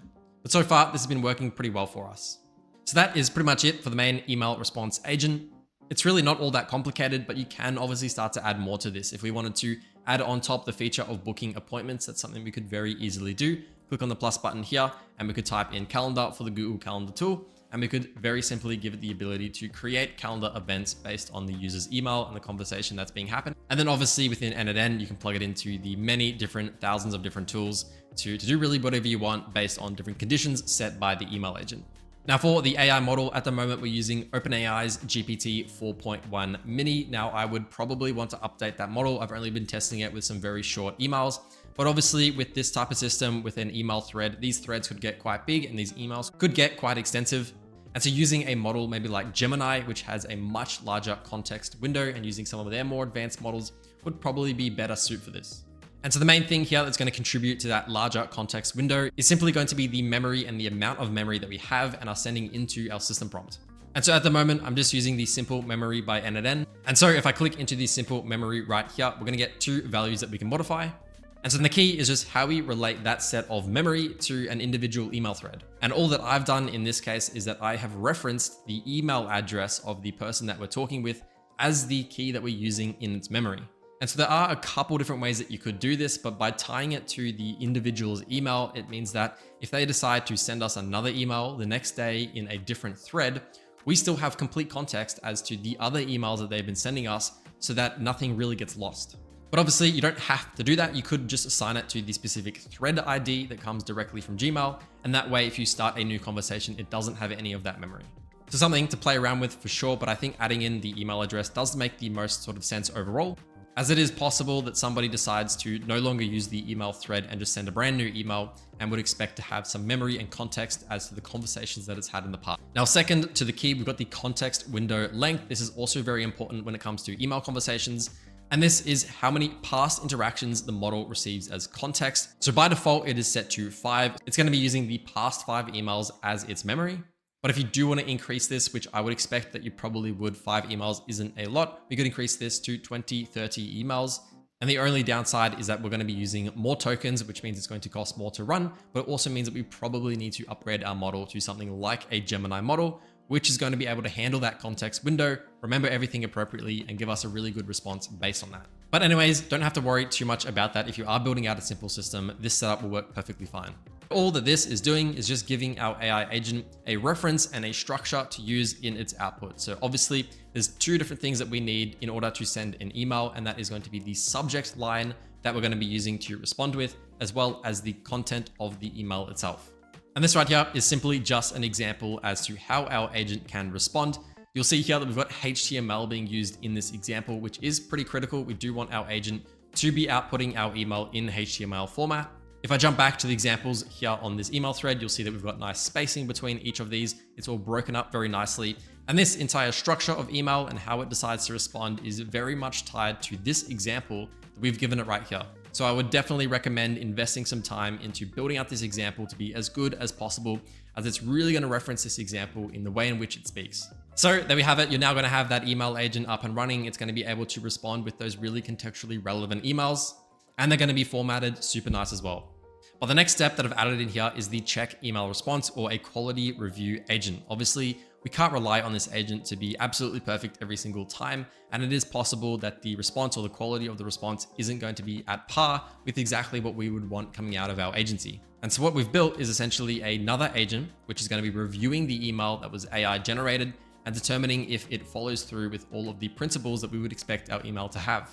And so that could just be the accuracy of the information. That could be the tone, whether or not it's professional or friendly. It could be the grammar. Is it spelled properly? And it's really just having that second review step to make sure that before we send that email out, we are very confident that it is something that we want to be sending.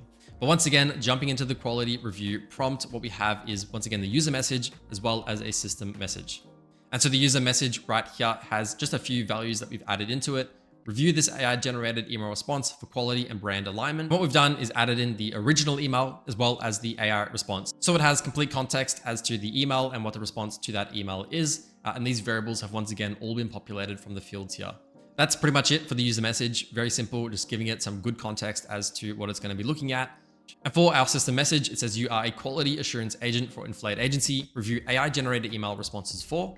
And then we've just listed 5 different areas that we really want to be looking at to make sure that it aligns with our company. For accuracy, does it correctly address the inquiry? So making sure that it's relevant, so no errors have popped up and we're just sending a random email to a response that really just kills that human likeness. We've got a tone as well. Is it professional, friendly, or on brand? Who knows, maybe one of these AI models goes rogue and starts to say stuff that it shouldn't. We want to have a step to make sure that we can stop that. Completeness, does it answer all questions? So making sure that it's actually, a well-written email. It's not just answering one question, a part of an email that might have multiple questions. Grammar, is it well-written and error-free? And then brand alignment, does it reflect our values? At the bottom here, we've also got it to provide a quality score. So provide a quality score 1 to 10 and approval. And we also want to output an approval decision of either approved or rejected. If rejected, it has to explain why. Jumping out of this agent step, we once again have the output parser connected to our agent, which is really looking for 3 different values of the approved status, which is going to be a Boolean value. So that's either going to be true or that's going to be false. And we're going to be referencing that later in the workflow. We've got a quality score as well of 9, which we can use if we determined that we no longer wanted to have it as approved or not approved, but maybe we wanted to say that if it is above a 5, then we can send it off, or if it's below a 5, then we need to stop it. A few different things that you can set up there, of course. And then feedback, this is the feedback on the actual email. And if we want to, we can reference this in our Slack notification to let the team know exactly what happened. Once again, using the 4.1 mini model in this case, but you could upgrade that if needed. So right after the agent has run, we're jumping into another if condition once again. And all that we're doing is looking at the variable of approved that is coming directly from our structured output parser right here. So if we jump back into here, we've got a Boolean value for approved. It's either going to be true or false. And we will just determine our pathway based on that. So if it's true, it's going to send an email. If it's false, it's going to go ahead and send us a Slack message. So jumping into the last step here for replying to a message, this is once again a Gmail module. This is just the send an email module. And if we jump into here, we've got the resource set to message and operation of reply. The message ID is coming directly from the initial email step once again, which has the ID of the email. And then all the way at the bottom, we've got our message, which is coming directly from our email inquiry agent, which we're just feeding into the message content to get sent off. And that is pretty much it. There's nothing else that you need to set up in order for it to handle this. It is pretty much going to populate all of these fields automatically, and it's going to be able to respond to that email, respond to new emails, do everything it needs to, and then it's good to go. If our quality check fails and it is set to false, then we're going to be running into a Slack alert. And you can see some of the examples of these Slack alerts. I have ran a few of them through here.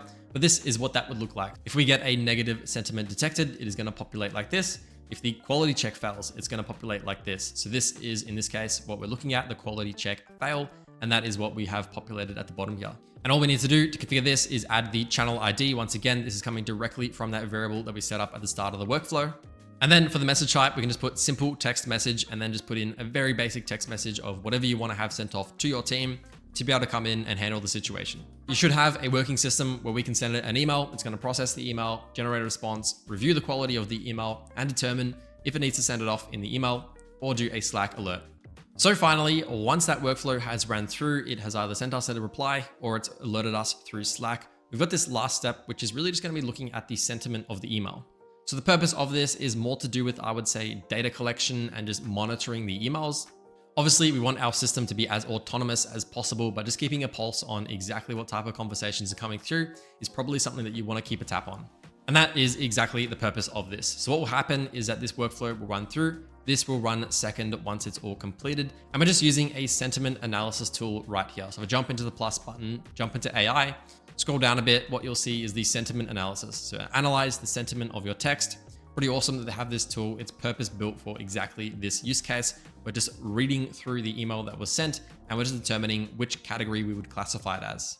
So jumping into this, you'll see that we've got these sentiment categories listed here of positive, neutral, negative, or important. And if the email has been classified as negative, it is going to alert our team that there's a negative sentiment of an email. And if it's important, it's a critical email, system shutdown, whatever, it is also going to send us the Slack alert about that. Now I do have the positive and neutral flows as well. I haven't connected anything to them. I didn't think anything needed to happen, but I would say that it is good to have them in the sentiment categories anyways, as the AI that's being used here is going to be referencing all of the categories to determine which one is most relevant. And there we go. That's pretty much it. It's really straightforward to get one of these systems up and running. n8n makes it super easy compared to a lot of the other platforms out there. Building these email agents can be quite difficult, and this does make it super easy. So to give you a final demo, I'll send off this email right here and showcase the workflow running on n8n. So I'm going to wait for that email to come through. It does take a few seconds for the emails to come through, of course. So you have to just wait for that. If you wanted it to run as every email comes through, you just turn it on at the top here and make sure that it's active. But otherwise, I'm just going to hit execute workflow and make sure the email comes through. Once again, this might take a few seconds, so I'm just going to wait for it. Here we go. So the email has come through. It's processing through the email inquiry. It's done. It's hit the quality review agent. It is going to determine if it's good or not. It has sent an email, so determined that it was good. And our sentiment analysis didn't determine that it was negative or of high priority. And coming back to my email inbox, it's provided me with everything that I need to know. I asked about the location of the business. It provided me with the address and even signed off asking if I'd like to schedule a discovery call as well. And just to showcase the Slack element as well, I can go ahead and give it maybe a really critically important email and see if it picks up on that as well. So I'll send this off here. Hi, this is really critical. I've had a system shut down and need help ASAP. So I'll send it off and we'll see what happens. So here we go. It is now processing and creating the email. It's reviewing it through the quality review agent. See what happens here. It should respond. That's perfect. And the sentiment agent is also running through, and boom, there we go. So high priority has just been detected by Slack. And just having a look at my Slack channel right here, you're going to see that we've got a high priority email has been received from myself who's interested in AI services. The preview says, hi, this is really critical. I've had a system shut down and need help ASAP. And then obviously I've got everything that I need to be able to respond to that and jump in if needed. So there we have it. If you are interested in getting one of these systems built custom for your business, feel free to reach out to me using the link in the description. And if you want to build a personal assistant that you can speak to over the phone, and it's going to be able to manage your emails and your calendar and be the ultimate personal assistant for you, check out this video right here. Today, I'm going to show you exactly how you can build an AI competitor researcher system here on n8n, which is going to be using Perplexity to look up all of your closest competitors. It will then store those competitors within a Google Sheet. And after it is stored and researched all of your competitors, it is then going to send you an email report letting you know of all of the differences and any recommendations on how you can beat your competitors. Since all of your competitors will be stored in a Google Sheet, this system can be ran multiple times over and it will have complete context as to all of the competitors stored in the Google Sheet, which means that every time you run the system, it's going to be looking for new competitors. And so this is a system that we can set to run every week or every day, and it will provide us a report on the latest competitors that it finds and how we can beat them. In summary, this is a multi-agent system which can run on its own whenever, and you're going to get updated via an email. You don't have to look at this system when it's running at all. But if you don't want to spend all the time learning this template and building it out yourself, I will have this template available for free to download within my school community. We've got over 18,000 members now. We've got 50 plus other AI agent templates and courses just like this. Once again, it's completely free to join and I've got it linked down. All right, so jumping into n8n, this is the entire workflow and agent setup that we've got in order to do our competitor research, to store it in Google Sheets, as well as generate a nicely looking report that gets sent to us whenever we want, giving us some insights into those competitors. Overall, this system is actually pretty simple and pretty straightforward on how to get set up. To give you a complete understanding as to exactly how it works, I'm going to do a walkthrough from top to bottom as to exactly how everything works and why we have every step that we do. Before I jump into that, I'm going to give you a live demo of the system working in action. So to showcase this system, all I need to do is hit the execute workflow button at the bottom here. And just for more context, I have already configured this particular system to think of itself as a McDonald's researcher. So we are essentially running the McDonald's company and we're looking for competitors that are out there. And we will ultimately end up with a report on the competitors of McDonald's and how we can beat them. So I'll hit execute workflow at the bottom here. It is going to run through our workflow and you can see it in action right now. If I jump over to my Google Sheet, we're going to see some competitors start to pop up right here. But we obviously have to wait for that to happen in our agent step. It is going to be processing and going through a bunch of research. We're using Perplexity to do that research, and I'll run through a little bit about how that works and why we're using it in a minute.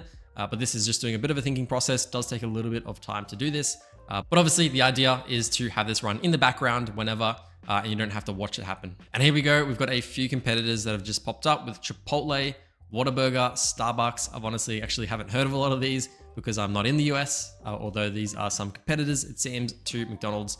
We could get some descriptions here as well to back that up. It's really looking for fast food companies, which it looks like it has done a good job of. And here is our competitive intelligence report for McDonald's. We got some information on here, all to do with some of the brands that are just researched and some action plans to put us ahead of those competitors. And we can see here gap analysis. These are some opportunities for McDonald's. Strategic recommendations: innovate the menu with healthier options, enhance the mobile apps functionality, and invest in sustainable initiatives. So these are some things that it thought McDonald's maybe doesn't do as good as some of the others. And if we have a look at those competitors, maybe these are some that do that. We can see here, Panera Bread is a bakery chain focusing on healthier food. And so maybe that's where it sort of picked up on the healthier aspect of it as a competitor. And now it's recommending that is something that McDonald's should focus on. Hopefully it now makes sense as to exactly what this system is used for and how you can start to integrate this into your own business and your workflows. Jumping in to the first node and module that we have at the start of this system is a schedule tool. So this schedule is just determining when should we trigger the workflow here. And this is set to trigger once every Monday at 9 a.m. So essentially once a week on Monday at 9 a.m., this system is going to run. It's pretty straightforward as to how to set this up, although once again, making sure you just need to add it by clicking the plus button, typing in schedule and then seeing schedule trigger. And that is exactly what this is. And then we can just set this up pretty straightforward. You just click on this trigger interval. It can either be weeks, days, hours, minutes, months, whatever. You can do it very custom as to how often you want to receive these emails, depending on your market as well, how competitive it is and how many competitors you're likely to have. You can configure this however. And then for setting the actual time, super easy as well. You just select the actual hour that you want it to run at, as well as the minutes. You can do that as well, but very, very simple. Right after this, we've got this workflow configuration, and this is just setting a series of variables that we want to reference later in our agent steps regarding the company that we own and the company that we want to do our research against. So for example, I just ran that test for McDonald's, and we can see here I have populated the company name for McDonald's, the company website for McDonald's, industry as fast food, and the target market as a younger audience. So those values were used from our AI agent to obviously look up the McDonald's competitors. So this is where you're going to jump in and just add in your company or your branding or whatever you want to put in there. And it is going to do the research against this. You just click on the plus button up here and just type set. So this is the edit fields set module. And you can see here to modify, add or remove item fields. So each of these are individual item fields and we're just referencing them later in the workflow here. So just type in set, grab the set module right here. You can click on add a field and you're gonna get the two values with the name and the value. And you can name these whatever you'd like. You can add more or less, whatever. You don't have to have it exactly how I have it. So you can type in obviously the company name here, and then you can just click on add field for each individual value that you wanna have. And this isn't 100% necessary. You could just add your company information directly into your AI agent step here. Although it does make it a little bit easier if you are gonna be referencing these values in other workflows and steps and tools. That means you just don't have to write all of that information again. Next up, we're going to be jumping into Google Sheets. And what this is going to be doing is getting all of those competitors that are currently stored in the sheet. And so if I jump into this module right here, you will need to authenticate your Google account and connect the specific Google Sheet that you're going to be referencing.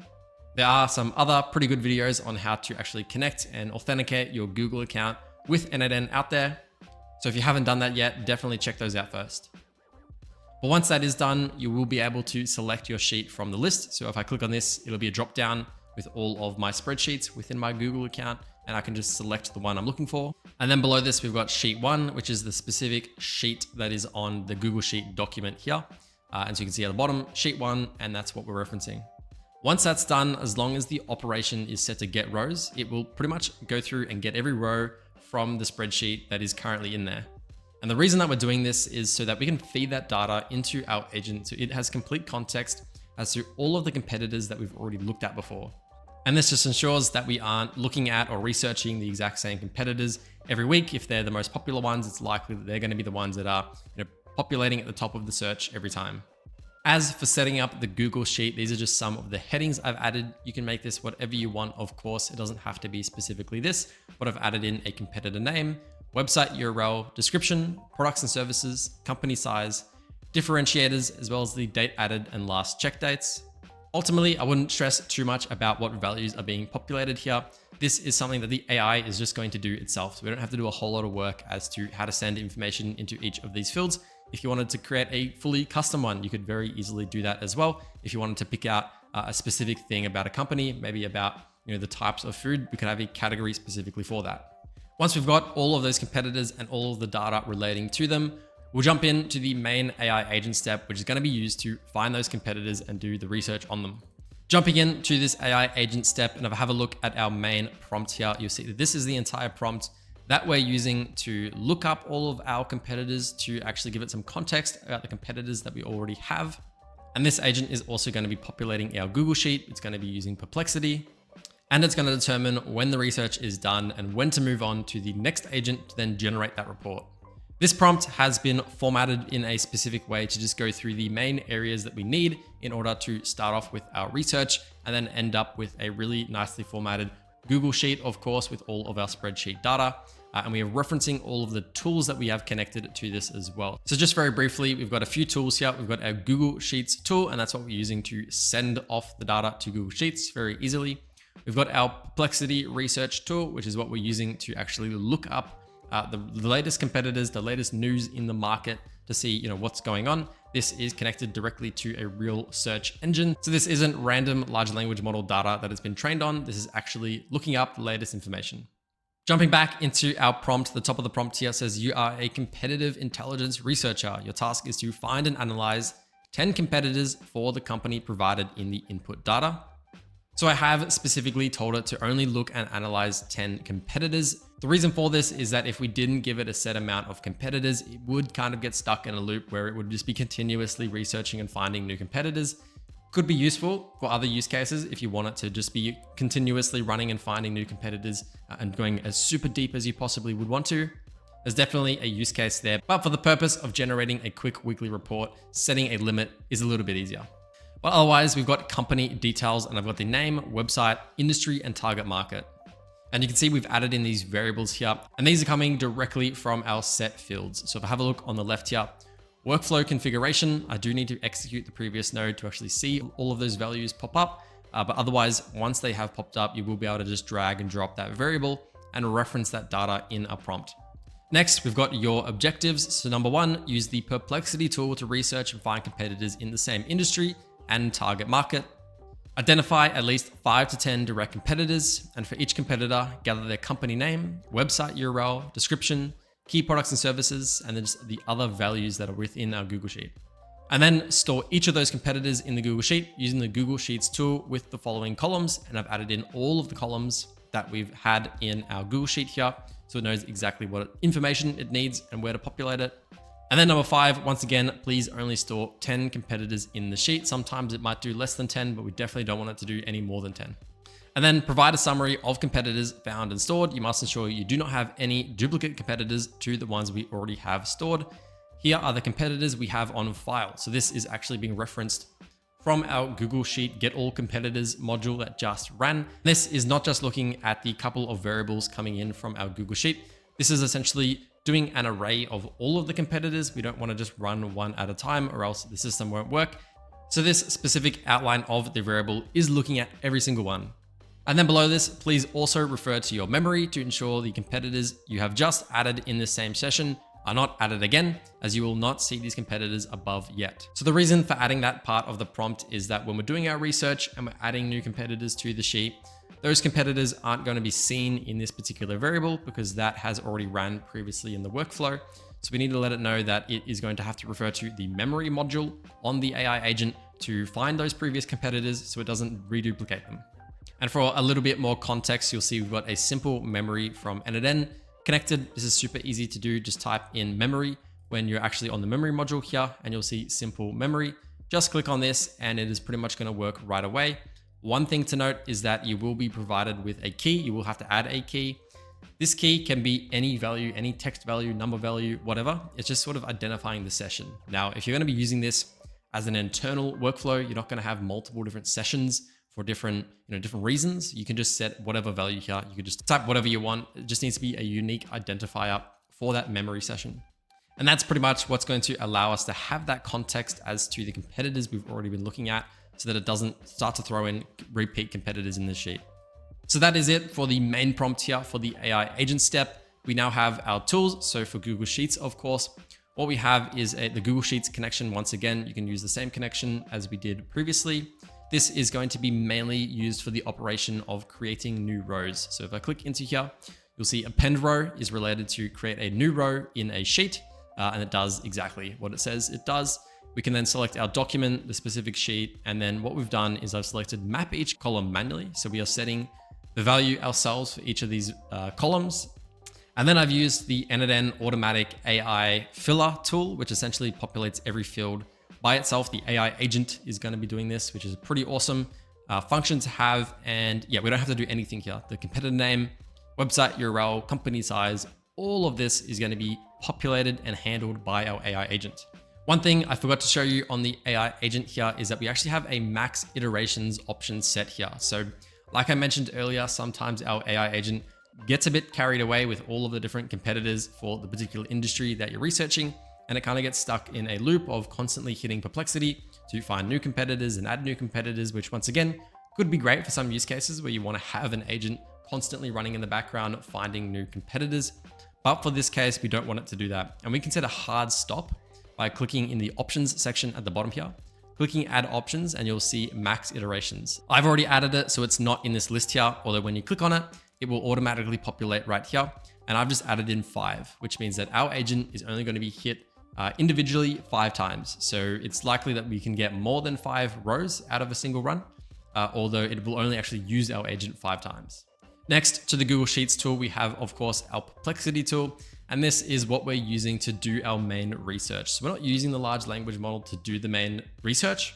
We're using this Perplexity tool. And the reason for that is that we want to be using real search engine information pulled directly from actual website links and articles, more up to date than something like a large language model, which is trained on information, and we can't rely on that being nearly up to date. So to get Perplexity up and running, you will need to add your Perplexity account and API key to this module here, of course. There are some other tutorials out there on how to do this. It's quite simple to sign up for a Perplexity account, go over to the API settings, add in some credits, copy your API key, and then just jump into create new credential and just paste it right here and it will start working right away. Once that connection is all done, you don't really have to change too much here. The operation should be using message a model. There will be a text field. So that will then get automatically populated by the AI. I have added in a description below this as well. This description kind of just helps prompt exactly what will get sent off to the AI. And I've just said, please look for competitors other than the ones we already have found. You can populate the names here to get better results. And so this is just to help really reinforce not to find anybody that's similar that we found before, and just to try find new competitors. Once that is set up, the AI agent here for finding competitors is pretty much good to go. I'm obviously using this specific chat model with OpenRouter. If you're not familiar with OpenRouter, it's essentially one API that gives us access to a whole suite of other AI models. Pretty convenient to use, but ultimately we're just using OpenAI's GPT 4.1 mini model in this case. Once we have found those competitors, it has obviously got context as to the competitors it's found. It has stored them in the spreadsheet here. We've then got another AI agent step, which is going to be turning those competitors into some sort of a report that we can send off in an email with some action items as to how we can beat them. And so this right here is the prompt for generating the competitive report. And if I jump into the prompt, you are a competitive strategy analyst. Based on the competitor research data provided, create a comprehensive HTML report analyzing how, obviously the company name, can beat these competitors. And we've added in the details once again of our company that we provided within the set fields. The competitor research summary is coming directly from the previous AI agent with all the information that it just found, of course. And then we've just got some pretty basic prompting for creating an HTML report. We can see here, create a detailed HTML report with the following sections: executive summary, competitive landscape, blah, blah, blah. Just a bunch of elements that are contributing to obviously a useful report that is sort of actionable for the next steps that we can take to differentiate ourselves and to beat those competitors. Obviously, you can do this however you want. You can customize it to be exactly how you would want it to be. And then below this, we've got use professional HTML formatting with modern design. And we've got some elements here which just sort of contribute to crafting and styling our HTML email just a bit better. And that is it. We've now got our HTML code generating based on the competitors that I just researched. And then we're just jumping into a Gmail module right here, which is connected to my Google account through the same authentication as before. We can then send an email off to my email or whoever's email, obviously. And we've got a subject line related to the company name. And then we have a message, and this is the JSON output directly from this AI agent, which is all of that HTML code. And once that's triggered, this is exactly what we'll get. So we'll get a bunch of information related to all of the topics and sections that we wanted to add in here. And we've got some formatting and styling. I think it could be done quite a bit better. I think the prompt that I gave it was a bit rough and it wasn't good enough to really clearly format it in a way that looked nice, although structurally it looks like it's done a good enough job here. And we can see what it's talking about. We've got our competitors here that it's had some research on. It's done some analysis. It's looked for some gaps. It's made some recommendations. It's made some market positioning recommendations as well. And so this is a very generalized example being in the fast food industry, but for your specific business to throw all of the details and maybe elaborate specifically to your niche and be a bit deeper as to what you're looking for, this can be a pretty epic system to send you an email every single week as to some of the competitors that may have popped up in the past week. And you're going to be able to take some pretty solid action based on this. I've had a look at some of the statistics of my YouTube channel, and I've found out that 80% of people watching right now actually aren't subscribed. So chances are you're actually not subscribed right now. And if you could hit the subscribe button, that would mean a lot. If you could like the video as well, and if you see a hype button, click that one as well. For whatever reason, it's a new feature and it really blows these videos up. Once again, if you do want to get access to this template for completely free, you want to download it and import it and don't have to do anything, you can join my free school community, which I'll have linked in the description. And if you want to learn how to prompt an AI to build out these workflows so you don't have to do any of the manual work yourself, check out this video right here where I showcase n8n's brand new AI workflow builder. In this video, you're going to learn exactly how to build a lead researching AI agent here on n8n. We're going to know exactly if they've been interested in your types of services before or if they need your services. This agent will be capable of scoring the lead as well based on your specific criteria. And then depending on the quality of the lead, we can notify our team via Slack if it's somebody that we should be paying more or less attention to. Or you've got leads that you want to do a little bit more research on, this is the exact system that you can plug in. The big benefit here is all to do with pre-qualification. So the fact that we can get information before ever having to even speak with the lead means that we can determine if we ever want to speak with them in the first place, if we should be putting more attention towards them, and ultimately this will just help drive better sales for your team.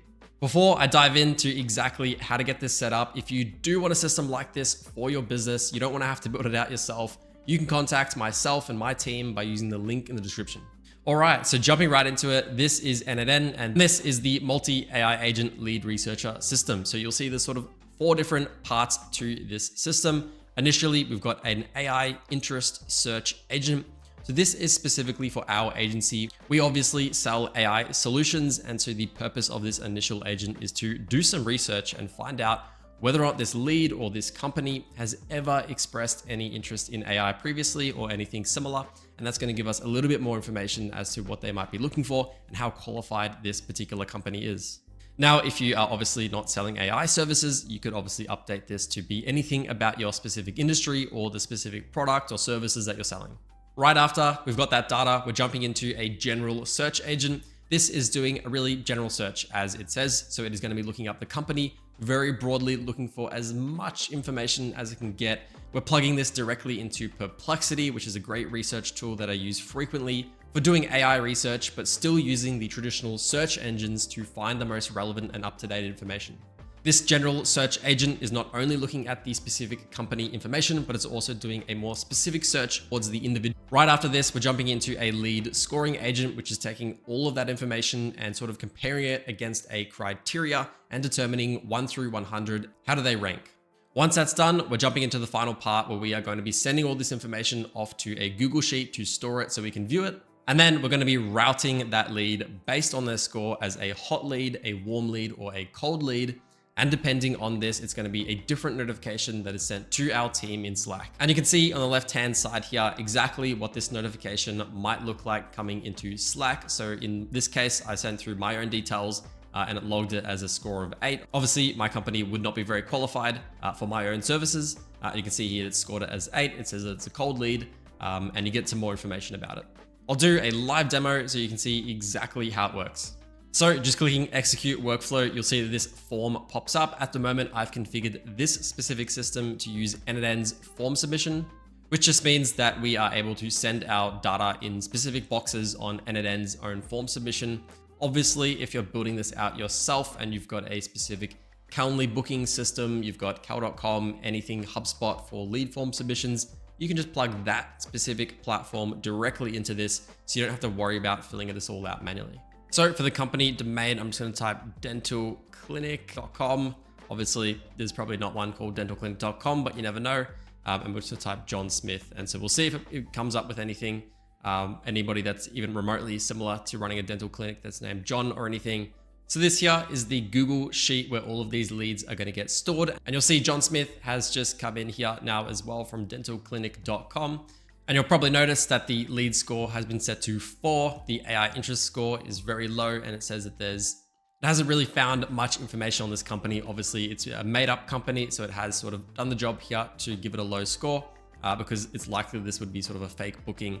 But otherwise, it has given us some potential company solutions, giving us here AI-driven patient scheduling and reminders, a bunch of other stuff with billing, insurance claims, whatever, a bunch of different solutions that we could offer them. Let's dive into exactly how it works. So scrolling into the start of the workflow here, we've got our lead submission forms. I'm just using n8n's default lead form submissions. If I type n8n in the tools here, we'll see n8n form.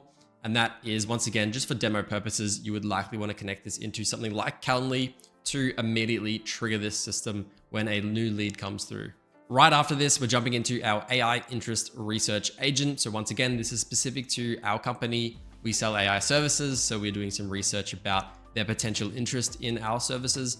You would be able to obviously modify this specifically for your company or for whatever specific product that you sell. But ultimately, it's a very simple setup to do this. We're just using the AI agent step here. All I've done is prompted it to essentially use the tool of Perplexity. So this prompt just says you are an AI adoption research specialist. Your task is to research and identify any signals that this company has shown interest in, is using, or is exploring AI services and technologies. So it's very specific to the one task that it has at hand. It's going to be using Perplexity to research about this. And then I've got a bunch of targeted questions that can really help get the most information out of our searches. For example, we've got a part that's going to be looking specifically for job postings for AI or machine learning roles from their companies. So obviously, if the company we're looking to work with has made these posts or has interest in hiring these individuals, it's likely that they are serious about this type of implementation. Alongside this, obviously LinkedIn posts, news articles, their own website, industry reports, announcements and partnerships and whatever, all of that stuff, we want it to really force Perplexity to do specific research on and give us the best result possible. After this, we're telling it to provide us with a detailed report right here with some of the information that it finds and some of these key areas that we want to get info on. Once again, this is connected directly into the Perplexity tool. And the only thing that I've done to set up this tool is very simply change the text value, which is sort of our message that's being sent off to Perplexity, to be defined automatically by the model. So our AI agent is going to determine what it wants to send off to Perplexity to get the correct information back. It's likely that it's going to run through Perplexity a few different times if it has multiple different search queries, but it's going to handle everything just with that setup. After this, we've researched the lead and their interest in our particular specific services. We then have a more general search agent. The setup is once again very similar, jumping into this lead right here. We've got a prompt which is ultimately designed to best and most effectively utilize our Perplexity tools. Pretty much just prompting it to get the most out of those Perplexity tools. When we're doing a more general research, we might want to research their industry specifically. We might want to research their company and maybe some competitors to their companies. We'll also want to research specifically about that lead. So if I jump out of this agent, we've actually added 2 Perplexity tools to this specific research agent. One is to do with their actual company name. So this is got a little bit of a sub prompt here that says research query on company name doing a general search. This here is used to sort of prompt exactly what the message will be sent off to Perplexity from our main AI agent. So I'm telling it to create a research query on their company name, and we just want to do a general search about them. So that'll give us general company information. It will also likely run that multiple times. If I have a look at our main prompt up here, we've told it to do quite a few different things, to research industry-specific automation opportunities, to look at additional context about their company, finding specific reviews about the company, looking up their tech stack, job postings, once again, as well, getting the most amount of information that we can out of them at a very general level. And then we also have this other Perplexity tool, which is more specifically targeting the lead and any personal information it can find about them. And so once again, I've told it the first and last name of the lead. And this, I have sort of specifically prompted it to do specific LinkedIn research. So this is called the Perplexity for LinkedIn research lead on LinkedIn Perplexity. So all I'm doing is telling it that when we do the search on lead, try to maybe add a tag to look up the LinkedIn URLs rather than just looking them up on the internet, as this will probably give us a bit more information about the specific individual. This is all going to get fed back into our main agent, of course, which once again has some instructions specifically on researching the lead. If you do want to get access to this complete prompt, I'll have this prompt as well as the entire agent workflow for a completely free download within my free school community, which is linked in the description. Outside of the user prompts that we have up here, we've got our system message, which really just has a bunch of variables from previously within our workflow. So we've got all of the information that's coming from the lead form submission, as well as all of the info that comes from our interest search agent. That's all just being fed into here to give it that best amount of context to learn as much as it can about the company and the lead.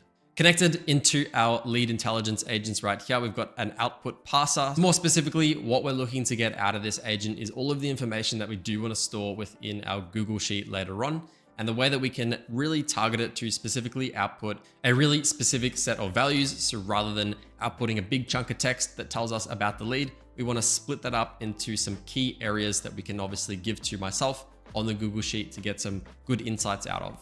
So all that we need to do is just toggle on require specific output format.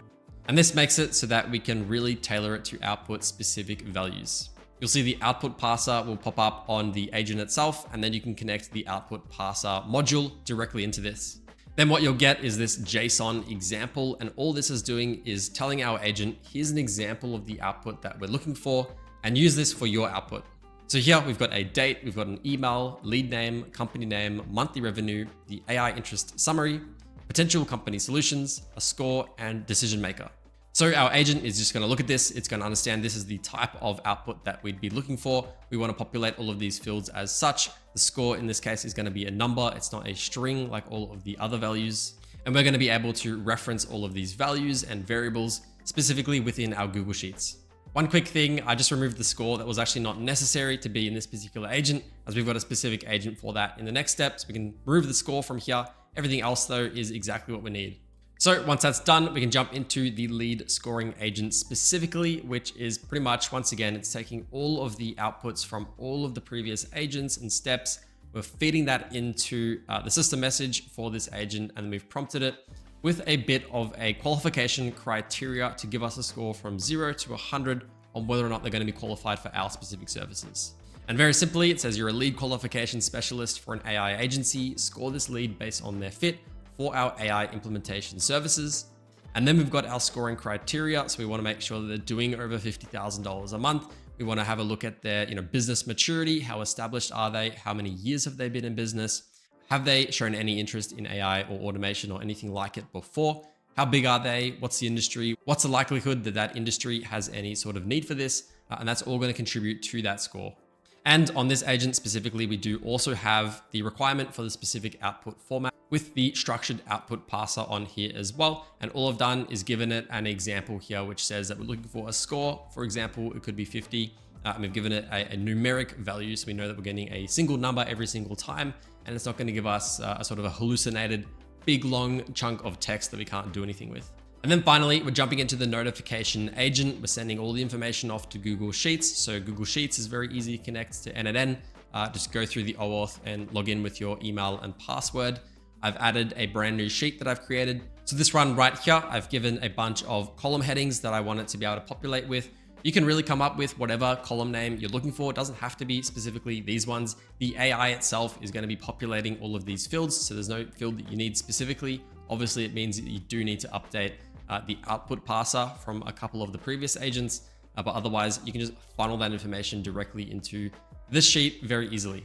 So I've set the mode to map each column manually, and then you'll see here we've got all of the fields. It's automatically populated from the Google Sheet, of course. And we've just filled this all out. So the lead intelligence agent is doing majority of this, obviously coming from the output parser right here is what we're funneling directly into it, as well as the score, of course, coming in from that lead scoring agent. Once you've done that, you've now got the information populating in Google Sheets, which is great. In terms of the date, this is something that you will need to update and make it so it's actually doing the current date, not just using the large language model for. So coming over to our output parser, you can remove the date specifically from this output parser, or you can just give the date more accurately to the AI. In this case, what we could do is just give it the variable of the specific date. Otherwise, that's all good to go. And then all we need to do is route by the lead score specifically to determine which alert we're going to be sending over on Slack to our team. So what we're using is a switch node right here. So we'll jump into this. Essentially what it's doing is it's determining based on the score that we have, which pathway are we going to be going down. In this case, we have 3 pathways with the hot lead, warm lead, and cold lead. We've sort of mapped out here that a hot lead is between 70 to 100. The score is greater than or equal to 70, then it will go down that pathway. If the score is greater than or equal to 40, it'll go down this pathway. Or if the score is less than 40, it'll go down this pathway. Pretty simple, pretty basic formulas obviously here to determine which pathway to go down. If it is a hot lead, we're going to set some values specifically for our hot leads. We've got a variable for lead priority, recommended action, engagement approach, follow-up timeline. These are all very specific to it being a hot lead, which is what we're going to be using and referencing when we actually send off the Slack alert to our team. The same process is happening for the warm leads as well, where we have it set to medium and it's just a few different values in here. And then the same for cold, where it's set to low and with a few different values here that will sort of help to add to our Slack message. But ultimately, the Slack message here, we've got a channel ID specifically for our Slack channel. Search up on Google how to find the channel ID. It's not too hard. Just need to go to your Slack channel, right click on it, click on the settings, and then you'll see the channel ID right there.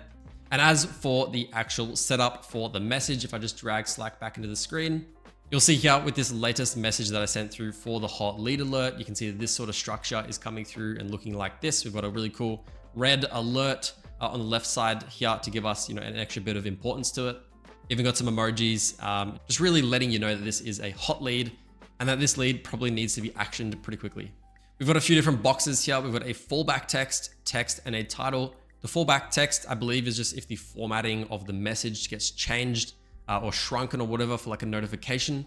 This is what's going to be read out. So you can just set this the same as the title and it will do the same job. In the text here, I have just populated a bunch of information from all of our agents with all the specific information that we would want in order to understand whether or not we need to be taking action on this.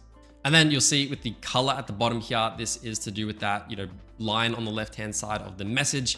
If we want to make it more alertive, we can do red. Otherwise, the other ones we can change. Pretty simple, very easy to get set up. So there we have it. That's how to build a really nice, streamlined multi-agent lead researcher system. Once again, if you want to get access to this template, you don't want to have to build it out yourself. You can do so by downloading it for completely free within my school community. We've got over 20,000 members now. We've got 50 plus other AI agent templates and courses. So I definitely recommend you come along and join. And if you want to learn how to build a multi-AI agent email system, check out this video right here where I build exactly that. Hey, can you please send an email off to Greg, letting him know that we're going to be getting donuts tomorrow in the San Francisco area from 5 to 6 p.m. If you could also book the appointment right away, just book it in for 5 to 6 p.m. with Greg. We want to be doing some research on the donut places in the San Francisco area, and just send some of the options off to Greg.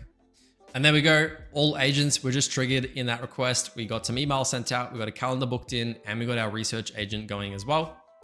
This is the appointment it just made with Greg. So appointment with Greg for tomorrow at 5 to 6 p.m., which is awesome. And this right here is the email that it also sent off to Greg as well, telling him that we've got an appointment tomorrow from 5 to 6 p.m. to go eat donuts in San Francisco. And here are some of the best places that I've researched that it has found as well. And if we have a look at the actual researched agent and look at Perplexity, you'll see all the research that it did here. You'll see that it's got a lot of articles that went through with the best donuts in San Francisco, a bunch of other articles here, as well as to everything that it did research on. That went back to the research agent and sent through a bunch of different locations that we could go to, which was obviously emailed to Greg as well. All right, so let's get started in building out this agent. You saw the demo there. We're going to be able to plug this into Telegram. We're going to be able to speak with it over the phone and get it to do any of the tasks that we want it to. So jumping right in, this right here is n8n, and I'm going to be doing the complete build out from scratch. I'm going to showcase exactly how to build every individual agent, part of this agent, and also how to connect Telegram and create the Telegram connection with the bot and everything that you need to know to get this up and running. But if you do want to speed this up and you don't want to follow through and build it out yourself, I will have this template and all of the agent templates connected in this system within my free school community, which I'll have linked in the description. We've got over 19,000 members now. We've got 50 plus other AI agent templates and courses, and it is 100% free. So I definitely would recommend joining, and I've got the link in the description.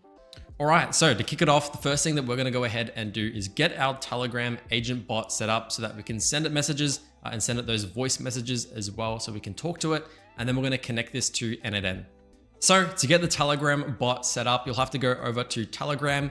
This right here is the web app for Telegram. This also works on your phone as well, of course. And the way to create a bot is to go to a particular bot on Telegram called the bot father. So you can send a message to the bot father by sending a message to the username of @botfather. This is a Telegram created system to actually generate the bots that we can use in automations like the one that I'm going to be building.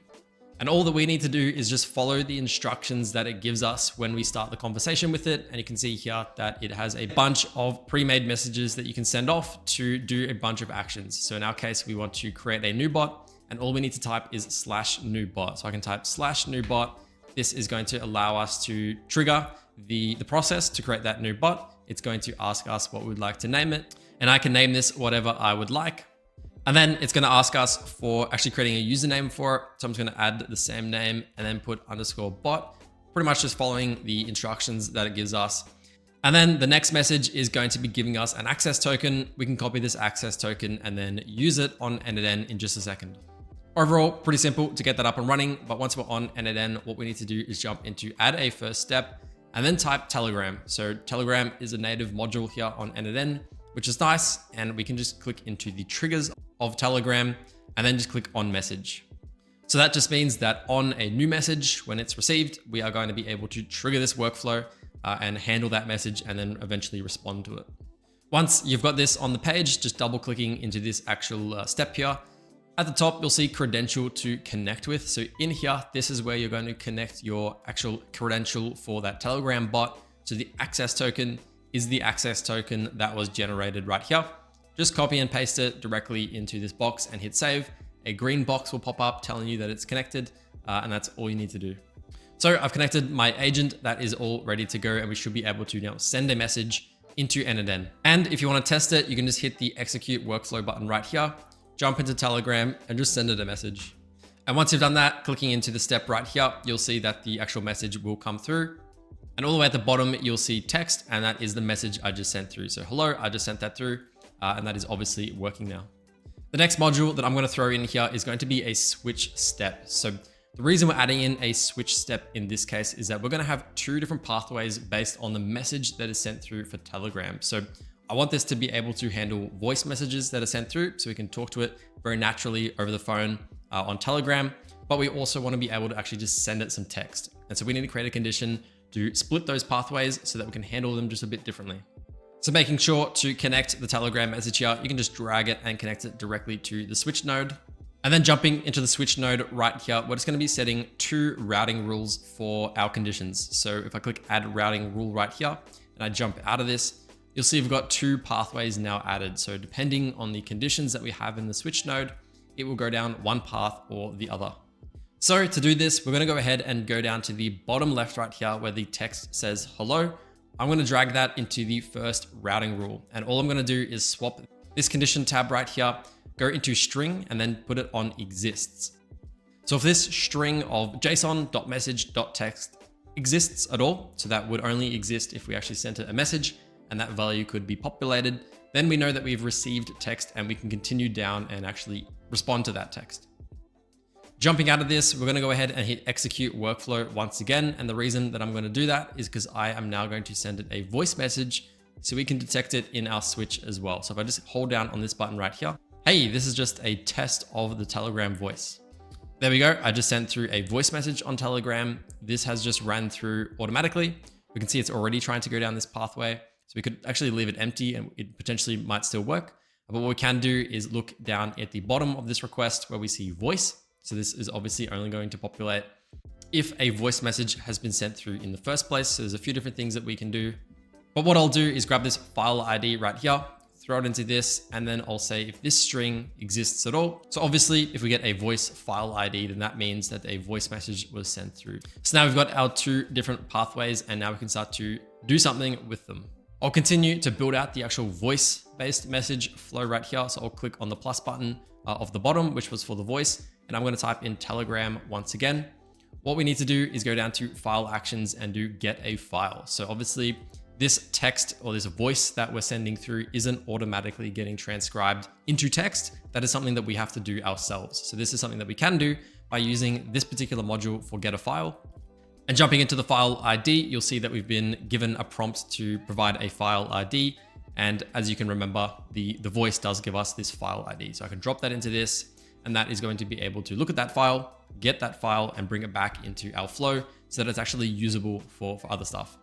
And just to give this a test, I'm going to hit execute step, and we should see the data populate right here for that audio file.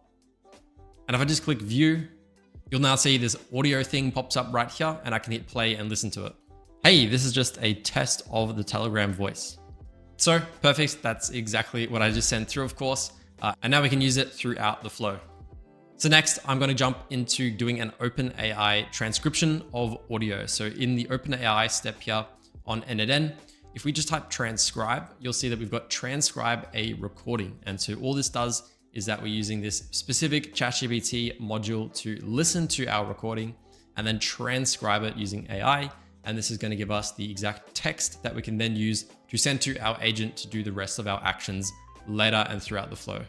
We've added the transcribe module and making sure that it's connected to the get a file module.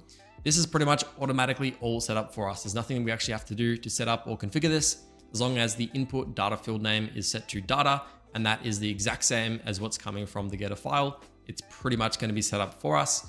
And we can test this by clicking execute step. It is going to transcribe that recording and we're going to get the text. And we can see here, hey, this is just a test of the Telegram voice. So awesome. That did exactly what I was expecting it to. And now we can reference this later in the flow. Now for the text flow, all that I'm going to do is do an edit field.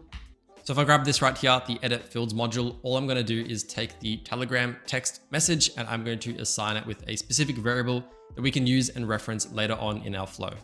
Now, the reason for this is that we don't want to reference the actual message that's coming from Telegram if we go down the voice flow, because then this variable won't be set at all and the value will be incorrect and it could break the flow. So we're just adding an edit field to set it custom. So in here, if I click add a field, we can just set this to whatever we like, and I can just type Telegram your text, you can name that whatever, it doesn't have to be that, of course. And then we can jump into our Telegram trigger and then just grab the text. And because we didn't run that previously, we will just need to run it again. So hit execute workflow, jump into Telegram, type hello there, send it through, that's come through, edit fields, and now we can reference it. So that is going to be equal to this text, and that's pretty much good to go. So the next thing that we're going to do is build out our AI agent. This is going to be the main AI agent, the sort of central one that connects into all of our other connections. And this is what's going to be communicating back and forth with us as a user. So just clicking in the top right, we're going to jump into the AI step, of course, and click into AI agent. Putting this on the page, we're going to plug this into our agent and we're going to plug this flow into our agent as well. I'm going to click on the agent. I'm going to hit spacebar and I'm going to rename this the personal assistant AI agent. Don't need to do that, of course, but it's good to get some naming convention. And then I'm going to set up a couple of the default basic settings for an AI agent. So obviously adding in our chat model. I'm going to add in Open Router. This gives us access to a bunch of different AI models, makes it super easy to connect to. I've just selected GPT 4.1 mini, but depending on the complexity of your use case, you might want to use a more intelligent, more expensive model, a slower model or a quicker model. But otherwise, we're just going to do this for now. I'll jump into memory. I'm just going to click on the simple memory from n8n. We don't have to do anything too crazy at the moment for our memory. If we do have some more complex requirements and we want to store data and just do it better, obviously we could use some of the other memory tools, but we're just going to use simple memory for now. And because we aren't using the chat trigger node, default n8n will always put the connected chat trigger node to our memory. This is not correct. We need to change this to define below and then just add in our own key here. So this key is just determining which conversation this bit of memory is relevant to. We can just type in whatever we'd like here. In my case, I do want it to have context on all of the conversations that I've had with it in the past so that it can reference that conversational history and then maybe make some smarter decisions based on it. I could grab this from ID right here, which is related to my own Telegram account. So if I grab this ID, it just means that every conversation that I have with it, all of that memory is going to be associated with a line that is relevant to my own Telegram account. So no matter what, whenever we message this thing, it is going to remember us and it's going to be able to reference that past chat history. Next, we have to configure our tools. Now I'll jump back into this in just a second. I will complete the entire flow and then jump back into the tools. Obviously the tools are going to be the main juice, the main part of this entire agent setup. This system is going to be a multi-agent system. So I'm not just going to be building out some workflows to communicate with, but we're going to be building out other agents in other flows and workflows that we're going to call to, as you saw in the demo. And we're going to be able to do that all from the tool call. So just to complete this right now, I'm going to hit the plus button at the end of our AI agent step right here. I'm going to jump back into the Telegram module. I'm just going to type in message right here. We got a few different options. We just want to select send a text message. There's a couple of fields that we'll need to fill out in the send a text message with the chat ID and the text. Obviously the chat ID is referring to the specific conversation that we want to be sending this message into. So we can reference that from the first Telegram node right here. So I'll just rerun this. I'm going to delete this flow right here and hit execute workflow. I'll just jump in and send it a message and see if we can get that to go through. Looks like our agent failed here because we didn't give it a prompt. So I would recommend just giving it a very basic prompt right away. So this is going to be defined below. I'm just going to say, hello, an AI. Obviously that's the world's worst prompt. But just to get it to work, I'm going to put that in there. We'll just connect this. And then just to make sure that it works, I'm just going to connect this to our Telegram step and just type in a random ID and some random text. Hit execute workflow, jump into Telegram, send it a message. Should come all the way through, and then we can now reference the proper data. So if I get rid of this chat ID, Telegram trigger, we should see a chat ID, which is this one under chat.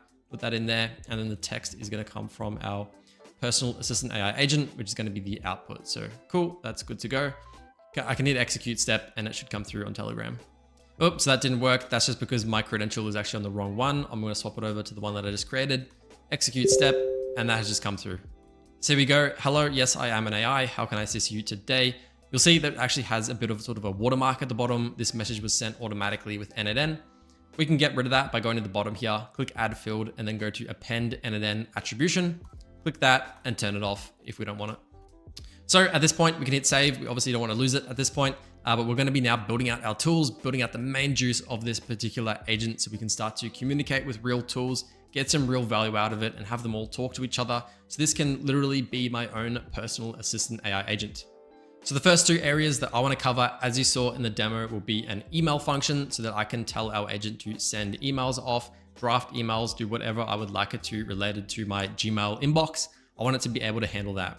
Second to that, we're going to be doing a full-on Google Calendar integration. So if I want to create events, delete events, reschedule events, I am going to give it the full-on capability to do all of that, and it is going to be able to really all respond to each other. So jumping over into a brand new n8n workflow, we're going to go ahead and build out the email agent that we're going to connect into our personal assistant agent. So the first thing that I'm going to do is click on add a first step, of course, and I'm going to add in a trigger to trigger it from a different workflow. So you can see here on the triggers when executed by another workflow. So if I click on this, this is going to allow us to get all the settings necessary in order to call it essentially as its own tool, but still being its own, obviously a workflow and an agent that can do its own reasoning and tool calling, although it's all going to happen based on what our other agent says. Hopefully that made sense. I'm going to go ahead and just rename this agent at the top here to our AI email agent dash personal assistant. This can be named whatever you want, of course. But do make sure to name it, as we're going to come back into our main flow here. We're going to click onto the tool here, and we're going to go into the call n8n workflow tool. If I click into this, we're going to get these settings here, namely the workflow at the bottom here. If I click choose, you're going to see a bunch of agents and workflows pop up from your existing n8n account. And from this, we can just select the AI email agent personal assistant that I just created. And now we are able to access that agent directly from a tool call, which is pretty awesome that we're able to do that. And it's so easy to do it as well. If you'd like, we can rename this by clicking the spacebar once again. And I'm probably just going to call this the email agent. So that's good to go. We've got the email agent here. We can jump back into this flow and we can build out everything necessary for our email agent. So the first thing that I'm going to do is just jump into this when executed by another workflow step. And I'm going to create a field, and this field is going to be relevant to the types of data that we want to send into our email agent. So on our first agent here, we are going to be obviously sending messages to it, and we're going to have our personal assistant agent talking back and forth with us, trying to determine what we want to do. And then it's going to send a message off to our email agent, essentially commanding it to do something specifically related to emails. And so because our agent is going to be handling this, it's likely going to be a message generated by the agent. So I'm not exactly sure what it's going to tell our email agent to do. It's going to be some sort of request to send an email or do something related to emails. And so all that I'm going to do is jump into this, and I'm going to create a field called request. And so it's going to be for our AI to understand. And this is just going to allow us to accept one sort of string, a big text message for our request to then be used within our next workflow. And so I've added in this variable here. Once you've done that, you'll see that the error goes away. We can jump into our email agent tool, making sure to hit the save button up here. And then if we come back to this agent and jump into our email agent tool call, you'll see that the workflow input populates a new tab or a new box at the bottom here where we can put in our request. I'm just going to click on this, let the model define the parameter. That just means the AI itself is going to determine what that request is going to be for our email agent. So that's good to go. We're now going to be calling this workflow for our email agent, and I'm going to very simply just add in our email agent. Once again, it's not going to be connected to a chat trigger node. Obviously, we're going to do define below. And then what we can do is execute previous nodes. We are probably going to have to run the workflow entirely to get that variable to come through. Although we're just going to be putting the request that comes from the previous agent into our prompt for our email agent. So what I might do is send a message off to Telegram telling it to send an email, and hopefully it's got enough context from the name there to actually run that tool call. So send an email to Greg. And then, oh, we didn't hit execute workflow, so make sure to do that.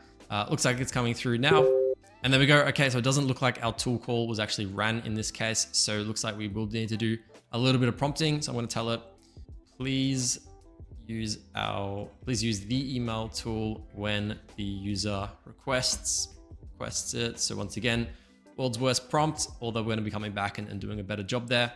And then we're going to type call this tool when we need to do anything with emails. So the description here is used specifically for our agent to understand when it should be using this tool.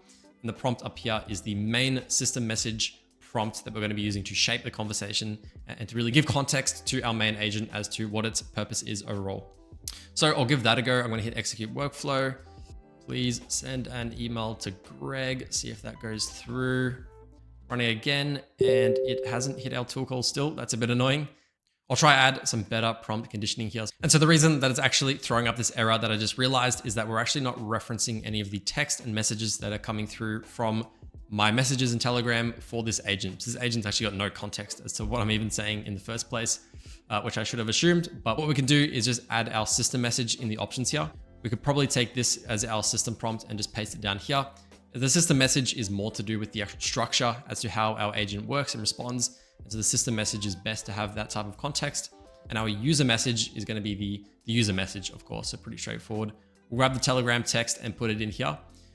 Because we are also going to be using the transcriber recording to do the voices as well, we would want to put that variable in here. So we can listen to our voice recordings as well, but just for the purpose of this demo, I'll hit save, I'll hit execute workflow, and that should be good to go. So please send an email to Greg, and that should hopefully run that tool call, and it still hasn't run the tool call. Now if I jump into here, it says, could you please provide me with content on the email you would like to send to Greg? So it's kind of getting a little bit in depth already here, even with practically no prompting. So I'm just going to tell it, tell Greg to make my lunch, Greg at inflate.agency. You'll see if that works. Execute workflow once again, get that email through, and hopefully there we go. Okay, it's called it. It was being a bit restrictive there, but if I jump back over to our email agent, you can see that it's actually tried to run it again. Jump into here, hit execute previous node, click into our editor, and I'm just going to run this one more time. I'm going to tell it to please send that again. That should hopefully hit our email agent. We can execute workflow here. That's now come through directly from our tool call, which is awesome. And I can now put our agent back in once again, so we can actually reference that. So in our agent, you'll see we've got the request type. It says null right here, although for whatever reason, it just isn't actually referencing what it actually says. This is working though, so we don't have to worry about that. Click define below, we can put the request in the user message, and this agent is ready to go. So I'll go ahead and build out this email agent. I'm going to rename this the email agent for naming sake. And I'm going to add a chat model for open router, of course. I'm going to add this as my account. I'm going to click on memory, simple memory. Once again, this is going to be referencing the actual key from before. So maybe that is something that we want to bring through from the other agent step. I'm just going to add a new field here at the start. And we just want to bring through the Telegram ID that's associated with myself as a Telegram user. So we can actually store that in the memory. So the agent just has a little bit more context, and the responses and output from it are just that bit better. So I've got the Telegram ID. I'll exit out of this, hit the save button, jump back over here, email agent. This should populate in a second. I'll hit refresh, Telegram ID, perfect. We'll click on mapping, and then we'll scroll down to where we can get the from ID. So cool, we'll drag and drop that in there. And now we can essentially be sending that off to our other agent. And so once that populates here, our email agent should have context of that. We'll have to run it once again to get that value through, but we can use this as our memory. So I'll quickly just run this and see if we can get that to work. So I'm going to hit save, and then I am going to run this once again. I'm going to send it a message, execute workflow, Please try again. Greg's going to be getting a lot of emails here. Email agent should hopefully trigger. Looks like it errored, probably because of that value. So we'll click into here. There was an error in the subnode of simple memory. So I do know what that's referring to. It's referring to this having failed. So what I might do is just disconnect this completely at the moment. I'll hit save. I'm going to delete the memory just so it doesn't throw up an error. I'm going to hit save once again, execute workflow here, tell it to try again, and then that should go through and we can use it as a value in our flow. So that just ran through and that should be good to go. And we saw it come through on here as well. So I can jump into add memory again, delete this define parameter, and then put the Telegram ID. So hopefully that makes sense. We're just referencing that Telegram ID as our memory once again, exactly how we did it on the first agent here. So we've got context across all of our agents and the conversational chat history is exactly the same. So jumping into the fun stuff, we're gonna now add some tools that are relevant to the email agent. And namely, I'm just gonna be using the Gmail tool to do this. So it's a pretty easy thing to get set up and running. And there's a lot of different tools that n8n has natively integrated in order to talk to Gmail in many different ways. There's other modules as well, like Outlook and other email tool and providers, but this is pretty easy to get going. So the first thing that I'm going to add to our email tool here is just the ability to send emails. So super basic. What I'll do is just add in the send operation right here. And super simple. I'm just going to go ahead and let the AI decide exactly what we want to do with the sending of an email. The to field, let it define it. The subject, it can define it. And the message, I'm going to let it define it as well. We're going full AI here. It is going to be handling everything to do with actually sending the email off. I'll just rename this to make it a little bit easier. So we're going to do send an email. It's probably the easiest. The next tool that I'm going to do is add in not just sending an email, but actually just creating a draft. I'm going to set it up so it's going to be a bit conditional and our agent is going to determine if an email is high risk enough that we probably shouldn't be sending it off as an AI and that we should be sending it as a draft instead. So it gives us some options that if we have to give a client some pricing information, something like that, and we don't want the AI to have full control over that, we've got an option to just create a draft rather than just sending it off. So this is super easy to do, just creating a tool, jumping into Gmail tool. We'll see resource at the top here. We just need to swap that over to draft. So we're not doing a message in this case. We're not sending an email. We're just creating a draft. The operation is going to be create because we're creating one. And then for everything else, we are going to be able to just let the AI decide exactly what to fill. So that's good to go. I'm going to rename this to create a draft.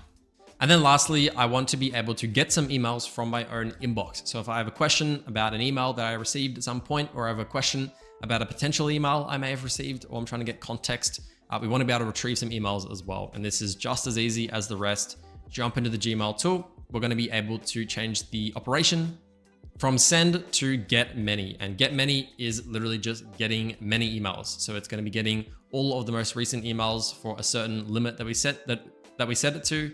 At the moment, by default, it's set to 50, which is quite a lot of emails. So if we're just going to be using this for the recent amount of emails in our inbox, this should be pretty perfect for that.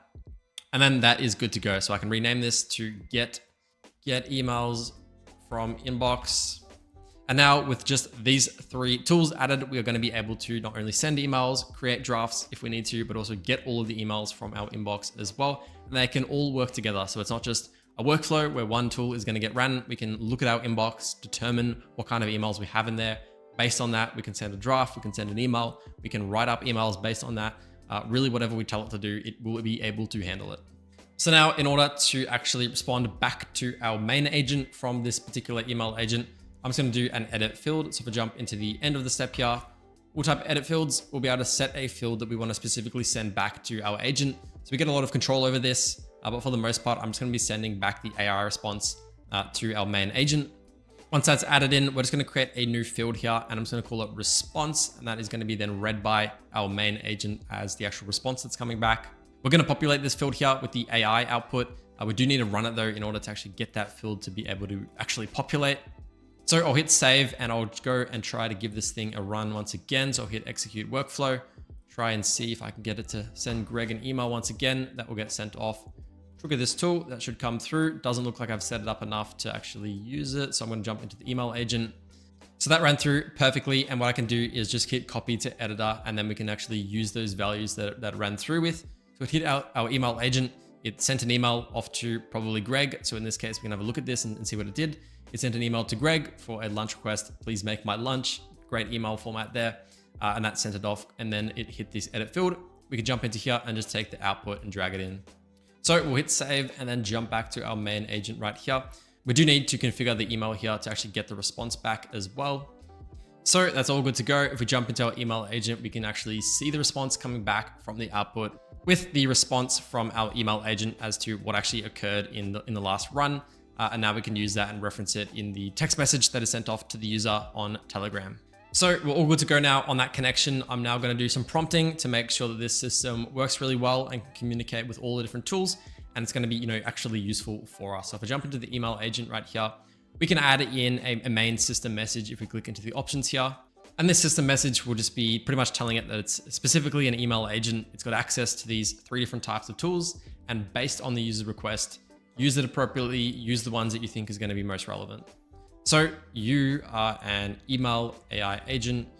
You have access to send an email, draft an email, and read the email inbox.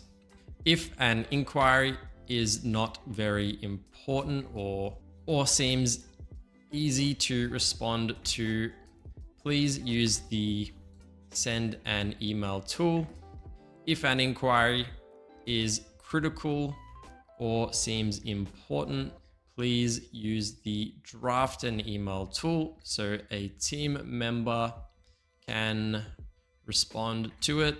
This is very critical to our business, so please choose wisely. We'll do a little bit of emotional prompting there to make sure that it understands the importance of obviously sending as opposed to drafting. And then at the end, if you need some context on our inbox, please use the get emails tool to retrieve the 50 latest emails from the inbox. So that should be good enough for a very basic first shot prompt there. We can also add descriptions for each of these so that it understands exactly what each individual tool is going to be used for. It's got context for the name of each tool, so it should do a pretty good job, but we can also add in the tool description at the top here, where you can see it's set automatically, but we can set it manually if we'd like as well. Really don't think we even need to. I think it's very, very basic for this use case. So to test if this is actually working, we're going to hit execute workflow, and I'm going to give it maybe a critical email that we want to send, and we want to have it put in a draft and not actually get sent out. So, hey, Greg has fallen over in the office. We require medical assistance immediately, and we need these specific types of medication to help out: Band-Aids and a stretcher. Given it a pretty intense example here of Greg who's fallen over in the office, we'll send that over to the agent and see if we're able to process that, and see what our agent decides to do with it. So Telegram has come back. I've created a draft email requesting urgent medical assistance with Band-Aids and a stretcher. Would you like me to send it now or keep it as a draft? So awesome. Jump back into our executions here and have a look at the latest one. We'll see what ton of theory went behind this, but it looks like it did exactly what we needed it to. The email agent processed exactly what was going on. And if I jump into my Gmail here, I've got this draft that came up. Hi, Greg. Greg has fallen over in the office and requires immediate medical assistance. We urgently need Band-Aid stretcher to help out.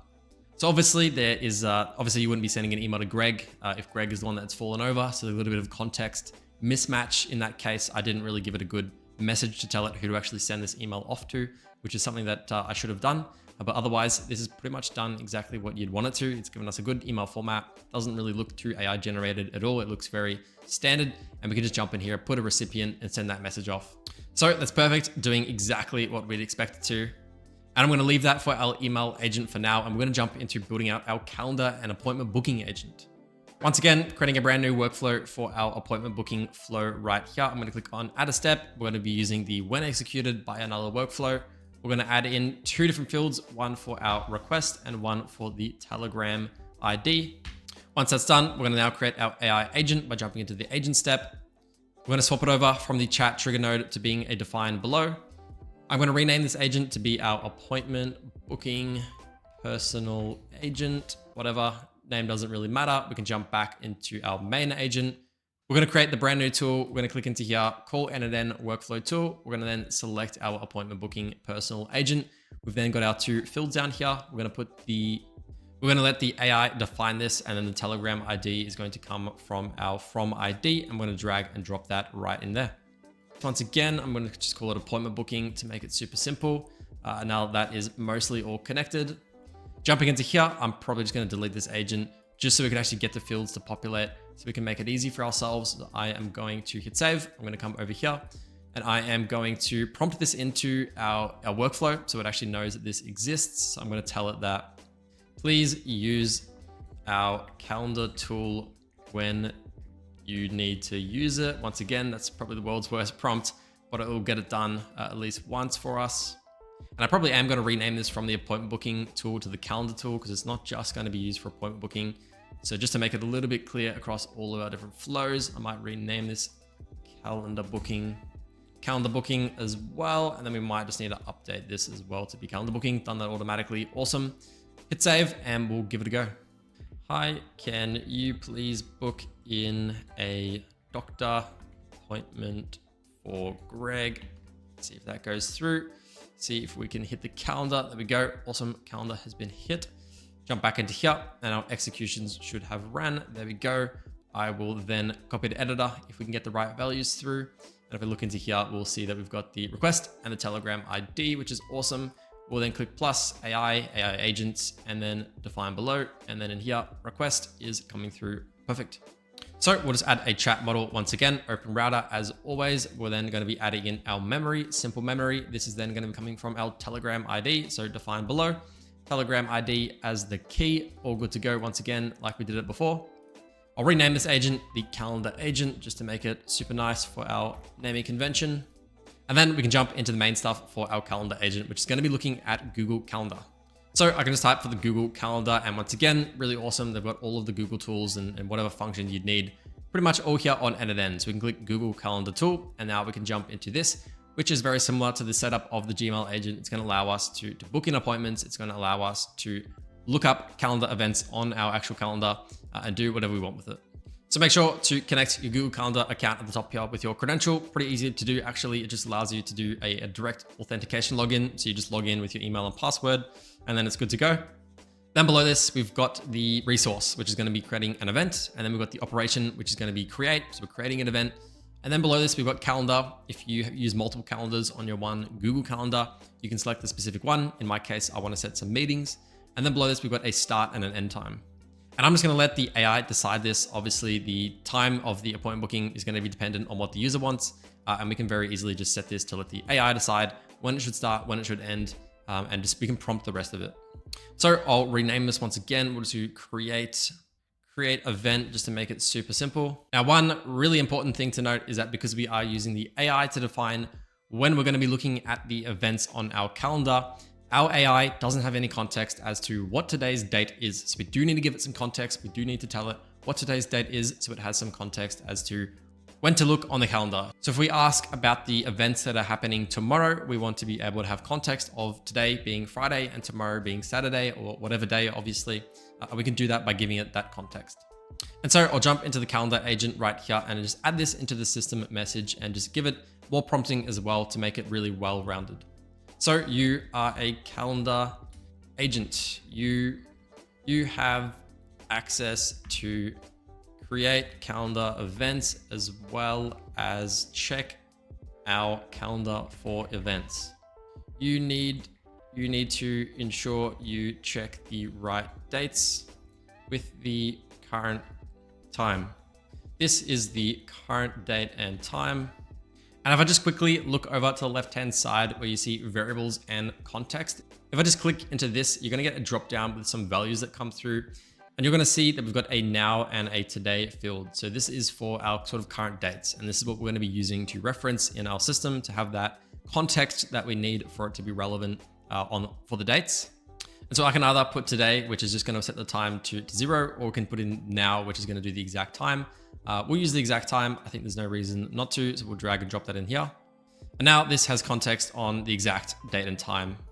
And just for a little bit of prompt conditioning, I'm going to say, please ensure you use this date and time when looking up emails, when looking up events. So that's good to go. We'll hit save. So before I give it a go and see if it works, we are obviously going to add in our edit fields right here. We're going to be creating the response field right here. I'm adding in the value of the AI output. So we do need to run it to obviously actually get that field once again. So we'll just hit delete, hit save, and then we'll just run it. So I'll just say to try again, or I'll just tell it to create an event for tomorrow. I have a meeting with a client. I'll just tell it is from 1 to 2 p.m. See if that works. We'll send it off, see if it hits through. Should hit the calendar booking agent. Jump into here. This should now be getting hit with an execution. We can see that it is right here. And it looks like we have hit the create event, which is perfect. I can jump into this and see what actually happened. We can see it's been set for tomorrow, and we can see that it's been set for 2 o'clock as the end date time and 1 o'clock as the start. So that is awesome. That has been sent through, so that is good to go. I am going to hit copy to editor to get all of the values from that execution. Hit that, and then we can pretty much unpin, and that'll pin the new data. And then we can drag the calendar agent to edit the field. And then in here, obviously we've got our response from the calendar agent, which says that the meeting has been scheduled. And it's just sort of a response there, which is cool. That will then get sent back to our Telegram agent that we can then use in our conversation. So jumping back here, clicking to our calendar booking, it looks like the output actually was already coming through anyway. We didn't need to set that field, but we do like to set the field anyway so that it doesn't just say output, it actually says response. Can help our agent get the context that it needs to understand that this is actually the response that's came through from this particular tool call. So it's a good thing, and a good thing to have control over. So before I build out the last tool, which is going to be used for research and connecting into tools like Wikipedia and Perplexity to do a bit more deep research within our personal assistant here, I'm going to give it a go. I'm going to try it out. I'm going to see if we can send some emails, do some calendar bookings, check our calendar, and just see if it's working at the moment, and do some voice triggers as well. And we do actually need to test this because we actually have to reference our transcriber recording field into each of our agents and send through that as its regular text. So we do need to do this anyway. So I'll do that. And then we can start to play around with it and see how it works. So super simple. I'll hit execute workflow. I'll jump into Telegram and give it a message. Hey, can you send an email off to Greg once again, and then also book a meeting with Greg for tomorrow at 4 p.m. So there you go. It went through. And like I said, we haven't actually referenced the information to be able to use this voice recording. But what we can do is have a look at our transcriber recording. Hey, can you send an email off to Greg once again, and then book a meeting with Greg for tomorrow at 4 p.m. Awesome. That transcribed it perfectly. We can jump into our assistant right here. And then what we can do is just reference it again. And in order to do that, what we can do is just delete the connection directly from this into our agent and just plug it directly into the edit field. And the reason that we're doing that is so we can set that edit field to exactly the same sort of variable and value that was set from our initial Telegram trigger. And jumping into our edit field right here, we just need to create a new field and then just copy Telegram text. And then we're going to populate it with the actual voice note that comes through. So I'll hit save and I'll just send through a new voice note so we can actually get that value populating. Execute workflow. Hey, can you send an email to Greg telling him that we're going to get donuts after work today? So that'll send through. Hopefully that'll hit the edit field and we can actually use it. It'll probably start to reference that. But if we jump into edit fields, we can now scroll down, transcriber recording, and then just chuck that into here. And now we can actually use this same variable throughout the conversation, which is nice. Hit save. It errored there, obviously, because we weren't referencing anything. And we can probably just organize this a little bit if you'd like to make it not so messy. We can drag that all the way there, and maybe we can add these up here. You can obviously do this however you'd like, but ultimately that is all now connected. So let's give this a final run through. I'll just exit out of this particular workflow that's running right here. We'll hit execute workflow, and I'm going to give it a good request. Hey, can we send an email off to Greg just telling him about a meeting that I want to schedule for tomorrow from 3 to 4 p.m. So this meeting is just going to be a brief rundown about the project that we're working on. Nothing too crazy. So I've sent that off. We'll see what happens there. I made it a little bit tricky for it, telling it to not only send an email, but also do the calendar booking. So we'll see if it's able to process that with the basic prompts that I have. They've obviously not that great of a prompt that I currently have. So email agent triggered. Doesn't look like the calendar booking agent triggered. Honestly, not too surprised about that based on how poor my prompt is and how poor my question was there. But we can see that the email did get sent off, which was perfect. Obviously, Greg's not a real person, so it didn't go anywhere. But hi, I would like to schedule a meeting with you tomorrow from 3 to 4 p.m. It'll be a brief rundown about the project. So it actually looks like the agent in this case decided that Greg needed to confirm the appointment time, which is cool. It didn't just book it in right away, but that's just something to do with prompting and setup and however you'd like it based on preference. And then if we look at Telegram, once again as well, the email to Greg about the meeting scheduled with a brief rundown has been sent. If you need any further assistance, feel free to ask. So we're getting a response back as well. It's talking back to us, which is awesome. So the final agent that I'm going to showcase how to build out will be a research agent. This is going to be able to plug into Perplexity as well as Wikipedia to do some really deep research, something that you're going to be able to just talk to it very easily, and it's going to have context on obviously not only your email and your calendar, but to be able to do research. And if it needs to use them all together, it's going to have the capability to do that. So for example, if you wanted to send an email to Greg about some facts about something, it's obviously going to be able to do the proper research on Perplexity to get the proper facts and do the research on Wikipedia and just really give a good amount of context in our workflow. So creating our research agent, we should be able to speed run this by now, as you know how to build all those other agents and connect them into our main agent. But for our research agent, obviously, once again, it's going to be executed by another workflow. I'm going to rename this for our research agent. So research agent, personal assistant, just for naming convention sake, we'll put that in there. Make sure that's saved, jump back to our main agent, create a new tool called n8n workflow. We're going to choose the research agent. We're then going to hit the save button on our end here. I'm going to rename this just the research agent to make it super, super simple. I'll jump back into our research agent. We do want to probably give it a little bit of prompting so that we can send through our values here, but I'm going to give it both of the fields that we need. So this is going to be the request as well as the Telegram ID. So we've got both of them all connected there. We'll hit save. Once we've done that, it'll then populate here. If we hit refresh, we've got the request, which we are going to automatically populate with AI, of course, and then Telegram ID is going to come from the Telegram ID here. That's all good to go. I'll fix up my main system prompt here to give context about the research. If you need to do any research or say deep research on any topic, please use the research tool. Once again, really basic prompt, would not recommend doing that prompt for anything other than a demo. Then for our research agent, we can obviously click into it here, but I've got it on another tab. We can now create our new agent for this. I'm going to hit execute workflow here, and I'm going to go to Telegram. Please do some research on restaurants in the area of San Francisco for donuts. Greg likes them. See what happens there. So message coming through. Hopefully we can do some research. So I just ran a quick test and realized there was one thing that we do need to change in the edit fields. If we are going to be sending text and we are going to be sending the voice, we can't have this set as the exact same variable names. We do just have to change them up a little bit. So we'll change it to Telegram text type, and we've got Telegram text for the voice, 2 different variables. And then we're just going to reference both of them when we are in the prompt of the user message. Just put them both in there so it can get either one of them depending on which one gets called. Otherwise, I'm going to tell it to do some research on restaurants in the area of San Francisco for donuts, and Greg likes them. So I'm going to send them off, hit execute workflow, and see if we can get a research agent to trigger here. Looks like it did, which is awesome. Jumping into here, and we can see that that came through, which is perfect. So we'll jump into creating our agent now. That is going to be referencing everything that came from the request. So we'll change it to define below. Request is going to get thrown into here. We'll add our open router chat model once again. I'm going to swap it over to this key. We're using the 4.1 mini model. Obviously, you can use whichever model that you'd like. Session ID is going to be linked to our Telegram ID. Once again, we're getting context across every single agent. And then for our tools, I'm going to be using Perplexity. So if you're not familiar with Perplexity, it's sort of combining search engine indexing with large language models, which allows us to get more recent and up-to-date information from our outputs. Obviously, if we're going to be researching restaurants or local areas or news, anything like that, we don't want to rely on a large language model for that because it hasn't been trained on recent information, or at least it's been trained on information maybe that's a few months out of date or a few years out of date, and that is not going to be good for doing recent research. So we'll add Perplexity here. I've already connected my Perplexity account. It's very easy to do. Just go to Perplexity and create an API key. You might need to put $5 or $10 in credits, but once it's working, it will work right away. Just connect it with that key. And then what we're going to be doing is messaging a model. Super simple, just like any sort of AI model that we're going to be making a call to.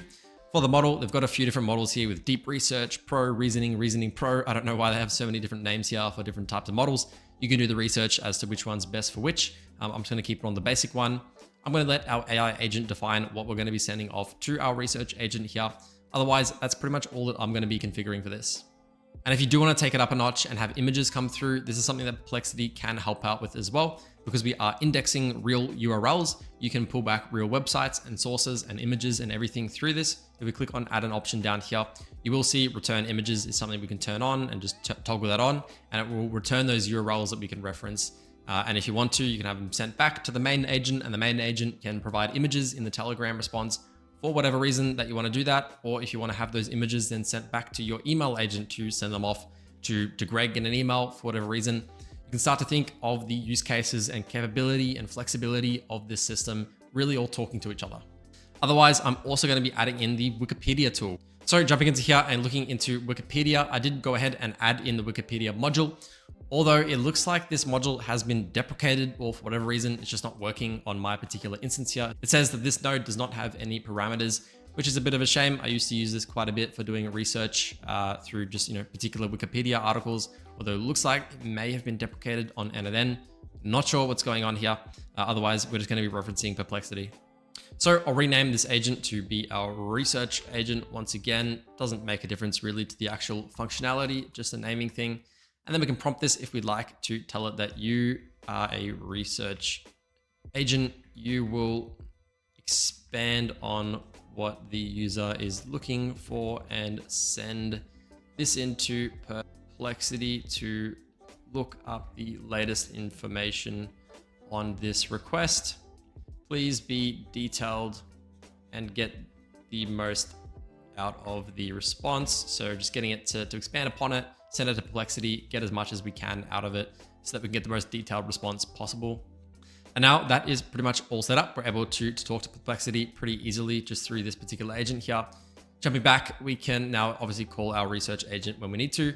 Obviously, in this particular case, we wouldn't really be doing this entire setup if we're just going to be doing one tool call. If we wanted to talk to Wikipedia and do some web scraping and pulling through images, then definitely building out a separate agent here is necessary. So I've done that in this case. But if you are just doing one tool call, I would just recommend adding it as a tool to the personal assistant agent here, as that would just speed it up just a little bit. Otherwise, let's give this entire system a run through and see if we can send an email, book some events in a calendar, and do some research all in one from our agent. So execute workflow or jump into Telegram and give it a request. Hey there, I'd really like to send an email off to Greg, giving him some research on the best restaurants in San Francisco to get donuts at. Once we have made that research and you found all of the good restaurants, we're going to send an email off to Greg, but we're also going to go ahead and book an appointment directly in for tomorrow from 5 to 6 p.m. And this is going to be where Greg and I go and eat these donuts. So let's see if it's able to process that. Obviously, I've put a bit amount of context into that, but let's see if we can send an email, book an event, and also do some research as well. So it's going through. Doesn't look like it's hitting research at the moment. Hopefully it does. Might need a little bit of better prompting to do the research there. But it looks like it sent an email and done a calendar booking. So I am going to do a little bit of better prompting to make sure we can hit the research agent so that the email is actually a bit better. Obviously, my prompting here is pretty terrible. So it hasn't, decided to use the research agent in this case. This is definitely not a production system, so you would not be doing such a terrible prompt as this. But if you need to do any deep research on any topic, please use the research tool. For example, if you need to look up nearby locations, please use the research tool. So we'll kind of force it to do that, but obviously you don't need to do this. This is just to give it an example, give it other examples, and it should be able to handle more stuff that is similar to this. But otherwise, just to get it to work. Hey, can you please send an email off to Greg, letting him know that we're going to be getting donuts tomorrow in the San Francisco area from 5 to 6 p.m. If you could also book the appointment right away, we don't have to ask Greg at all. Just book it in for 5 to 6 p.m. with Greg. Greg's email is greg@inflate.agency. Also do some research. So we want to be doing some research on the donut places in the San Francisco area. So do some research and then just send some of the options off to Greg. And there we go. All agents were just triggered in that request. We got some email sent out, we got a calendar booked in, and we got our research agent going as well. This is the appointment it just made with Greg. So appointment with Greg for tomorrow at 5 to 6 p.m., which is awesome. That's exactly when I wanted to do it. It even set the location here to San Francisco, and it also added a description at the bottom here saying going to eat donuts with Greg. And this right here is the email that it also sent off to Greg as well, telling him that we've got an appointment tomorrow from 5 to 6 p.m. to go eat donuts in San Francisco. And here are some of the best places that I've researched that it has found as well. And if we have a look at the actual research agent and look at Perplexity, you'll see all the research that it did here, and you'll see that it's got some articles that it read through. You'll see that it's got a lot of articles that it went through with the best donuts in San Francisco, a bunch of other articles here, as well as to everything that it did research on that went back to the research agent and sent through a bunch of different locations that we could go to, which was obviously emailed to Greg as well.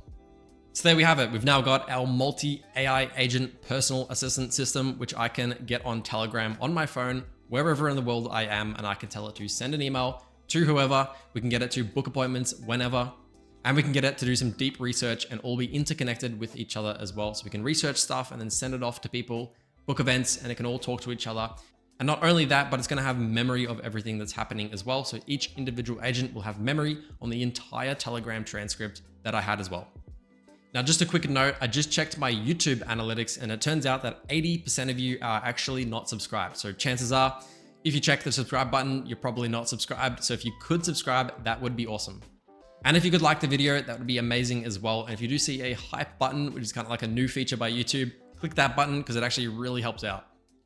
And if you do want to learn how to build these n8n AI workflows without having to do any of the sort of manual building yourself, and you want to use n8n's new AI workflow builder, check out my video on it right here.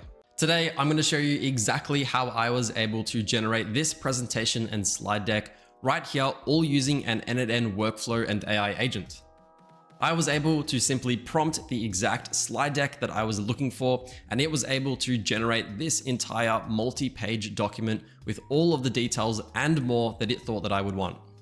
You can see that it's designed it quite nicely. This is something that you would expect from a fully finalized and ready to go document, and it's even added in images as well. The graphics and the styling of the document is exactly what you would expect from a real professional document. And once again, I was able to generate this entire document simply by prompting it.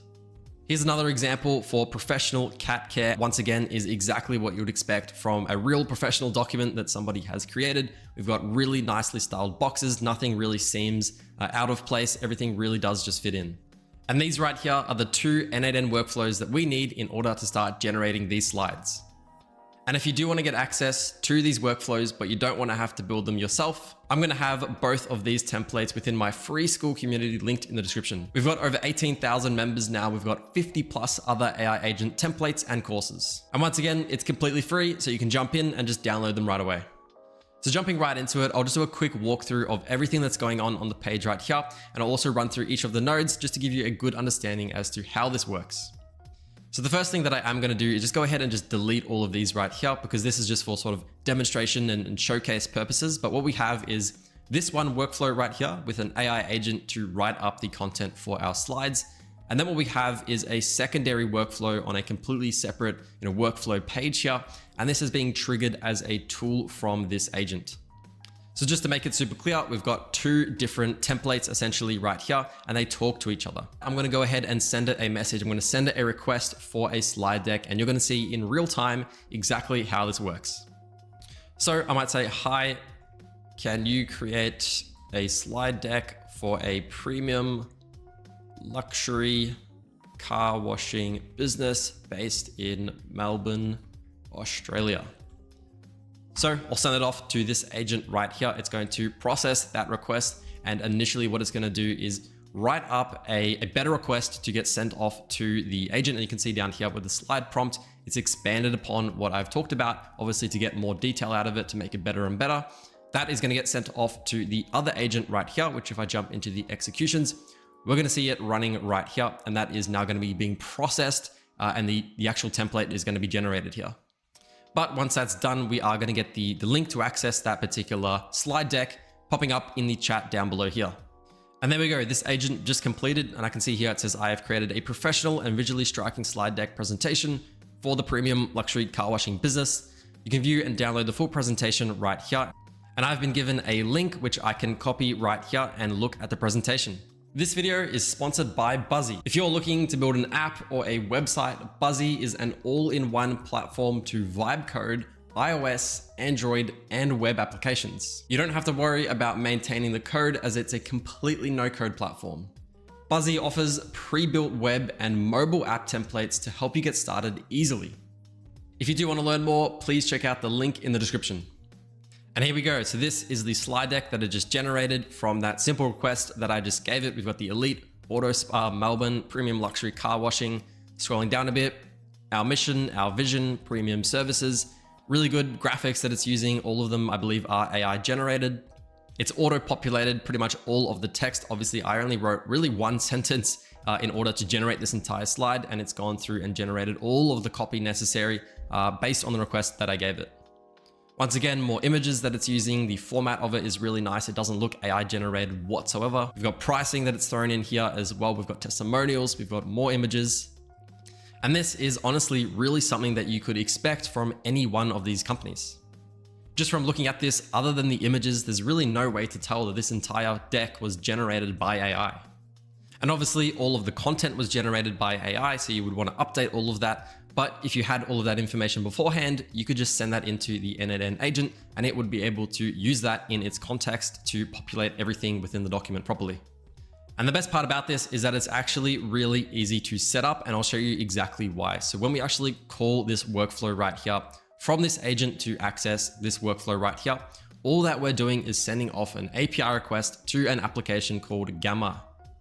And this right here is gamma.app. They've essentially built a tool which is specifically for AI generated presentations and graphics. So you can see here presentations and websites in minutes, and you can see some examples already of the types of graphics that we're able to generate. And just scrolling down a little bit on their main page here, you can see we can do presentations, documents, websites, social media, but the main thing is going to be the API right here. So connect to Gamma programmatically, automate creation, integrate with your tools, and scale your storytelling. So this API is obviously going to be key to our automation here, leveraging this API to get access to all of Gamma's system in order to generate these presentations. I'll now walk through everything step by step so you can build this from scratch. So the first agent, the first workflow that we have right here is the slide writing agent. To communicate with this agent, I've got the when a chat message is received trigger module right here. And this just allows us to get the chat feature in the bottom left here. So I can just send it a message and tell it exactly the type of slide deck that I'm looking for. Once we've sent off that message, it's going to automatically get sent into the slide writing agent. And so this is going to be the AI agent step right here. It's just renamed the slide writing agent, but this is your basic AI agent. Clicking into the agent here, what we are using is the connected chat trigger node. So it's automatically taking the text from the chat node all the way into our agent step. And at the bottom here, I've got a really simple system message, which says, please extend this request to be more detailed. This request will be used to generate a presentation using AI. Only output the updated request, no notes or text. So the goal here for this agent is to just expand upon what I've said. So if I'm looking to build a presentation for the luxury car washing business, it is going to expand upon that. It's going to use its own AI reasoning to determine what other details would be necessary for this particular presentation. And then we can use all of that when we send it off to Gamma later. Now, let's say you wanted to use this to generate something more frequently, like a proposal that you might do for every client. This is also a setup that will work really well for that. So what you could do in this system message right here is say that we need a specific set of details. So that might be the client's name, the description of the project, maybe the price of the project, the timeline of the project, all of those details that might be different every time. We can essentially prompt this AI agent to make sure that we get all of those values no matter what every time. And so because this is an AI agent step, it will continue to converse with you and have a conversation with you until it's got all of the details necessary in order to generate that slide deck based on the conditions that you've wrote in the system message. And once it's got all those details, then it will run the tool for the slide creation agent. The model that I've connected into the slide writing agent is just a basic open router chat model, currently connected to 4.1 mini. And then I also have a simple memory module connected as well. It just helps to have a little bit of context in every message that you send, as the output is going to be much more relevant. But otherwise, we've got the tool right here for the slide creator agent. This is calling another n8n workflow. So if I click on the plus button right here and I type n8n workflow tool, you'll see that we can call another n8n workflow. The reason that I'm doing this as a tool and I haven't just added on all of these steps in this other workflow at the end of the agent here is that we want to be able to talk back and forth with our agent. If I added all of these steps right here at the end of our agent, it would essentially run the creation process with every message that I send, and it wouldn't allow us to talk back and forth with that agent. Jumping into this tool right here, these are some of the settings that I've added. So we've got a system prompt pretty much at the top here with the description. This is used to determine when this tool should be ran. So it says, call this tool when the prompt has been finalized for the creation of the presentation slides. You must ensure this prompt is 4 to 5 sentences long and very detailed to create the best presentation for the user. So the only condition that I've added in here is to make sure that it's 4 to 5 sentences long. But once again, for that proposal example, if you had a series of details from a business name, pricing, timeline, description, all of that, you could condition it into here so that this tool does not get ran unless you've got every detail you need. But otherwise, it now knows when to run it. And then just coming down a little bit, you'll see workflow. So this is the other agent that we're going to be calling on, and that is this right here. So this is called the Gamma App Slide Deck Creator Agent. And you'll see that that's what I've picked out of the list from here. Then just below this, you'll see workflow inputs, but I'll get back to this in just a second because we need to now configure this step right here in order to get those values. So the first node that we're using in this flow right here is a when executed by another workflow. So this is necessary in order to be called from this tool right here.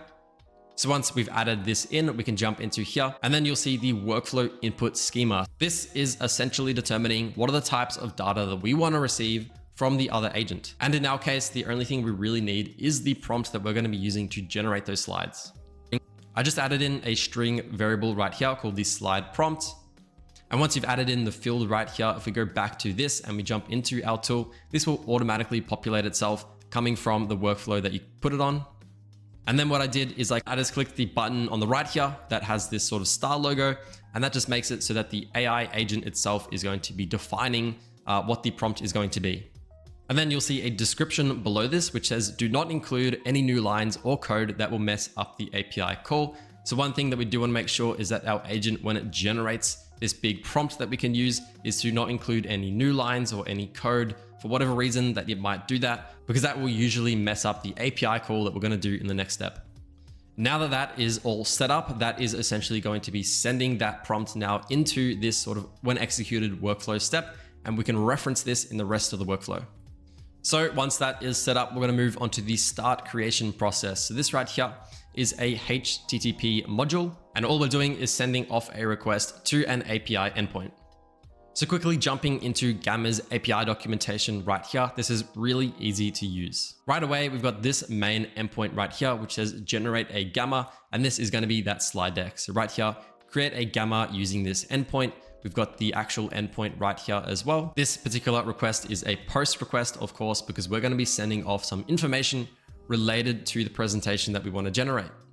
And so the main thing that we're going to be using in order to do this is going to be the input text. So you can see it in the parameters of the body that we're going to be sending. And this is the only value that's actually required. If I just type some quick text into here and just type test, you'll see that the data is now populating as input text up here as well. And all we need to do is just recreate this particular request over in n8n. But of course, just scrolling down a little bit as well, if we get to the bottom, the other required field is our API key. Just sign up for a Gamma account and you can jump into the API keys section and then just create a key. Now, unfortunately, you do have to be on their pro plan in order to actually generate an API key. But once you've done that, you can just add it into the API key section right here. If you want to, you can try this out and test it and see if it works, and you will be able to hit the try it button and it will generate it for you. I've just added in my API key at the bottom here, and I'm just going to go ahead and type a request off to this, and we're just going to try it out, and I'm going to show you exactly what this does. So I just said, please create a slide deck for a pressure washing company. So super basic, but we'll see what happens. My API key is added in, and I'm just going to hit the try it button right here. This will give you an understanding as to exactly what the process is right here. You'll see that the generation ID just populated. So what's happening is that the generate a Gamma post request is just starting the process in order to generate our slide deck. So this generation ID is just the ID for our slide deck. And then in order to get this actual presentation, there's another API call that we need to do in order to get the URL that's associated with it. And just looking at the top left here, you'll see receive generated file URLs, which is a GET request. And if I click into here, this is where we're going to be able to provide our generation ID that I just got from the previous step, as well as our API key. And this is going to give us that final URL. Now, a key thing to note about this is that obviously this presentation isn't going to be generated instantly. And from my testing, it takes about a minute at max in order to generate the slide deck. But just adding in my API key once again, and if I hit the try it button, we should see this populate. And here we go, we've got the status completed, and we've got the Gamma URL, which I can click into and go to. Here we are. So we've got the professional pressure washing services, we've got all the images, we've got the entire slide deck created for us perfectly, and everything is all done for us. Coming back to the n8n workflow, if we jump into the first request right here, all we need to do is just match the actual request that's on the right here and put it into n8n. So we'll just grab the post URL right here and we'll add it into the URL step here. For the authentication, we're going to select a generic credential type. And then for the generic authentication type, we're going to click into this and select the header authentication. And once you've done that, it's going to pop up with another box which says header authentication. All you need to do is click on this sort of pencil on the right here, click into this, and it's going to ask you to add in the API key for it. So very easily, we just need to come back to our API key, copy that key, add it into the value step right here. And we just need to type x-API-key, which we can see is what's required on the actual documentation here with the X API key. So you can copy this as well, or you can just type something in here and then copy it from up here. But that's all we need to do in order to authenticate ourselves. Once that's done, it is good to go. Scrolling down a bit, we do have to add in 2 header parameters with the content type and the accept. If I have a look at the API documentation, you'll see once again, this is exactly what it's looking for. So we've got to create a header for the content type and a header for the accept, and just copy these 2 values, application/JSON, into these header parameters. Once that's done, we are fully authenticated, and then we have to send in the body for our input text. If I jump back to the documentation, have a look at input text, and I just type some random values in here, you'll see that the input text is now populating as a data field. And all that means is that we just need to send off our value for the slide deck we're looking to create within the value of input text. So if I jump back to our n8n flow right here, I've just selected send body. We're sending this in the body. I've selected JSON as the way that I want to send that data. And then I've simply created one parameter. This add parameter button will pop up. Just click on that. It's going to give you these 2 boxes right here. And I've just added in input text as exactly how it is on the documentation. And then below this, I've got a variable that is coming directly from this step right here with the JSON.slide_prompt. So you do need to run this step first in order to actually get the variable to populate on the left-hand side here.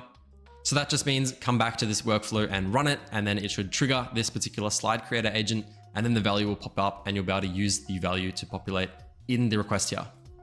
Once that's done, we're all good to go, and the presentation should be generating in the background.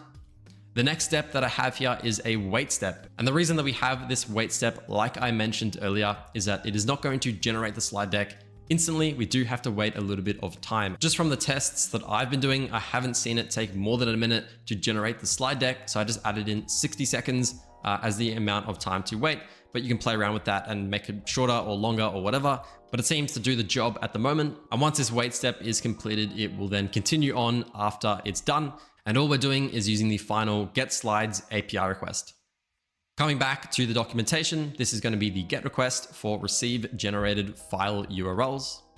And we're just going to be copying this once again into n8n. So getting this URL at the top here, as well as we need to use the generation ID. So jumping into here, we've got that URL and we've got the JSON.generated ID. Once again, if we had ran the flow, our previous HTTP request step would have generated the generation ID, and we could very simply just input that variable from the side here. The authentication process is exactly the same. So just select each of these values and then select your Gamma API authentication again. And once that's done, that is it. That's all we need to do in order to get the link from the request. We don't need to configure anything to do with the JSON or the body request. So now that is all set up, there's nothing else that we need to do. So it is really simple to do this. Once that generates the URL, because this is a tool call of this previous workflow and agent right here, all of the data and values that it generates in that previous HTTP request is automatically going to get sent back into this agent right here.